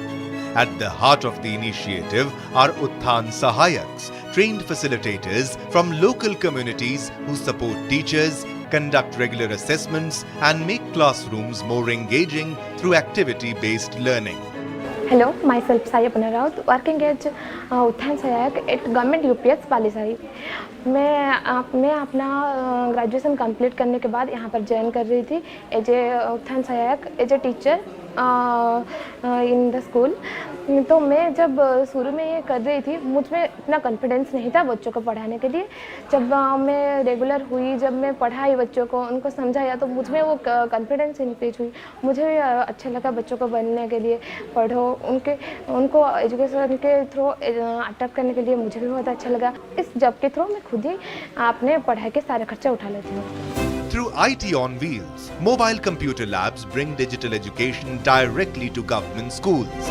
And over 1,100 students, mostly first-gen learners, could work on a laptop and upskill. मैं सूर्यकांत ओझा, मैं IT instructor under IT on wheel में काम करता हूं, जो कि Adani foundation ने एक प्रोजेक्ट स्टार्ट किया है। इसके साथ कुछ बच्चे हैं जिनको भी कंप्यूटर क्या है उसको पता नहीं था, मालूम नहीं है कंप्यूटर क्या चीज़ है। अभी हम लोग उन बच्चों लोगों को पास डिजिटल लिटरेसी में काम कर रहा हूं, जो कि उन्होंने कंप्यूटर को अच्छे से जान रहे हैं, कैसे काम करता है, इसमें क्या क्या काम होता है, वो सब तमाम चीज़ जान रहे हैं। यहाँ पढ़ाने से मुझे पहले तो मुझे फाइनेंशियल सपोर्ट मिल रहा है, दूसरे जो बच्चों के साथ मिलकर जो मैं पढ़ाता हूँ वो मुझे भी कुछ एक्सपीरियंस गेन हो रहा है। The Adani Foundation makes sure that quality healthcare in association with reliable infrastructure strengthens the overall quality of life across its operational areas. Therefore, step 1 is accessible healthcare. Fixed health centers, specialist medical camps and mobile medical units bring doctors, diagnostics and medicines directly to remote communities. To boost local dairy farmer incomes, the Adani Foundation operates Livestock Development Center, scientific artificial insemination services, including sex-sorted semen, help farmers improve cattle breeds, while mobile veterinary units deliver doorstep treatment, vaccination, deworming and disease control services. मेरा नाम doctor Srinivas कारा है। मैं mobile veterinary unit Adani foundation का जो CSR unit में जो mobile veterinary unit चल रहा है यहाँ धामरा में, मैं उसमें काम करता हूँ। ये बहुत रिमोट एरिया में हम काम कर रहे हैं, जहाँ गवर्नमेंट का इतना फैसिलिटी नहीं है, मैन पावर नहीं है कि जो पहुँच सके और जो गांव रूरल गांव में ट्रीटमेंट दे सके। इसलिए हम क्या करते हैं ना, जो सब मोबाइल वेटनरी यूनिट जो क्या करता है ना, प्रति पंचायत में 5-6 जगह में जहाँ जहाँ एनिमल रिसोर्स ज़्यादा हैं, जहाँ नेग्लेक्टेड हैं, जहाँ अटेंशन का ज़रूरत है, वहाँ हम कैंप करके एनिमल का ट्रीटमेंट करते हैं और जनरल अवेयरनेस बनाते हैं लोगों के बीच में, कैसे एनिमल को ट्रीटमेंट, कैसे उसका केयर लेना चाहिए, कैसे उसका मैनेजमेंट कैसा होना चाहिए, आर्टिफिशियल इंसेमिनेशन का क्या फ़ायदा है, वैक्सीनेशन का क्या ज़रूरत है, क्या रोल है एनिमल हेल्थ में। इसलिए हम उसको अवेयरनेस करने का साथ साथ उनका ट्रीटमेंट भी होता है। Finally, the Adani Wellness Center at Dhamra, established in July 2022 in collaboration with Help Age India, excels in physiotherapy. Today, patients from all walks of life have ready access to medical care, physiotherapists and chemists. The Wellness Center has successfully treated conditions like hemiplegia and several physical ailments. Health comes first, and this center is a living example of it. मैं संध्या, मैं नित्यांश की mother हूँ। मेरा बेटा सीकी child है, जो कि इसको रेगुलर रूटीन के लिए एक्सरसाइज करानी पड़ती है। मैंने काफ़ी जगह दिखाया, दिल्ली दिखाया, इसको मैंने विलौर दिखाया और भी मैंने काफ़ी जगह पे दिखा रहा, बट फिर भी मुझे कहीं पे फ़ायदा नहीं हुआ। वेलनेस सेंटर होने से हमारे बेटे को बहुत ज़्यादा प्रॉफिट हुआ है। जैसा कि आप देख सकते हैं, मेरा बेटा पहले कुछ भी नहीं कर पाता था, ना नेक कंट्रोलिंग थी, ना सिटिंग था, ना बैलेंसिंग था, बट अब धीरे धीरे सारी चीज़ों में फ़र्क पड़ा है। स्टैंडिंग में भी हो रहा है धीरे धीरे। नमस्ते, मैं दिव्या भारती पटनायक, अदानी फाउंडेशन के कार्यकर्ता। मैं यहाँ के हेल्थ के जो हमारे प्रोजेक्ट्स चल रहा है, मैं यहाँ पे देख रही हूँ। यहाँ पे जो मेरे बगल में है, हमारे जो ये गांव के रविंद्र नगर के एक मौसी है, जिनका टोटल नी ऑपरेशन हुआ था। उसके बाद यहाँ पे हम पोस्ट ऑपरेटिंग केसेस भी लेते हैं। उनका क्या था कि डॉक्टर उनको बोले थे कि घर में ही मतलब एक्सरसाइज करने के लिए, लेकिन ऐसा हुआ कि वो बिल्कुल चल नहीं पाए। तो उसके बाद उनको भद्रक जाना पड़ रहा था, जो कि भद्रक यहाँ से 80 किलोमीटर दूर में है। तो वहाँ पे जाना आना, फिर वहाँ पे वो सारे फिजियोथेरेपी सेशन करना, पूरा 24 आवर्स लग जाए, पूरा एक दिन का काम था। उसके साथ खर्चा भी बहुत ज़्यादा था और उनके साथ कोई डिपेंडेंसी मतलब रहना पहले था। लेकिन अब जब उनको पता चला कि यहाँ पे उनके गांव के पास ही एक सेंटर है जहाँ पे अदानी की तरफ से हम सर्विस दे रहे हैं, तो वो यहाँ पे उनके बेटे के साथ आए थे। तो लगभग मौसी 1 महीने से ये पूरा एक्सरसाइज चालू हो रहा है और यहाँ पे है कि उनको डिपेंडेंसी नहीं है। The Adani Foundation is investing in community infrastructure that improves everyday life. Community assets like the Adani Bhavan have been developed as multi-purpose spaces for community events, strengthening social cohesion within villages.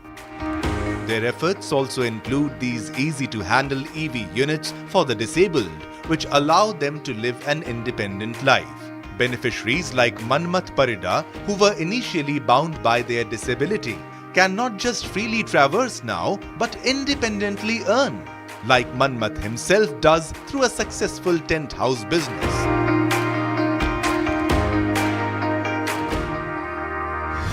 Welding, domestic data entry, electronics, tailoring. The Adani Skill Development Center helps empower the local youth through free or highly subsidized industry-aligned training. Top performers frequently placed directly at Dhamra port and local industry. मेरा नाम अरुण मल्लिक है। इसके पहले मैं graduation complete करके घर में बैठा था और मुझे यहाँ पर पता चला कि धामरा के कुआमरा में बहुत अच्छा से ट्रेनिंग दिया जा रहा है। जैसे कि मैंने अभी 1 महीना में TIG, MiG, 1G, 2G, 3G का अभी ट्रेनिंग कंप्लीट कर चुका हूँ और 2 महीना बाकी है और 2 महीना में मैं और जो सब्जेक्ट है वहाँ मैं कंप्लीट करूँगा। उसके बाद रेफर कर जाएगा तो मैं वहाँ पर जाके काम करूँगा। Spanning approximately 15,000 square feet and built with an investment of 3.15 crore rupees. The ASDC features fully equipped labs, computer centers and specialized vocational machinery. The focus? Always on comprehensive technical and practical understanding. Adhering to the earning while learning motto, this center ensures that students get industry-ready training and secure competitive salaries right from the entry level. मो ना चंद्रकांत बड़ job पाई किसी खोजुली पाइलिनी आमको आम घर पार गोटे भाई कहले कि आमर कुआमर आदानी सेंटर रे आमर रिगर वेल्डिंग काम शिखा जाऊँगी। ये मुझे 3 मास ट्रेनिंग नेला ये टेस्ट माइली पास कलापर ये जॉब पाइली तेरे मत खटुची आसी मो पारिश्रमिक श्रमिक मु पाऊँ घरे भी भल खुशी अच्छा।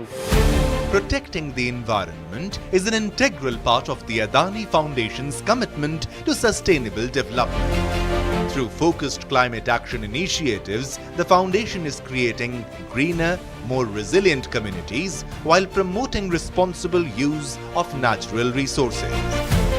Solar street lights installed across villages illuminate the streets and have made them more accessible for people who depend on these streets to stay connected. The pond rejuvenation efforts by the Adani Foundation has played a major role in restoring abandoned water bodies to improve groundwater recharge. This isn't simply water conservation, but a means for the locals to support and sustain agriculture and associated activities. At the same time, the foundation is promoting climate-smart agriculture by introducing improved farming practices, high-quality seeds, efficient irrigation techniques and crop diversification.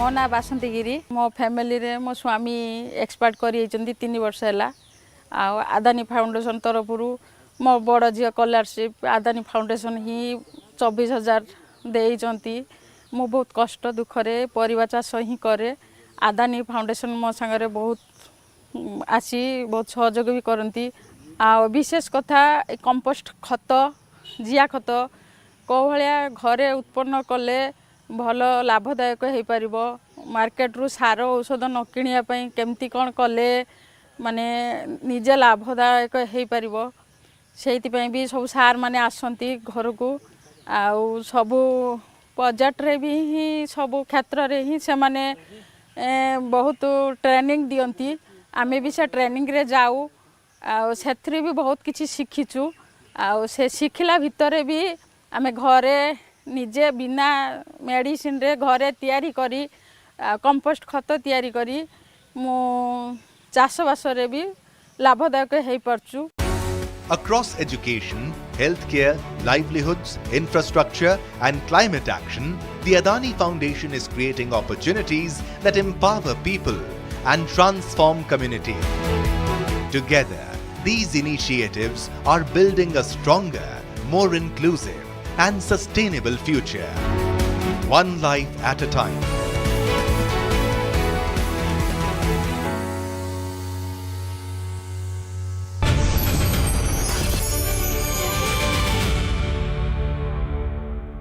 चमकी चाट से क्या बना है? आलू चाट या fruit चाट, स्वाद बढ़ाए चमकी चाट। क्या बात है? स्वादिष्ट पकोड़े और परेशान, अरे चमकी चाट है इसकी जान। असली स्वाद सिर्फ चमकी चाट। कुछ तो सस्ता लो, सब बढ़िया लो। इसमें क्या खास बात है? थोड़े में ज्यादा स्वाद, यही तो है इसकी खास बात। मसाला चमकी चाट से क्या बना है? सैंडविच, लस्सी और छाछ। हर घूंट में चमकी चाट। ड्राई फ्रूट और दही बड़े। चमकी चाट से स्वाद बढ़े। असली स्वाद सिर्फ चमकी चाट।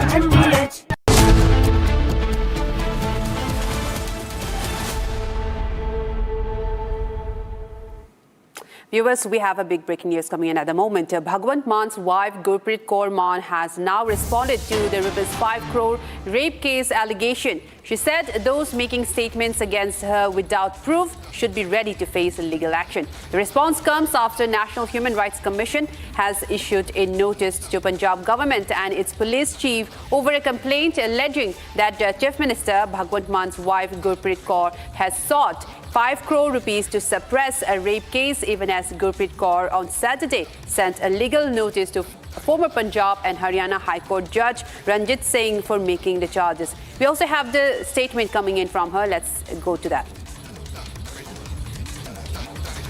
देखो मैनू लगता है कि इल्ज़ाम लाने बहुत सौखे ने, बेबुनियाद गल्लां करनियां बहुत सौखियां ने ते मैं ਜਿਹੜੇ ਵੀ ਉਹਨਾਂ ਨੇ ਬੇਬੁਨਿਆਦ ਇਲਜ਼ਾਮ ਲਾਏ ਨੇ ਉਹਨਾਂ ਦੇ ਡਟ ਕੇ ਸਾਹਮਣਾ ਕਰਨ ਲਈ ਪੂਰੀ ਤਿਆਰ ਆ।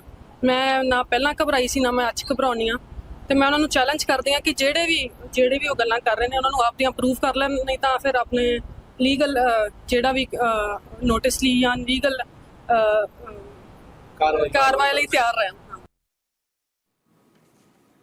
And more breaking news coming in. Pakistan-based terror group Jaish-e-Mohammed's headquarters in Bahawalpur shows signs of restoration that was destroyed during India's counter-terror Operation Sindoor in 2025. These visuals that Republic has accessed, it shows the headquarters of the Jaish-e-Mohammed being restored once again, and the reports that we're getting is that it has been restored by the Pakistani government sponsor as well. And now this once again raises a question of the Pakistan administration over the stance on terrorism, and this after India has destroyed this headquarters during the Operation Sindoor. You can see these visuals where the headquarters of the Jaish-e-Mohammed has been restored fully again once again, and this visuals in fact show the Jaish-e-Mohammed's headquarters in Bahawalpur in Pakistan. It has once again been restored. We're getting reports that in fact the Pakistani administration is behind this as well, and this has been the latest that we're tracking. This has been in fact destroyed completely in India's retaliatory action Operation Sindoor against the Pakistani terrorist forces in response to the Pahalgam terror attack.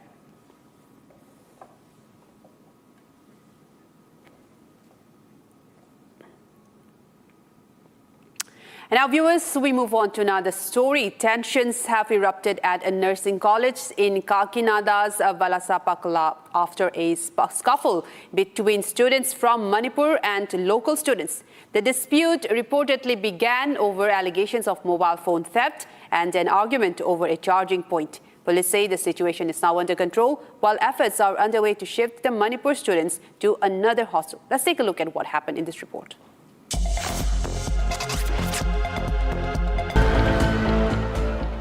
A scuffle between students from Manipur and local students at RK College of Nursing in Kakinada have triggered tensions on the campus. According to police, the first clash broke out at around 11 p.m. on Friday night, following a dispute over alleged mobile phone theft involving students from Manipur, along with an argument over a charging point. The college management intervened and the situation was brought under control that night. But tensions escalated again the following afternoon when local students allegedly attacked the students from Manipur. Around 30 students from Manipur and nearly 200 local students are currently studying at the college. Several students were shifted to a nearby hospital following the clashes, while police personnel remain deployed to prevent any further escalation. While the authorities are also working to shift the Manipur students to a separate hostel as a precautionary measure. And moving on, the NDRF launched a search and rescue operation after a 15-year-old boy was swept into an open drain in the national capital. The boy was reportedly chasing a kite while he fell into the open drain. Following the incident, a multi-agency search operation was launched to trace him. Here's everything we know so far. Take a look.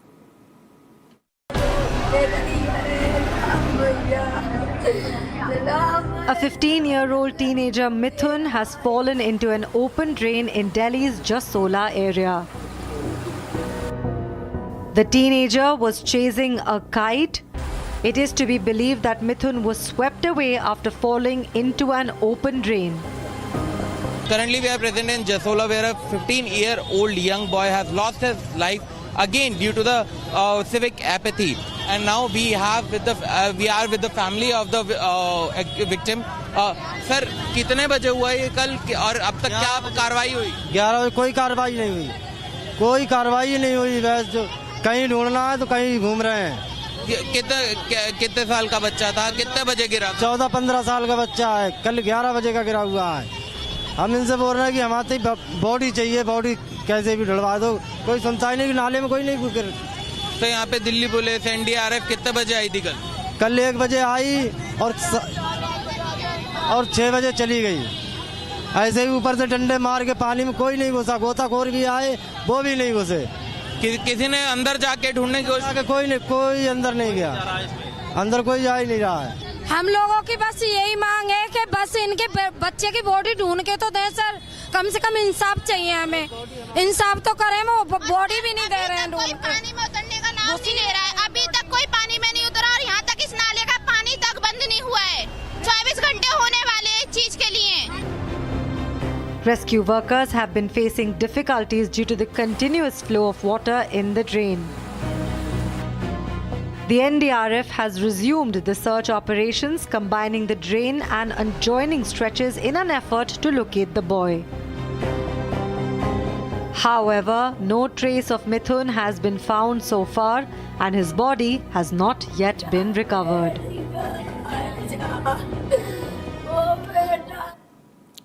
And moving on, the wildfire situation in Spain's Valencia region remains serious, with emergency crews battling flames that have spread rapidly in recent days. The blaze, triggered by lightning, has forced evacuations and prompted authorities to raise the emergency level. Firefighters are now continuing efforts to contain the fire. Take a look at this report for more.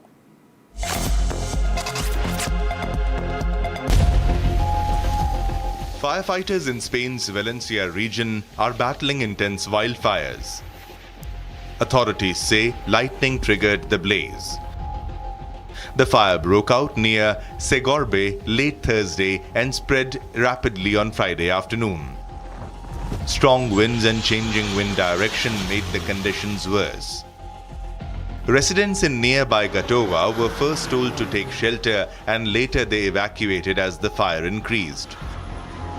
More than 1,000 people were forced to leave their homes, and many of those evacuated even feared for their properties. Emergency crews continued fighting the flames on Saturday. Aerial firefighting teams were brought in to help contain the blaze. Spain's military emergency unit also joined the operation. Firefighters from across Valencia are assisting on the ground. Authorities have raised the wildfire emergency to level 2. Crews are continuing efforts to bring the fire under control. And moving on, as India celebrates National Space Day, the Indian government's push for increased private sector participation continues. While interacting with the startup CEOs and founders of 20 space startups, Prime Minister Narendra Modi emphasized that India must attract global space talent and investment, stressing that when the world thinks of space, it should look towards India. Here's more on the interaction and Prime Minister Narendra Modi's special message. Take a look.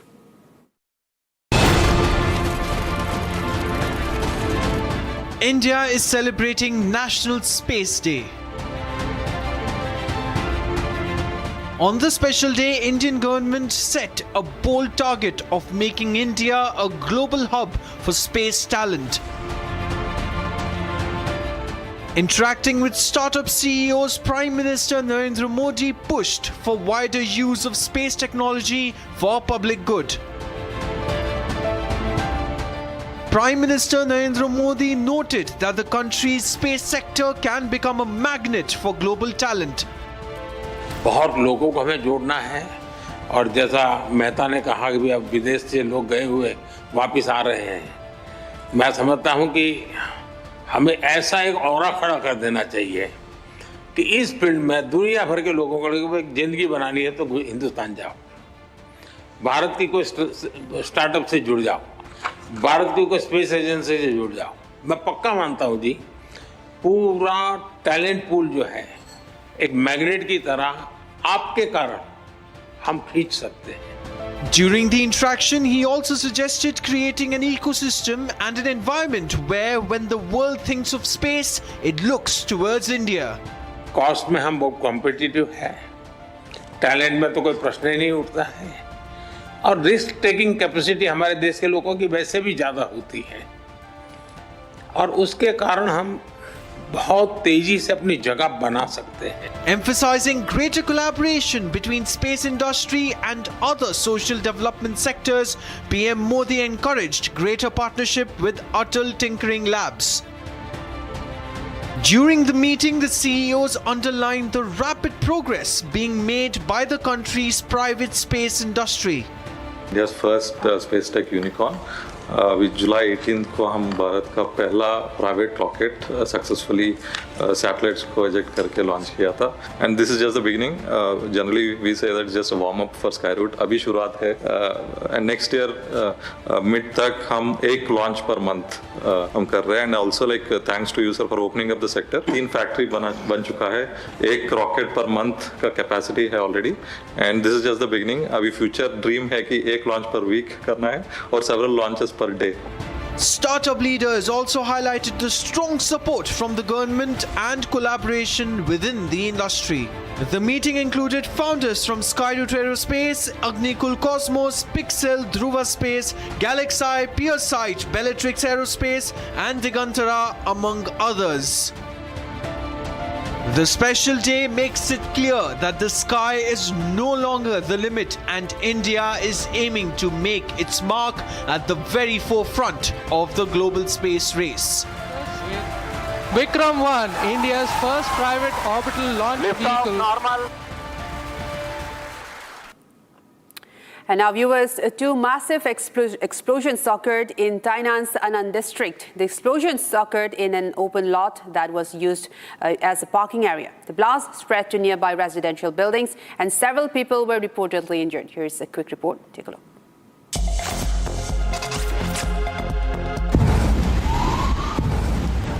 Two massive explosions rocked Tainan area of Taiwan.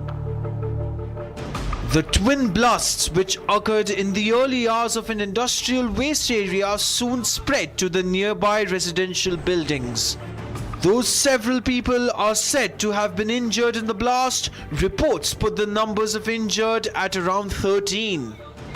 Firefighters soon reached the spot after being alerted about the incident. Around 144 personnel battled the blaze and the fire was brought under control after a prolonged firefighting operation.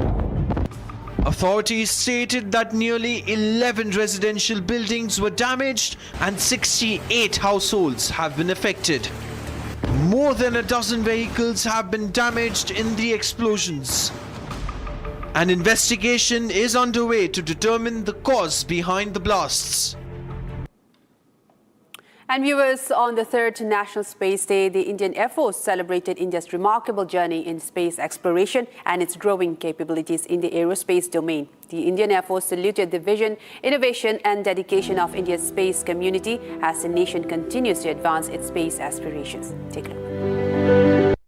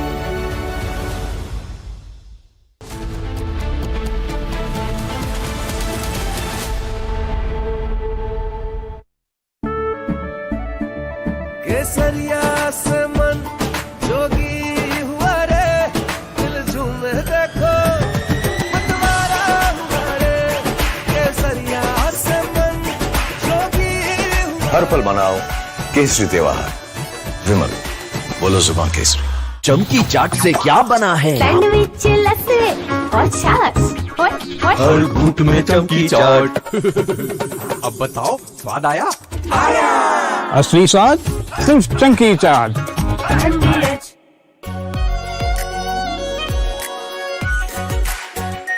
Are pure shahi paneer masala delicious healthy everyday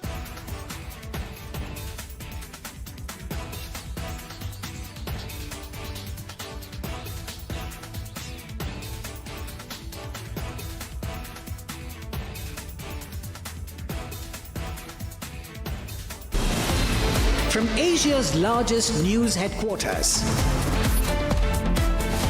setting the agenda for Bharat.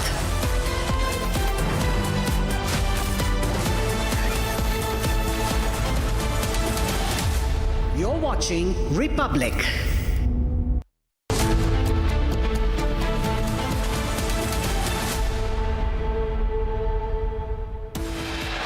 Headlines brought to you by Canara Bank. Together we can.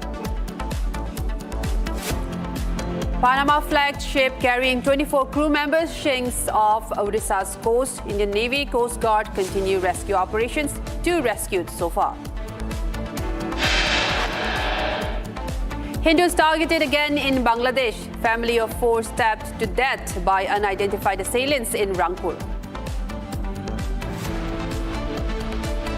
Supreme Court sets aside National Green Tribunal order holding Art of Living responsible for damage to Yamuna Plains. Top court says that there is no direct evidence that Art of Living caused damage to Yamuna's fragile ecosystem. India celebrates its 3rd National Space Day today, marking the country's remarkable journey in space exploration.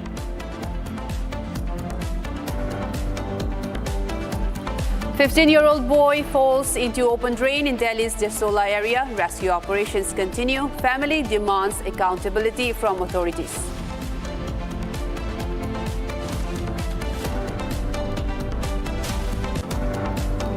National Security Advisor Ajit Doval in China tomorrow to hold talks with Chinese Foreign Minister Wang Yi on Tuesday over the boundary dispute issue.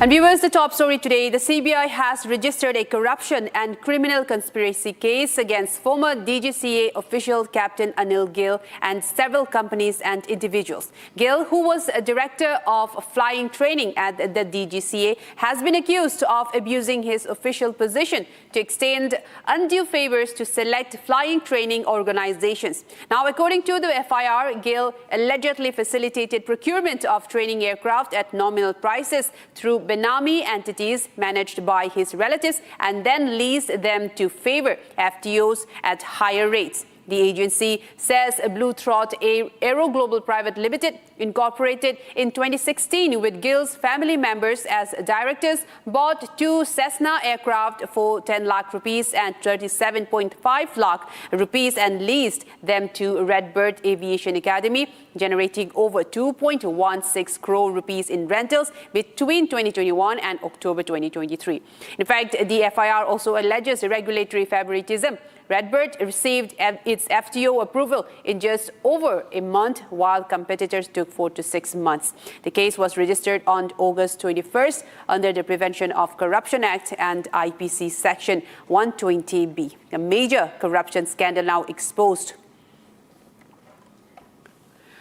My colleague Harsh joins us to give us more details in this. Harsh, this now exposes a major corruption, and not just that, a favoritism that was played by the ex-DGC official, where he was taking the benefits by leasing this to the known aircraft aviation centers, schools, where he was taking advantage of all of this, and he was giving his relatives this privilege, we should say, and major scandal of the corruption where he was taking favoritism with this aviation center. Tell us more in the details that you know so far. Right, Amrita. Now, the Central Bureau of Investigation has filed an FIR in this regard. In fact, several sections of corruption have been invoked. This is a case that is registered against the ex-DGCA official Anil Gill. And in fact, I have the entire 10-page document with me, 10-page FIR that has been registered by the Central Bureau of Investigation. Republic earlier accessed this document by the Central Bureau of Investigation itself. Now, this document has invoked Prevention of Corruption Act with sections 11, 12 and IPC section 120B. So several sections of IPC, several other sections of corruption have been invoked against the official who in fact was serving the Directorate General of Civil Aviation in past. And this, in a clear word, is a case of corruption, because if these documents, in fact, all our sources are to be believed, between 2021 and between 2023 October, nearly 2.16 crore funds were misused. In fact, these were the funds that were generated by the accused ex-DGCA official Anil Gill. And in fact, this is a case of regulatory favoritism, misuse of his public position, his official position, and that is exactly why we are seeing the Central Bureau of Investigation now finally coming in action. So this is a case that has been registered. In fact, 4 aviation companies have been named in the FIR that we have with us. So this, in a clear word, the Central Bureau of Investigation has clearly pointed out that this is a case of corruption. In fact, there is a mention of one of his cousins. So this is a case where his relatives and close friends are also involved. So that is again, we are pointing out that this is a case of regulatory favoritism and privilege that has been given to some of his close friends, cousins, his relatives, and that is exactly now we are seeing the Central Bureau of Investigation has registered an FIR in this regard. This in fact is a 10-page FIR where several sections have been imposed, and Republic have now exclusively accessed this document. This is the document that we have with us, and this is in clearer words a case of corruption, rupees 2.16 crore of money laundering, and that is exactly why Harsh, in we are fact, seeing... yes, Harsh. In fact, we would like to go into the details of the CBI FIR copy that Republic has access on that. The former DGCA official have been booked over alleged corruption, regulatory favoritism, and that's what the CBI has said, and has now registered a case against the former DGCA director of Flying Training Captain Anil Gill, alleging abuse of official position, undue favors to select flying training organizations, and criminal conspiracy. In fact, as my colleague was saying, the FIR has named Blue Throat Aero Global Private Limited, Redbird Aviation Academy Private Limited, Sabers Corporate Solutions Private Limited, and Sandhills Aviation IFSC Private Limited, along with their directors and other unknown public servants and private persons. And I'll quickly go back to Harsh on this. In fact, Harsh, you were also saying this is exclusively accessed by Republic, the CBI FIR that has named 4 aviation organizations. In fact, Harsh, could this be just one among many that has been practicing such corruption and undue favoritism to their select aviation organizations, as now this FIR has named 4 aviation organizations that were close and relatives, run by relatives of Anil Gill. But could this be just one of many, according to you, that you have been tracking this story from the past many days? Right, Amrita, now because this is a case of regulatory favoritism, so we have already pointed out that there is a cousin who is involved in this matter. In fact, he's the cousin who has also been named in the CBI FIR that we have with us. So there is multiple lapses that can be seen. There are multiple lapses. In fact, this is, in clearer words, a case of regulatory favoritism. In fact, privileges were given to some of his relatives, some of his close family friends, and that is exactly why this entire corruption has been busted. If this FIR is to be followed, as per the FIR that has been lodged by the Central Bureau of Investigation between 2021 and 2023 October, nearly 2.16 crore rupees were misused. In fact, this is a case of corruption. That is exactly why this charge sheet has been invoked against the culprit ex-DGCA official, Anil Gill is his name. And there are multiple companies that are in fact involved in this matter, 4 different aviation companies as we earlier pointed out. And these are the companies that have also been mentioned in the first information report that has been filed by the Central Bureau of Investigation. So this in a clear way is a case of corruption. Plus this is a case of regulatory favoritism where privileges were given by this ex-DGCA official to some of his close friends, some of his relatives. In fact, all of these 4 companies that have been named in the FIR also belongs to these people who are very close to this ex-DGCA official who now in fact have been booked by the Central Bureau of Investigation. Amrita. That's right. Thank you so much, Harsh, for giving us all of those details in this story. Thank you so much. And now, viewers, we move on to another top story. Canada-based gangster Goldie Brar has allegedly admitted in a leaked audio clip to killing Hardeep Singh Nizar, the wanted Khalistani terrorist whose murder outside a Sarai Gurudwara in 2023 precipitated one of the worst diplomatic crises between India and Canada. Now, Goldie Brar has made the claim during a conversation with Khalistani terrorist Paramjit Singh Pamma, and where he allegedly told Pamma in this clip that he, in fact, Nizar groomed and incited 16 to 17-year-olds to sell drugs. He also claims that Nizar, who blackmailed young people into selling drugs and becoming informants. Nizar also supported and strengthened these individuals so that he could use them when necessary. This has been claimed in this audio leak that we have accessed. Let's go to the audio clip first and go to our reporters for more updates. ਵੀ ਜਿਨ੍ਹਾਂ ਨੇ ਚਿੱਟਾ ਵੇਚਣ ਵਾਲਿਆਂ ਨੂੰ ਨਿੱਕੇ ਨਿੱਕੇ ਨਿਆਣਿਆਂ ਨੂੰ 16 17 ਸਾਲਾਂ ਦੇ ਜਵਾਕਾਂ ਨੂੰ ਬਲੈਕਮੇਲ ਕਰਕੇ ਆਪਦੇ ਕੇਸਵਾਰ ਬਣਾਇਆ, ਜਿਨ੍ਹਾਂ ਨੇ ਕੋਈ ਚਿੱਟਾ ਵੇਚਣ 'ਚ ਕਸਰ ਨਹੀਂ ਛੱਡੀ, ਕੋਈ ਮੁਖਬਰੀਆਂ ਕਰਨ 'ਚ ਕਸਰ ਨਹੀਂ ਛੱਡੀ, ਉਹਨਾਂ ਨੂੰ ਭਾਈ ਨਿੱਜਰ ਵਰਗਿਆਂ ਨੇ ਸਟਰੋਂਗ ਕੀਤਾ, ਮਜ਼ਬੂਤ ਕੀਤਾ ਤਾਂ ਕਿ ਉਹ ਹਰੇਕ ਮਾੜੇ ਚੰਗੇ ਬੰਦੇ ਤੇ ਹਵਾ ਕਰ ਸਕਣ। ਠੀਕ ਹੈ, ਤੇ ਇਹ ਵੀ ਸਾਡਾ ਪੱਖ ਆਊਗਾ ਵੀ ਸਾਨੂੰ ਇਹ ਮਰਦਾਂ ਨੂੰ ਵਕਤ ਚੱਕਣਾ ਪਿਆ। ਠੀਕ ਹੈ, ਵੀ ਚੰਗਾ ਬੰਦਾ ਵੀ ਜੇ ਕੋਈ ਗਲਤੀ ਕਰੂਗਾ ਉਹਨੂੰ ਭੁਗਤਣੀ ਪੈ ਸਕਦੀ ਹੈ। ਚੰਗੇ ਕੰਮ ਕੀਤੇ ਹੋਣਗੇ ਉਹ ਵੀ ਤਾਂ ਭੁਗਤਣੀ ਪੈਣੀ ਨਾ। ਵੀ ਜਿਨ੍ਹਾਂ ਨੇ ਚਿੱਟਾ ਵੇਚਣ ਵਾਲਿਆਂ ਨੂੰ ਨਿੱਕੇ ਨਿੱਕੇ ਨਿਆਣਿਆਂ ਨੂੰ 16 17 ਸਾਲਾਂ ਦੇ ਜਵਾਕਾਂ ਨੂੰ ਬਲੈਕਮੇਲ ਕਰਕੇ ਆਪਦੇ ਕੇਸਵਾਰ ਬਣਾਇਆ, ਜਿਨ੍ਹਾਂ ਨੇ ਕੋਈ ਚਿੱਟਾ ਵੇਚਣ 'ਚ ਕਸਰ ਨਹੀਂ ਛੱਡੀ, ਕੋਈ ਮੁਖਬਰੀਆਂ ਕਰਨ 'ਚ ਕਸਰ ਨਹੀਂ ਛੱਡੀ, ਉਹਨਾਂ ਨੂੰ ਭਾਈ ਨਿੱਜਰ ਵਰਗਿਆਂ ਨੇ ਸਟਰੋਂਗ ਕੀਤਾ, ਮਜ਼ਬੂਤ ਕੀਤਾ ਤਾਂ ਕਿ ਉਹ ਹਰੇਕ ਮਾੜੇ ਚੰਗੇ ਬੰਦੇ ਤੇ ਹਵਾ ਕਰ ਸਕਣ। ਠੀਕ ਹੈ, ਤੇ ਇਹ ਵੀ ਸਾਡਾ ਪੱਖ ਆਊਗਾ ਵੀ ਸਾਨੂੰ ਇਹ ਮਰਦਾਂ ਨੂੰ ਵਕਤ ਚੱਕਣਾ ਪਿਆ। ਠੀਕ ਹੈ, ਵੀ ਚੰਗਾ ਬੰਦਾ ਵੀ ਜੇ ਕੋਈ ਗਲਤੀ ਕਰੂਗਾ ਉਹਨੂੰ ਭੁਗਤਣੀ ਪੈ ਸਕਦੀ ਹੈ। ਚੰਗੇ ਕੰਮ ਕੀਤੇ ਹੋਣਗੇ ਉਹ ਵੀ ਤਾਂ ਭੁਗਤਣੀ ਪੈਣੀ ਨਾ। My colleague Saurav joins us to give us more details in this. Saurav, this is the audio clip that we have been listening to.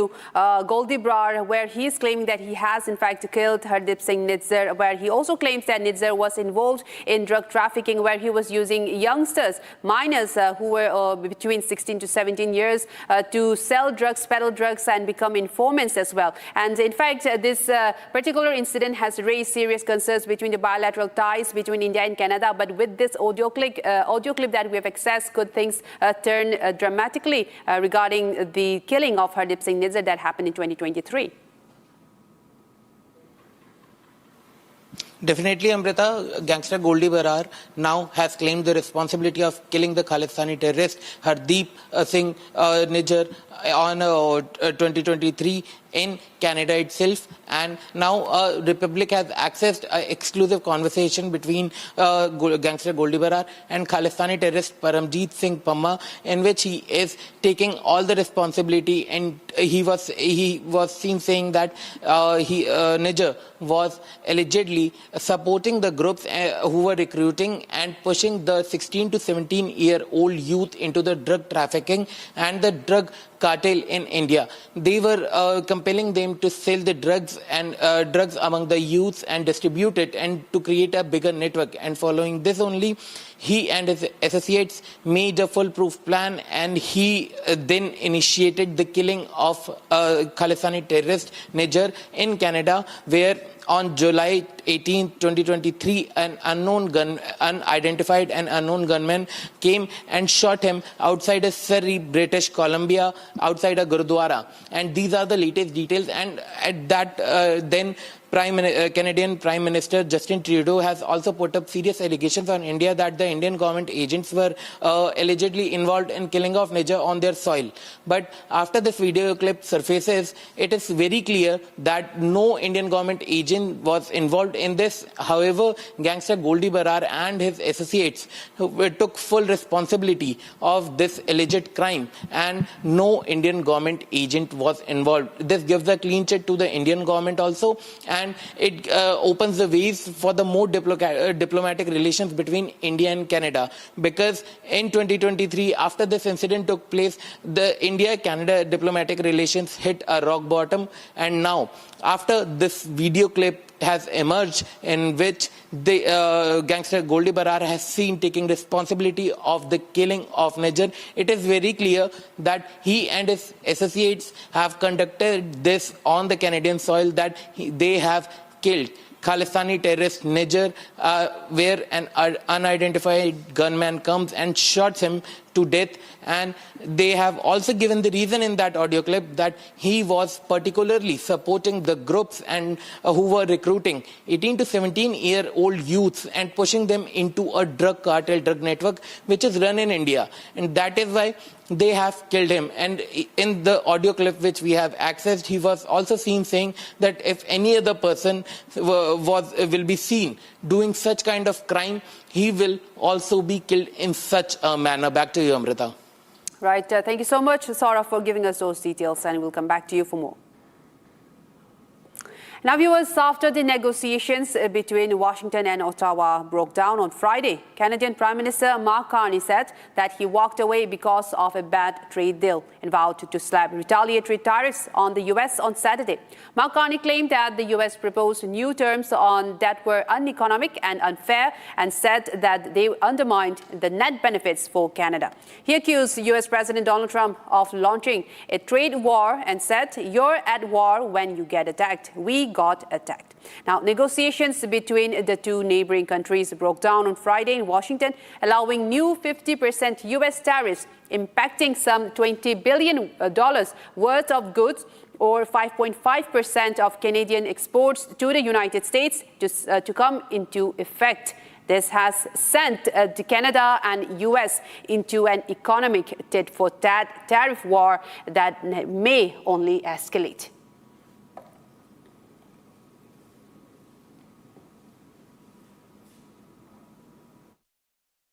It is a trade war that America and Canada have not been able to come to mutual tariffs. If you look at the total number of, the trade volume which is being impacted, US and Canada have a bilateral trade in goods of around anywhere between $700 to $800 billion, out of which about $20 billion of Canadian exports to America were being subject to some tariffs which America was asking for, which some of them Canada had agreed, but some it did not. The larger question, I think, why the deal simply collapsed were the terms which America was asking Canada to abide by. One of the terms of the deal, apart from the tariffs, was that Canada will not enter into free trade agreements with other nations without an okay from the US. Now, that is quite something. And that is what Carney mentioned when he said that the deal was impinging our sovereignty. So that was one condition. Second was that America would have the right to first refusal of all critical minerals which were being mined or produced in Canada. So that would mean that Canada would have to first ask the US, do you want to buy? If US wanted to buy, it would have to sell to US before it would sell those critical minerals to other countries. That again is, I think, a question of sovereignty. The third issue which I find a key, and again which Carney mentioned, he said that there were cultural conditions, and the conditions therein which the Americans were asking was, Canada has a substantial number of French-speaking population, also particularly in the province of Quebec. So the labeling requirements for many consumer goods in Quebec require the products to be labeled both in English language and French language. Now, the Americans were saying that no, our goods which go into Canada will be labeled only into English. So that is somewhat a cultural, impact. And moving on, sugar prices are rising sharply across India, with retail prices climbing nearly 16% in just a month. The centre has now moved to cool prices, allowing duty-free imports and tightening stock limits. Here's a closer look at what's pushing the sugar prices higher and what the government is doing to contain the rise. Take a look. Sugar prices are soaring, with retail prices climbing from 48 rupees per kilogram on July 20 to 55 rupees on August 20. That's a rise of nearly 16% in just 1 month. But the centre has rejected claims that ethanol production is behind the spike, pointing instead to lower domestic output, weather-related crop damage, festive demand and hoarding. The biggest pressure point is domestic production. Sugar output for the current season is now estimated at around 306 lakh metric tons, sharply below the initial estimate of 343 lakh tons. The government says sugarcane crops have been hit by diseases, including red rot and top borer, while excessive rainfall and waterlogging have also affected production. The government has firmly rejected the ethanol theory behind the price rise. The share of sugar diverted for ethanol production has actually fallen to around 9% in the 2025-26 season from about 12% in 2022-23. The centre also says nearly 3/4 of India's ethanol production now comes from grains, particularly maize, rather than sugarcane. Adding to the supply pressure is a rise in demand ahead of India's festive season. With Ganesh Chaturthi, Daspara and Diwali approaching, sugar consumption is expected to increase. The government has also flagged speculation and hoarding by some sections of the industry as factors contributing to the sharp rise in prices. It has ordered physical verification of sugar stocks at mills to check artificial scarcity. To cool prices and ensure adequate supplies, the centre has approved duty-free imports of 10 lakh metric tons of raw sugar. Stock holding limits have also been tightened, with bulk consumers restricted to 15 days of consumption from September 1. Dealers have been capped at 400 tons until November 30. The government expects early crushing from October 15 to boost availability ahead of the festive season. The pressure is not limited to India. The government estimates a global sugar deficit of around 33 lakh tons in 2026-27, with adverse weather affecting production worldwide. International sugar prices have risen from $474 per ton on June 30 to $552 on August 20. For Indian consumers, the government says domestic stocks remain adequate until the new crushing season. But the next few months will be crucial for keeping prices under control. And our viewers, moving on to another story. A 5.9 magnitude earthquake struck eastern Japan, strongly shaking Tokyo and surrounding areas. At least 5 people were injured, while transport services were disrupted and limited infrastructure damage was reported. Authorities confirmed there was no tsunami threat and no abnormalities at nuclear facilities as damage assessment continues. More details in this report.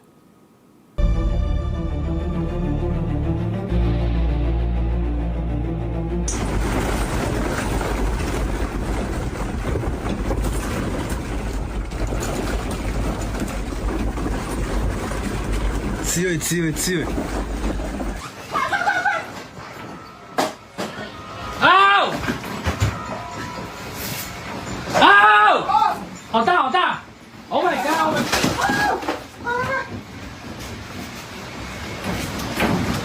还在哦！停了。 A moderate earthquake with a preliminary magnitude of 5.9 struck eastern Japan early Sunday, shaking the Tokyo area. At least 5 people were injured, while officials said more injuries were being investigated.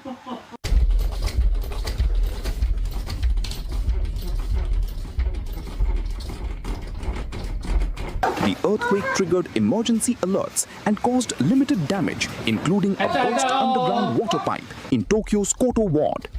Power was also temporarily cut to around 460 homes before being restored.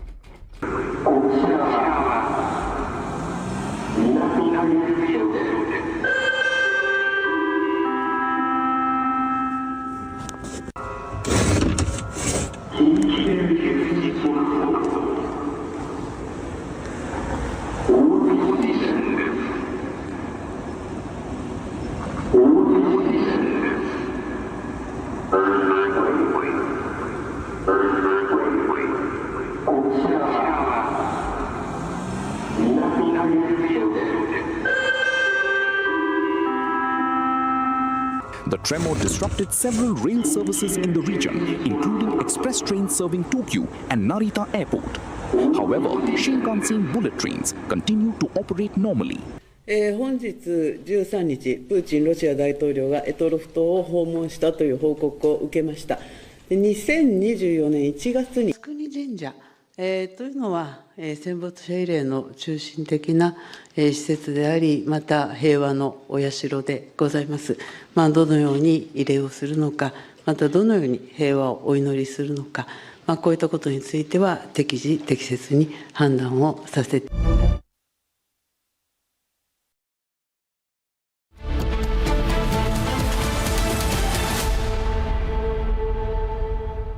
रंग रंग रंग रंग रंग रंगीन रे देखो कैसे भी हो दिन रंग बना रहे वो जो पेंट्स रंग बना रहे रंग रंग रंग रंगीन रे देखो कैसे भी हो दिन रंग रंग रंग बना रहे रंग रंग रंग रंगीन रे देखो कैसे भी हो दिन रंग रंग रंग बना रहे रंग रंग रंग रंगीन रे रंग रंग रंग बना रहे वो जो पेंट्स रंग बना रहे केसरिया से मन जोगी हुआ रे दिल झूमे देखो मतवारा हुआ रे केसरिया से मन जोगी हुआ हर पल मनाओ केसरी त्योहार विमल बोलो जुबान केसरी आर प्योर सूजी पास्ता उबालो मिलाओ और खाओ 8 मिनट में तैयार। क्या टेस्ट है सबका राजा आर प्योर मसाला। चमकी चाट से क्या बना है? सैंडविच लस्सी और छाछ हर घूंट में चमकी चाट ड्राई फ्रूट और दही बड़े। चमकी चाट से स्वाद बढ़े। असली स्वाद सिर्फ चंकी चाट। सेनको से मेरा नाता सालों पुराना है। ये मेरे लिए बस एक ब्रांड नहीं है, ये है एक लेगेसी। मेरी शादी के ये कंगन सेनको से ही लिए थे, क्योंकि ऐसी बारीक कारीगरी और कहाँ। इसीलिए सेनको इंडिया का amongst most trusted jewellery brand as nominated by the TRA। अब मैं क्या ही बोलूं। परिवार अटूट भरोसा। कुछ तो सस्ता लो सब बढ़िया लो। इसमें क्या खास बात है? थोड़े में ज्यादा स्वाद यही तो है इसकी खास बात। मसाला चमकी चाट से क्या बना है? सैंडविच लस्सी और छाछ हर घूंट में चमकी चाट ड्राई फ्रूट और दही बड़े। चमकी चाट से स्वाद बढ़े। असली स्वाद सिर्फ चंकी चाट।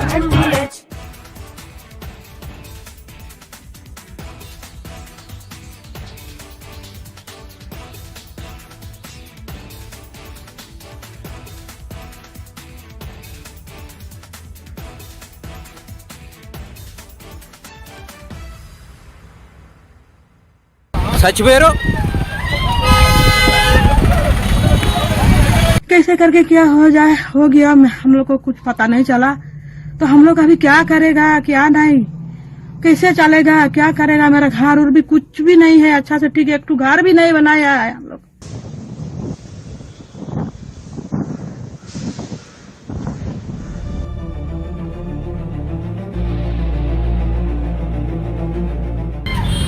स्टॉप यूजलेस फेलो మైండ్ ఉందా అబ్బే అవులే చచ్చిపోయారు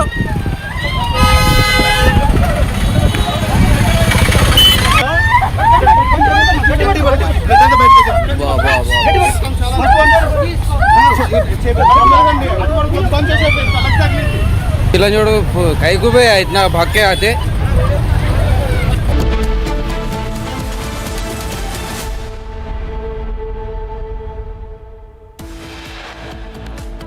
Coming up after a very short break, National Security Advisor Ajit Doval in China tomorrow to hold talks with Chinese Foreign Minister Wang Yi on Tuesday over the boundary dispute issue. Stay tuned.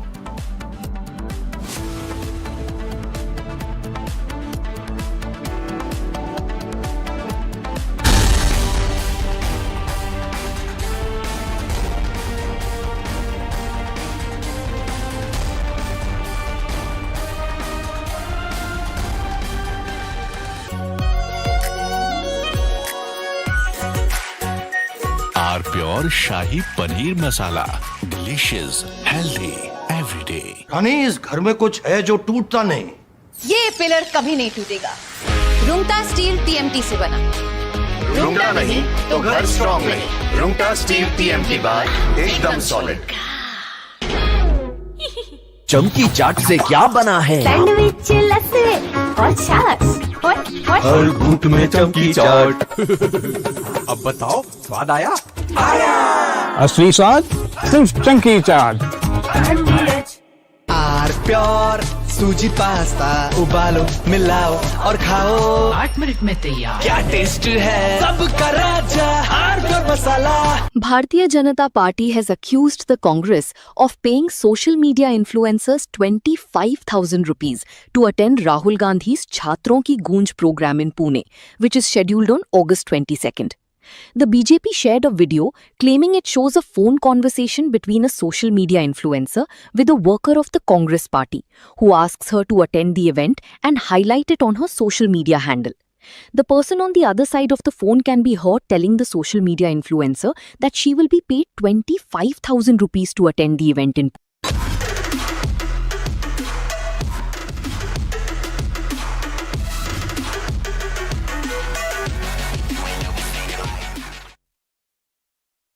Hi there, welcome back to your favorite deep dive show on stories contemporary and consequential for India.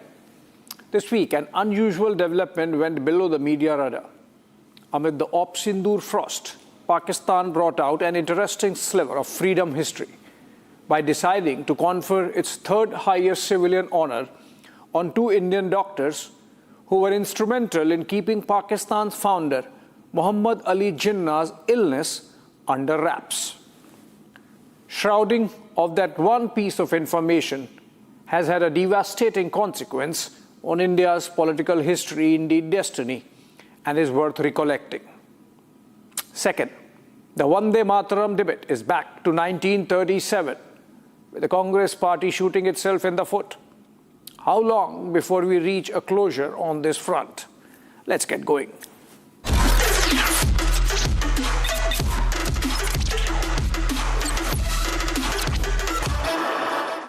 This week, Pakistan bestowed one of its highest civilian honors, the Nishan-e-Quaid-e-Azam, to two Mumbai doctors posthumously, Dr. Jal Rotanji Patel and Dr. Jal Daibu, one physician and another radiologist. Both Parsis were Muhammad Ali Jinnah's doctors and had diagnosed his lung ailment in 1946. That took his life in 1948. A year after independence and partition. The duo have been rewarded by Pakistan for keeping Jinnah's failing health a secret from the world.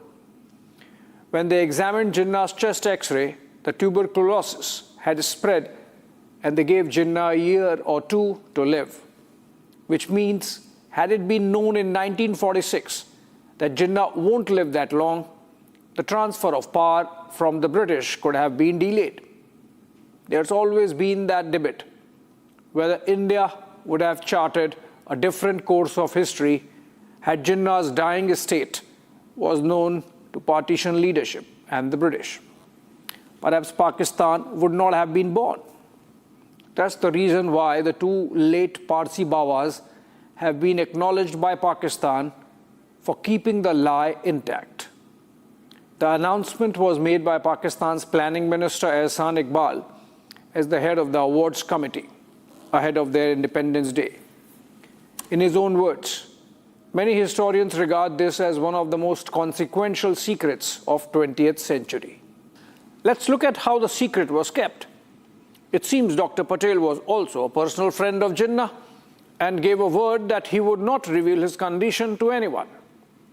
The doctors did not create duplicate paper trails or register the files under Jinnah's real name in hospital ledger books, or speak of the diagnosis to colleagues. Immediately after receiving his fatal prognosis, Jinnah took the physical X-ray film and clinical notes to his private residence and locked them up in his personal safe in an unmarked envelope. No medical files were left at the clinic or hospital, thus ruling out any public scrutiny. Now that's where the carefully crafted project to hide Jinnah's health secret begins. It was a standard medical protocol in those days for advanced tuberculosis patients to get admitted into a specialized mountain sanatorium. Jinnah completely refused this. He knew checking into a sanatorium would be an immediate red flag to the British intelligence. Instead, he chose to suffer in public, treating his symptoms privately. The problem, in fact, had begun 2 decades earlier. In 1927, Jinnah was a member of the Central Assembly. According to biographer Stanley Wolpert, who wrote the book Jinnah of Pakistan, the Delhi winters did not suit him, and he often suffered from severe attacks of cold and flu. This may have marked the beginning of the complex and compounded malignant lung disease that would take his life 21 years later. League leader Hassan Ispahani told Wolpert that Jinnah was continuously coughing, but due to his smoking habit, as much as 50 cigarettes a day sometimes, everybody thought this was a smoker's cough.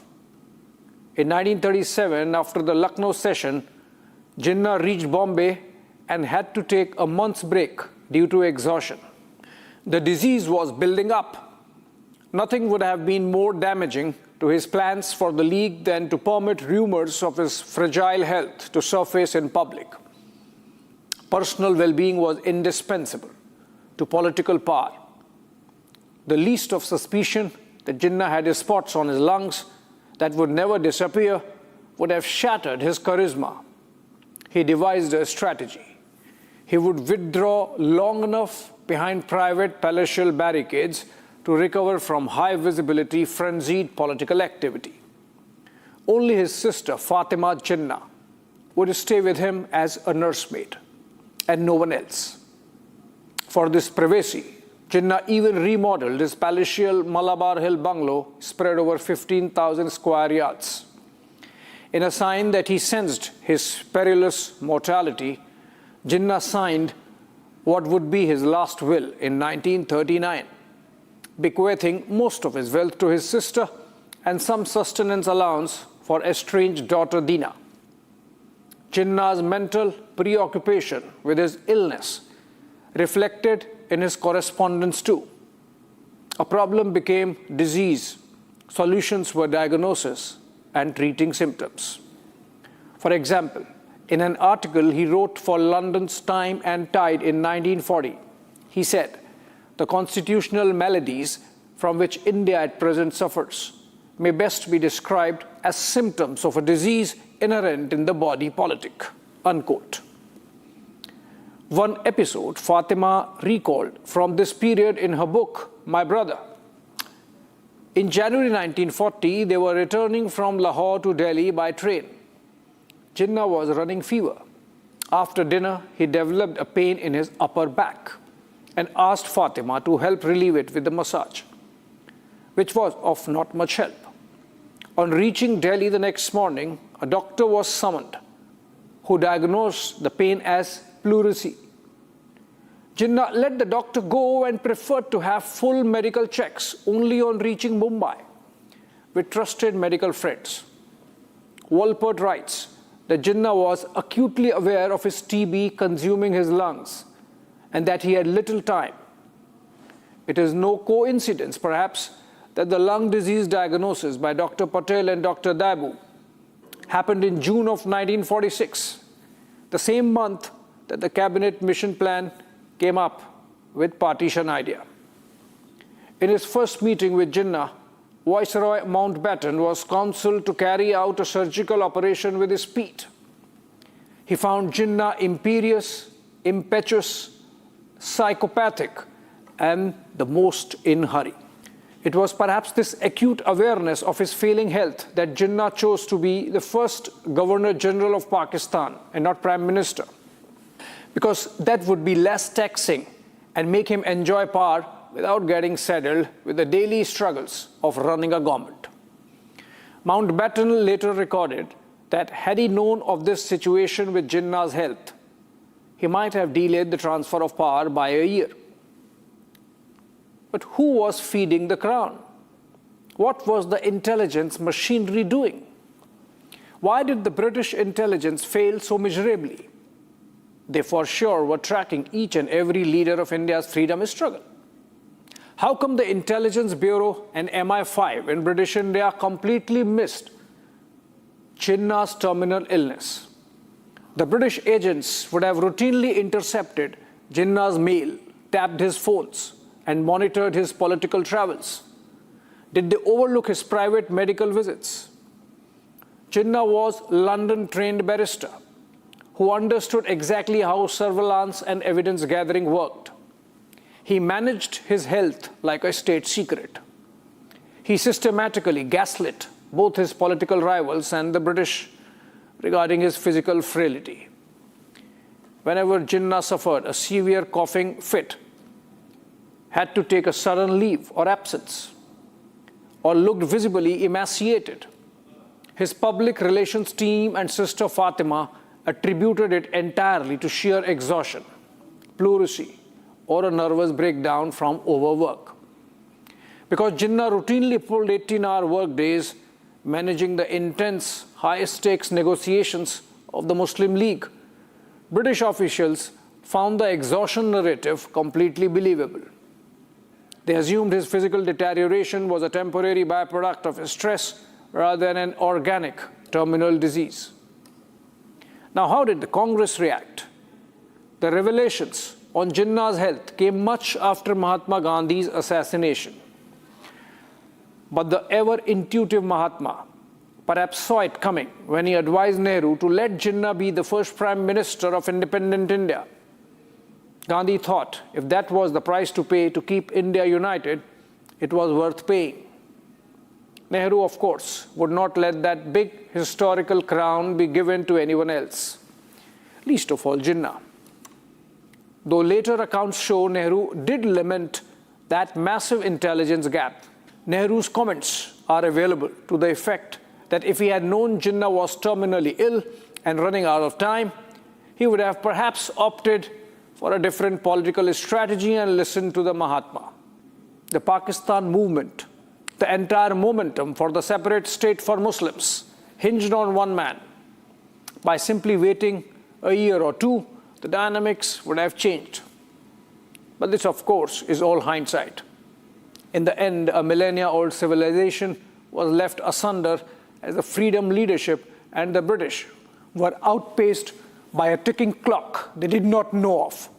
There are accounts from Pakistan, like from the book by Lieutenant Colonel Dr. Elahi Baksh, who treated Jinnah in his last days in Ziyarat and Karachi, of how Jinnah regretted making Pakistan and had that itch or yearning to get back to Mumbai. The relationship between Jinnah and Liaquat Ali Khan had completely broken. Walpert records how when Khan came to inquire about Jinnah's health at Ziyarat, the Pakistan founder told his sister that he had come just to check how long the leader would live and that Liaquat wanted him dead. The incidents of the last day of Jinnah have been encapsulated by Elahi Baksh, the Pak Army doctor who was treating him in his last few months. On September 11, 1948, as Jinnah's health deteriorated, he was brought to Karachi. Dr. Baksh records that the Dakota aircraft at Quetta that was meant to fly them to Karachi had little oxygen in its cylinders.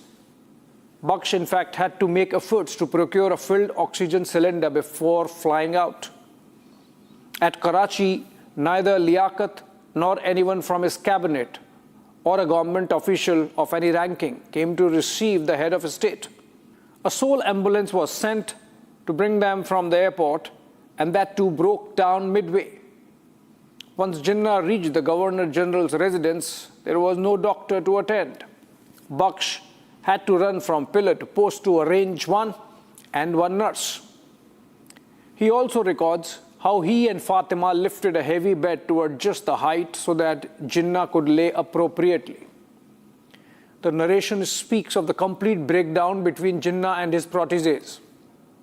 The Liaquat government, in fact, banned Colonel Baksh's book, and the Ayub government commissioned a sanitized state biography of Jinnah by journalist Hector Bolito. This official story of the life of Jinnah was found so doctored by Fatima, Jinnah's sister, that she wrote a counter, My Brother, which too was banned by the government of Ayub Khan. Such are the ways of Pakistan.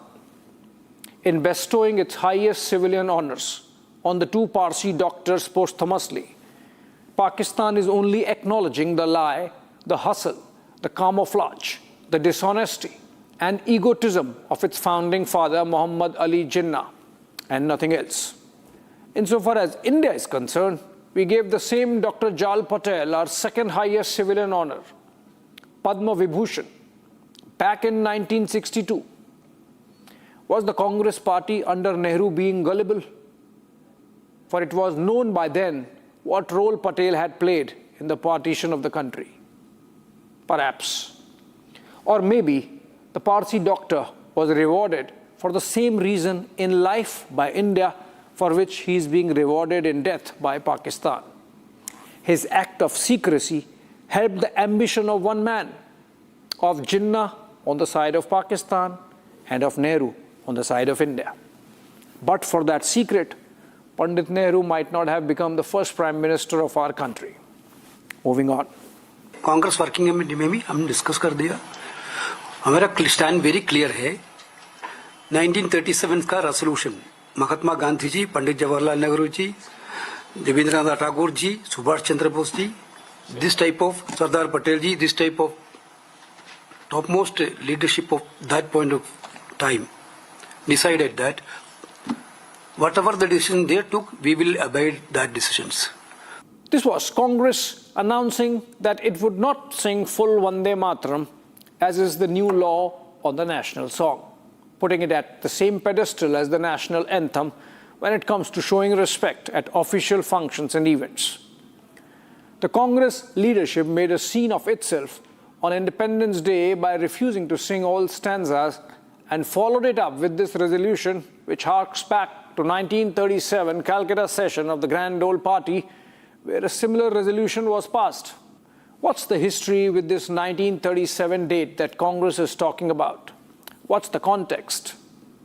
In the last segment, we saw how a gullible Congress party awarded nation's third highest civilian honor to Dr. Jal Patel, the same doctor who kept Jinnah's lung illness a secret in the name of Hippocratic oath, thus inadvertently becoming party to the partition machinations of the wily founder of Pakistan.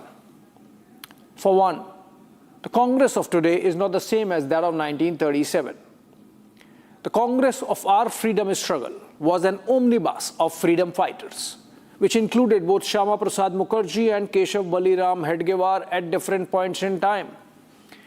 It also included communists like M.N. Roy and Islamo-separatists like Muhammad Ali Jinnah.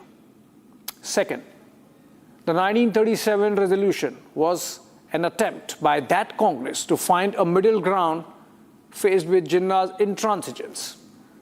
Under pressure from an increasingly belligerent Muslim League, Nehru, Bose and Gandhi deliberated on how to prevent Vande Mataram from becoming a bone of contention. The freedom leaders were anxious that it should not divert from the building momentum towards full independence as the world stood at the cusp of World War II. Nehru wrote to Bose and confabulated with Rabindranath Tagore. The latter of October 20, 1937, is instructive of both Nehru's thinking and his connect, or lack of it, with India, of which he lay claim to leadership. He had to procure an English translation of Bankim Chand Chatterjee's Anandamath to get the full import of the debate. And he found the Sanskritized Bengali of the song complex and difficult to follow without a dictionary. But that's besides the point. After due deliberations, the Freedom Congress came to the conclusion that the first two stanzas of Vande Mataram skirted the controversy, that they only alluded to a motherland that was all bestowing of its benevolence without discrimination. Bose, Patel and Rajaji, hard-nosed as they were, thought this would not pacify the opponents. That's exactly what happened. Within months, the Muslim League of Jinnah came back with a rebuttal. In its Calcutta session in April of 1938, the League denounced Congress for even adopting those first two paras, terming it Congress anthem. The League of Jinnah called the CWC resolution a callous disregard of the feelings of Muslims of India. The League resolution said that the song was not merely anti-Islamic and idolatrous in its inspiration and ideas, but also subversive of the growth of genuine nationalism in India. Cut to the Constituent Assembly debates of 1946 to 1950, and the Vande Mataram debate came back with equal vehemence. One would have thought those elements who objected to the freedom song had carved their separate destiny and gone their separate way with Pakistan. But no. Those who were left had exact same opposition to Vande Mataram, and it did not matter that it was 6 stanzas or 2. In fact, it's recorded history that Muslim members of the Constituent Assembly joined the freedom session on the midnight of August 14-15 in the Central Hall of Parliament only after the Vande Mataram rendition by Sucheta Kripalani was over. Guess what? Not 6 or 4 or 2. Only 1. The first stanza was sung, but even that was boycotted. During the Constituent Assembly sitting of August 26, this planned boycott was brought to notice by member H.V. Kamath. For those who say that the singing of entire Vande Mataram, as has been made mandatory by the Modi government, makes the opponents double down, remember this piece of history. They doubled down against one stanza as well. What Kamath said in exasperation in 1947 rings true today as well. It is not about the song's structure. It is about the soul and the sentiment. Do you share that sentiment or not? Because if you don't, then today's dissent is not different than Jinnah's. In the light of this, let's look at some of the voices that oppose in today's situation. मेरा point of view है कि यहाँ पे काफ़ी religion के लोग रहते हैं, मजहब के लोग रहते हैं जो एक गॉड में विश्वास करते हैं, single god, not many gods. और वंदे मातरम के जो स्टैंजा है वो वंदना करते हैं मैनी गॉड्स. आप पढ़ेंगे उसको तो आपको पता चलेगा, उसमें all the gods are mentioned by name. तो वो जो एक रिलीजन में विश्वास करते हैं उनके लिए मुश्किल है कहना. देश से माफी नहीं मांगनी, कौन मना कर रहा है? खाओ वंदे मातरम. हम इन्हें नया नया प्रेम जागा है वंदे मातरम से. हमारे यहाँ तो 1904 से गाया जा रहा है, और जो गुरु रविन्द्रनाथ टैगोर ने अप्रूव किया था वही गाया जा रहा है. तुष्टिकरण क्या है? तो ये गा लेते ना, ये जो अंग्रेजों के पिट्ठू बैठे हुए थे वहां पे उस वक्त, इनके महापुरुष जिन्हें बना रहे हैं ये, वो गा लेते. The arguments are same as those in 1937 or 1947. But the Congress party refuses to learn, or is deliberately indulgent for its narrow vote bank considerations. Remember, in 2006, it was the centenary of Vande Mataram firing the imagination of the then Gen Z in 1906 during the partition of Bengal protests. The Congress-led UPA was in power, and under compulsions of politics, the HRD ministry of Arjun Singh issued a circular for singing of Vande Mataram. Protests broke out by the ulema. All hell broke loose. The Deoband seminary issued a fatwa, and the Congress cowered, rolled back the circular and its obligatory part. From 1923, when Maulana Muhammad Ali walked out of Vande Mataram despite being Congress president, to this year's Independence Day, when so ignominiously Sonia Gandhi objected to the rendition even as the national song was on. It's a story of Congress legitimizing separatism in the name of dissent and freedom to choose. The nation has paid dearly each time. The Modi government amendment to the National Emblems Act is a blowback against that endless compromise that Congress has come to represent. Compromise with forces that refuse to evolve from medievalism. Intransigent forces that refuse to meld, that refuse to identify with their millennia-old roots. Forces that believe that they can course the nation every century, forever. It's a national test. Thanks for watching.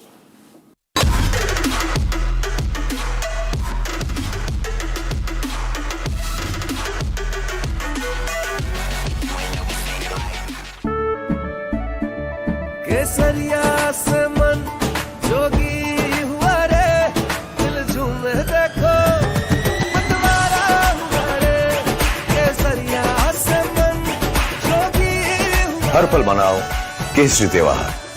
विमल, बोलो जुबान केसरी। कुछ तो सस्ता लो, सब बढ़िया लो। इसमें क्या खास बात है? थोड़े में ज्यादा स्वाद, यही तो है इसकी खास बात। चमकी चाट से क्या बना है? सैंडविच, लस्सी और छाछ। हर घूंट में चमकी चाट। अब बताओ स्वाद आया? असली स्वाद सिर्फ चंकी चाट। सेनको से मेरा नाता सालों पुराना है।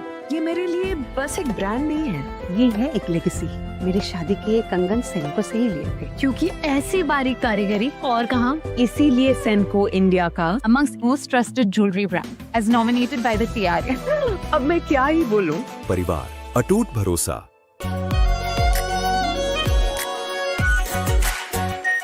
Are pure shahi paneer masala, delicious, healthy everyday. चमकी चाट से क्या बना है? आलू चाट या फ्रूट चाट। स्वाद बढ़ाए चमकी चाट।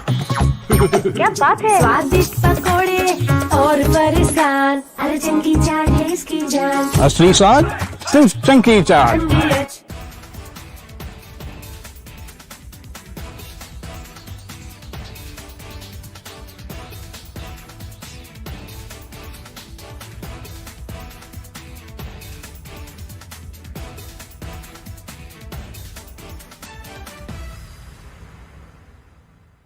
सच बेरो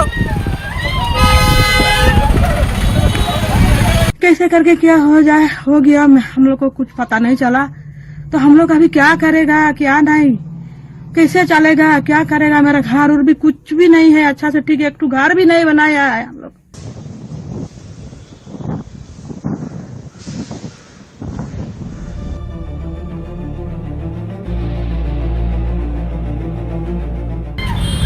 स्टॉप। यूजलेस फेलो, మైండ్ ఉందా అబ్బే? హౌలే చచ్చిపోయారు.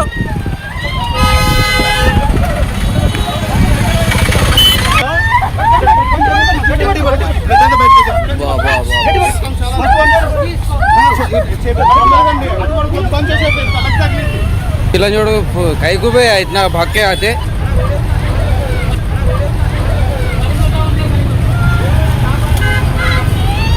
मर गए।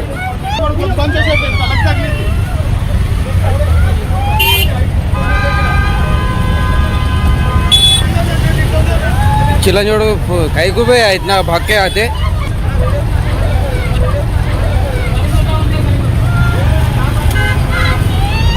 मर गए।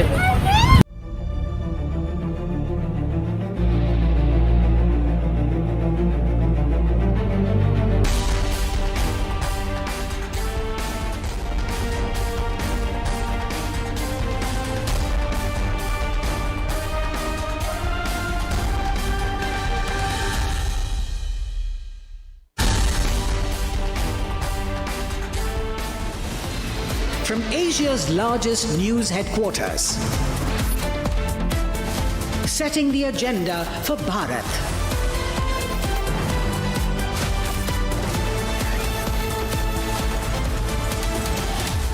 You're watching Republic.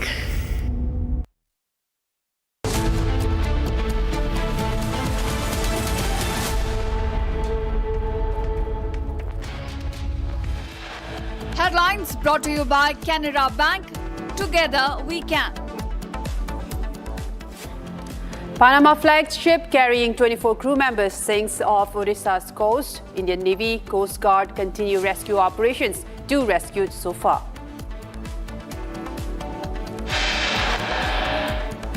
Hindus targeted again in Bangladesh.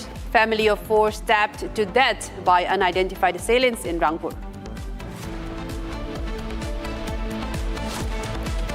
Supreme Court sets aside National Green Tribunal order holding Art of Living responsible for damage to Yamuna Plains. Top Court says that there is no direct evidence that Art of Living caused damage to Yamuna's fragile ecosystem.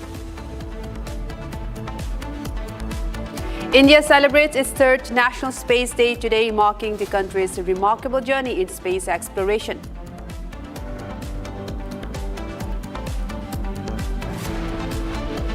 15-year-old boy falls into open drain in Delhi's Jasola area. Rescue operations continue. Family demand accountability.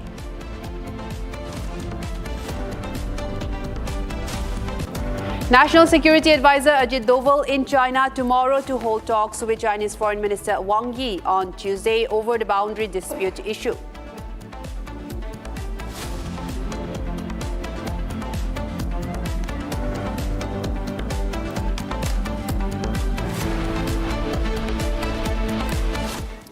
Viewers, we begin with a top story of the day. Pakistan-based terror group Jaish-e-Mohammed's headquarters in Bahawalpur shows signs of restoration that was destroyed during India's counter-terror operation, Operation Sindoor, in 2025.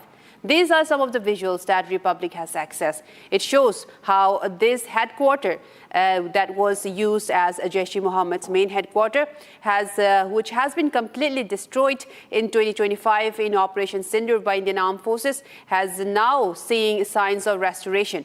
And in these visuals, these are outside of the headquarters, and inside you can see how this area has been fully back to its full glory after restoration. And we're also getting reports that the Pakistani administration is also sponsoring this reconstruction as well.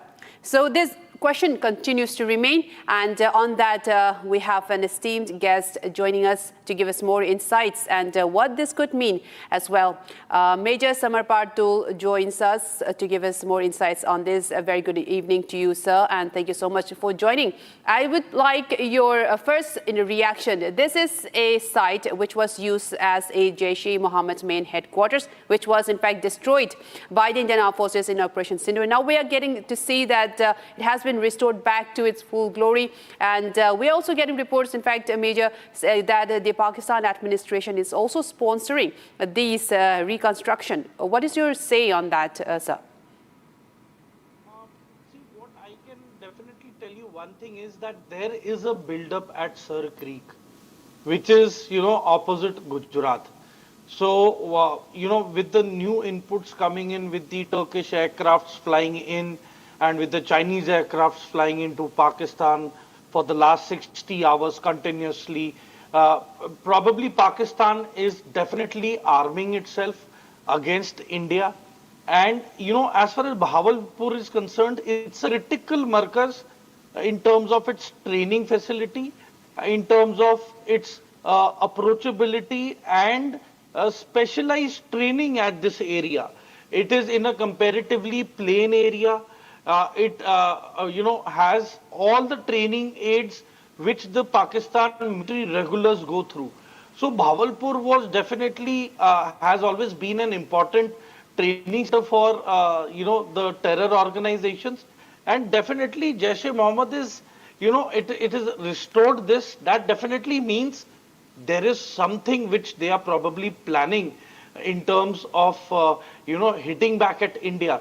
And looking at the overall juncture with Asim Munir gaining extra powers with the 29th Amendment, and he's already had the 27th Amendment, retaining all the powers, being the supreme commander of the forces. Eventually, when there will be a backlash by the Pakistan public, or where there will be, a miscoordination and disgruntlement against Asim Munir, this is when he's going to utilize the Bahawalpur, markers in terms of its, terrorists going in and maybe turning the barrels against the Pakistani public itself. As it is being used against the Indian side. So, it can be for dual use. And secondly, the build-up at Sir Creek is very alarming. And keeping in mind the drones and the terrain that is there at Sir Creek. It's a flat land. It is a marshy area. It is difficult to walk on that terrain. It's boggy and marshy. Hence, only hovercrafts. Else, you can only utilize drones to cross over into the Indian territory. And what is the ideal target for the Pakistanis? The Gujarat industrial hubs, right from the gemstone industry to the textile industry to the pharma sector. You name it, and all the industries are established in Gujarat. So opposite Gujarat, they are being very active, and Bhavalpur being restored is another stubborn attitude and proof of Pakistan that it is not going to bow down. It is going to continue financing terrorism, and an international community needs to take note of this development. Else, in case something is imposed upon India, a war is imposed upon us, probably this Markaz will be wiped out for good and forever. And also, Major, I would like your thoughts. We are getting reports that the administration, in fact, is sponsoring this reconstruction. This again highlights how the Pakistani administration stands against terrorism is very weak. And in fact, if it were true regarding this sponsor of the restoration as well.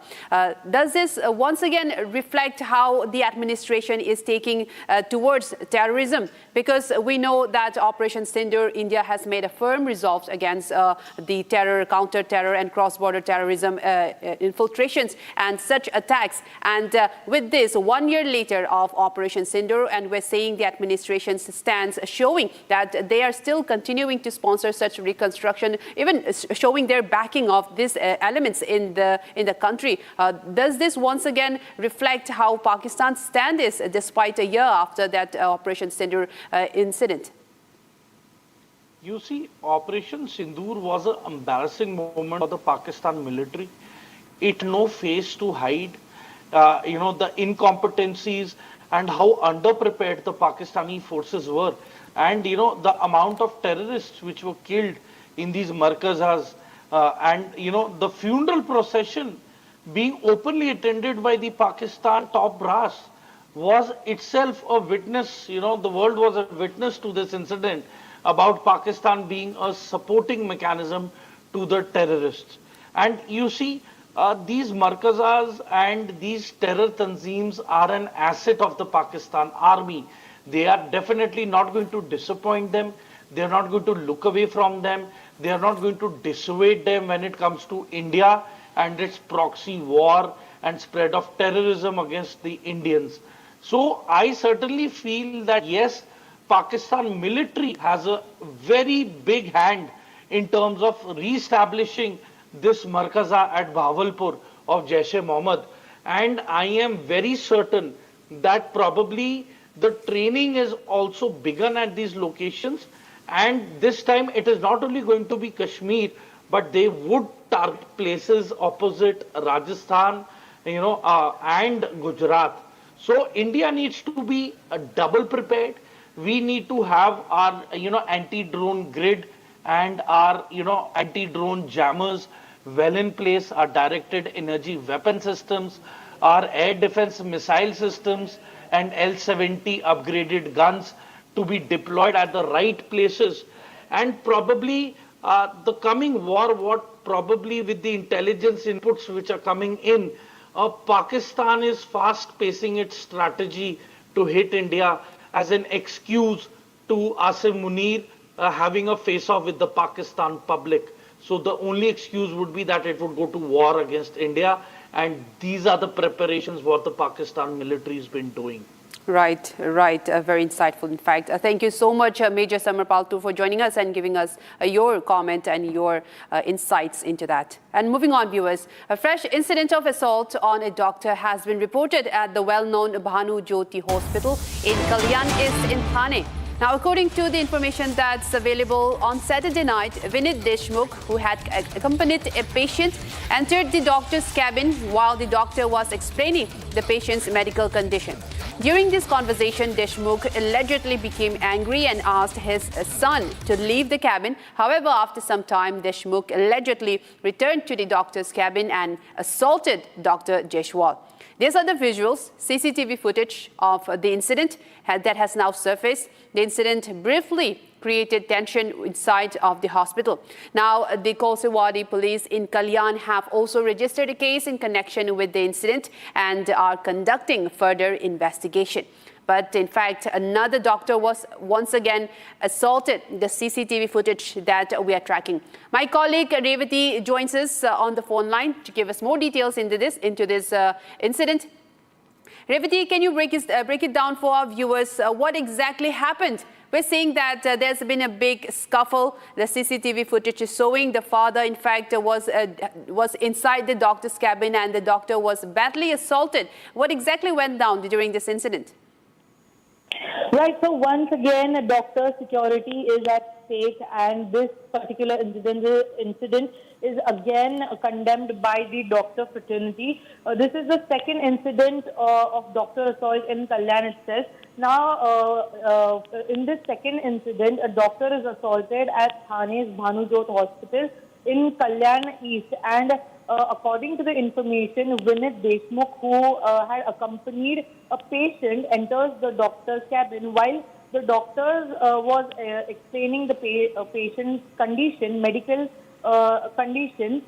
During the conversation, some scuffle broke between them, and the doctor was assaulted. Deshmukh allegedly returned to the doctor's cabin and assaulted Dr. Jaiswal as well. He became angry during the conversation and he asked his son to leave as well. The CCTV footage shows the entire incident, and as I mentioned, this incident has again raised questions about the doctor's security who are at work. So further investigation is underway by the Koljewadi police, and the details are awaited in this matter. Over to you.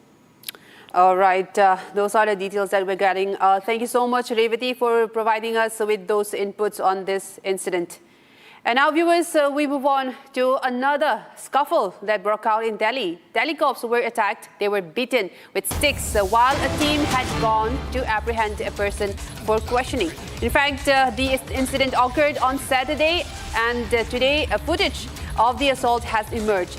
This visual, it shows how the incident took place when the police team had gone to a house to apprehend someone and bring him in for questioning. Now, during that time, the family members, including the boy's father and uncle, attacked the police. These are minor injuries. In fact, a case has also been registered under appropriate sections and a search is underway for them.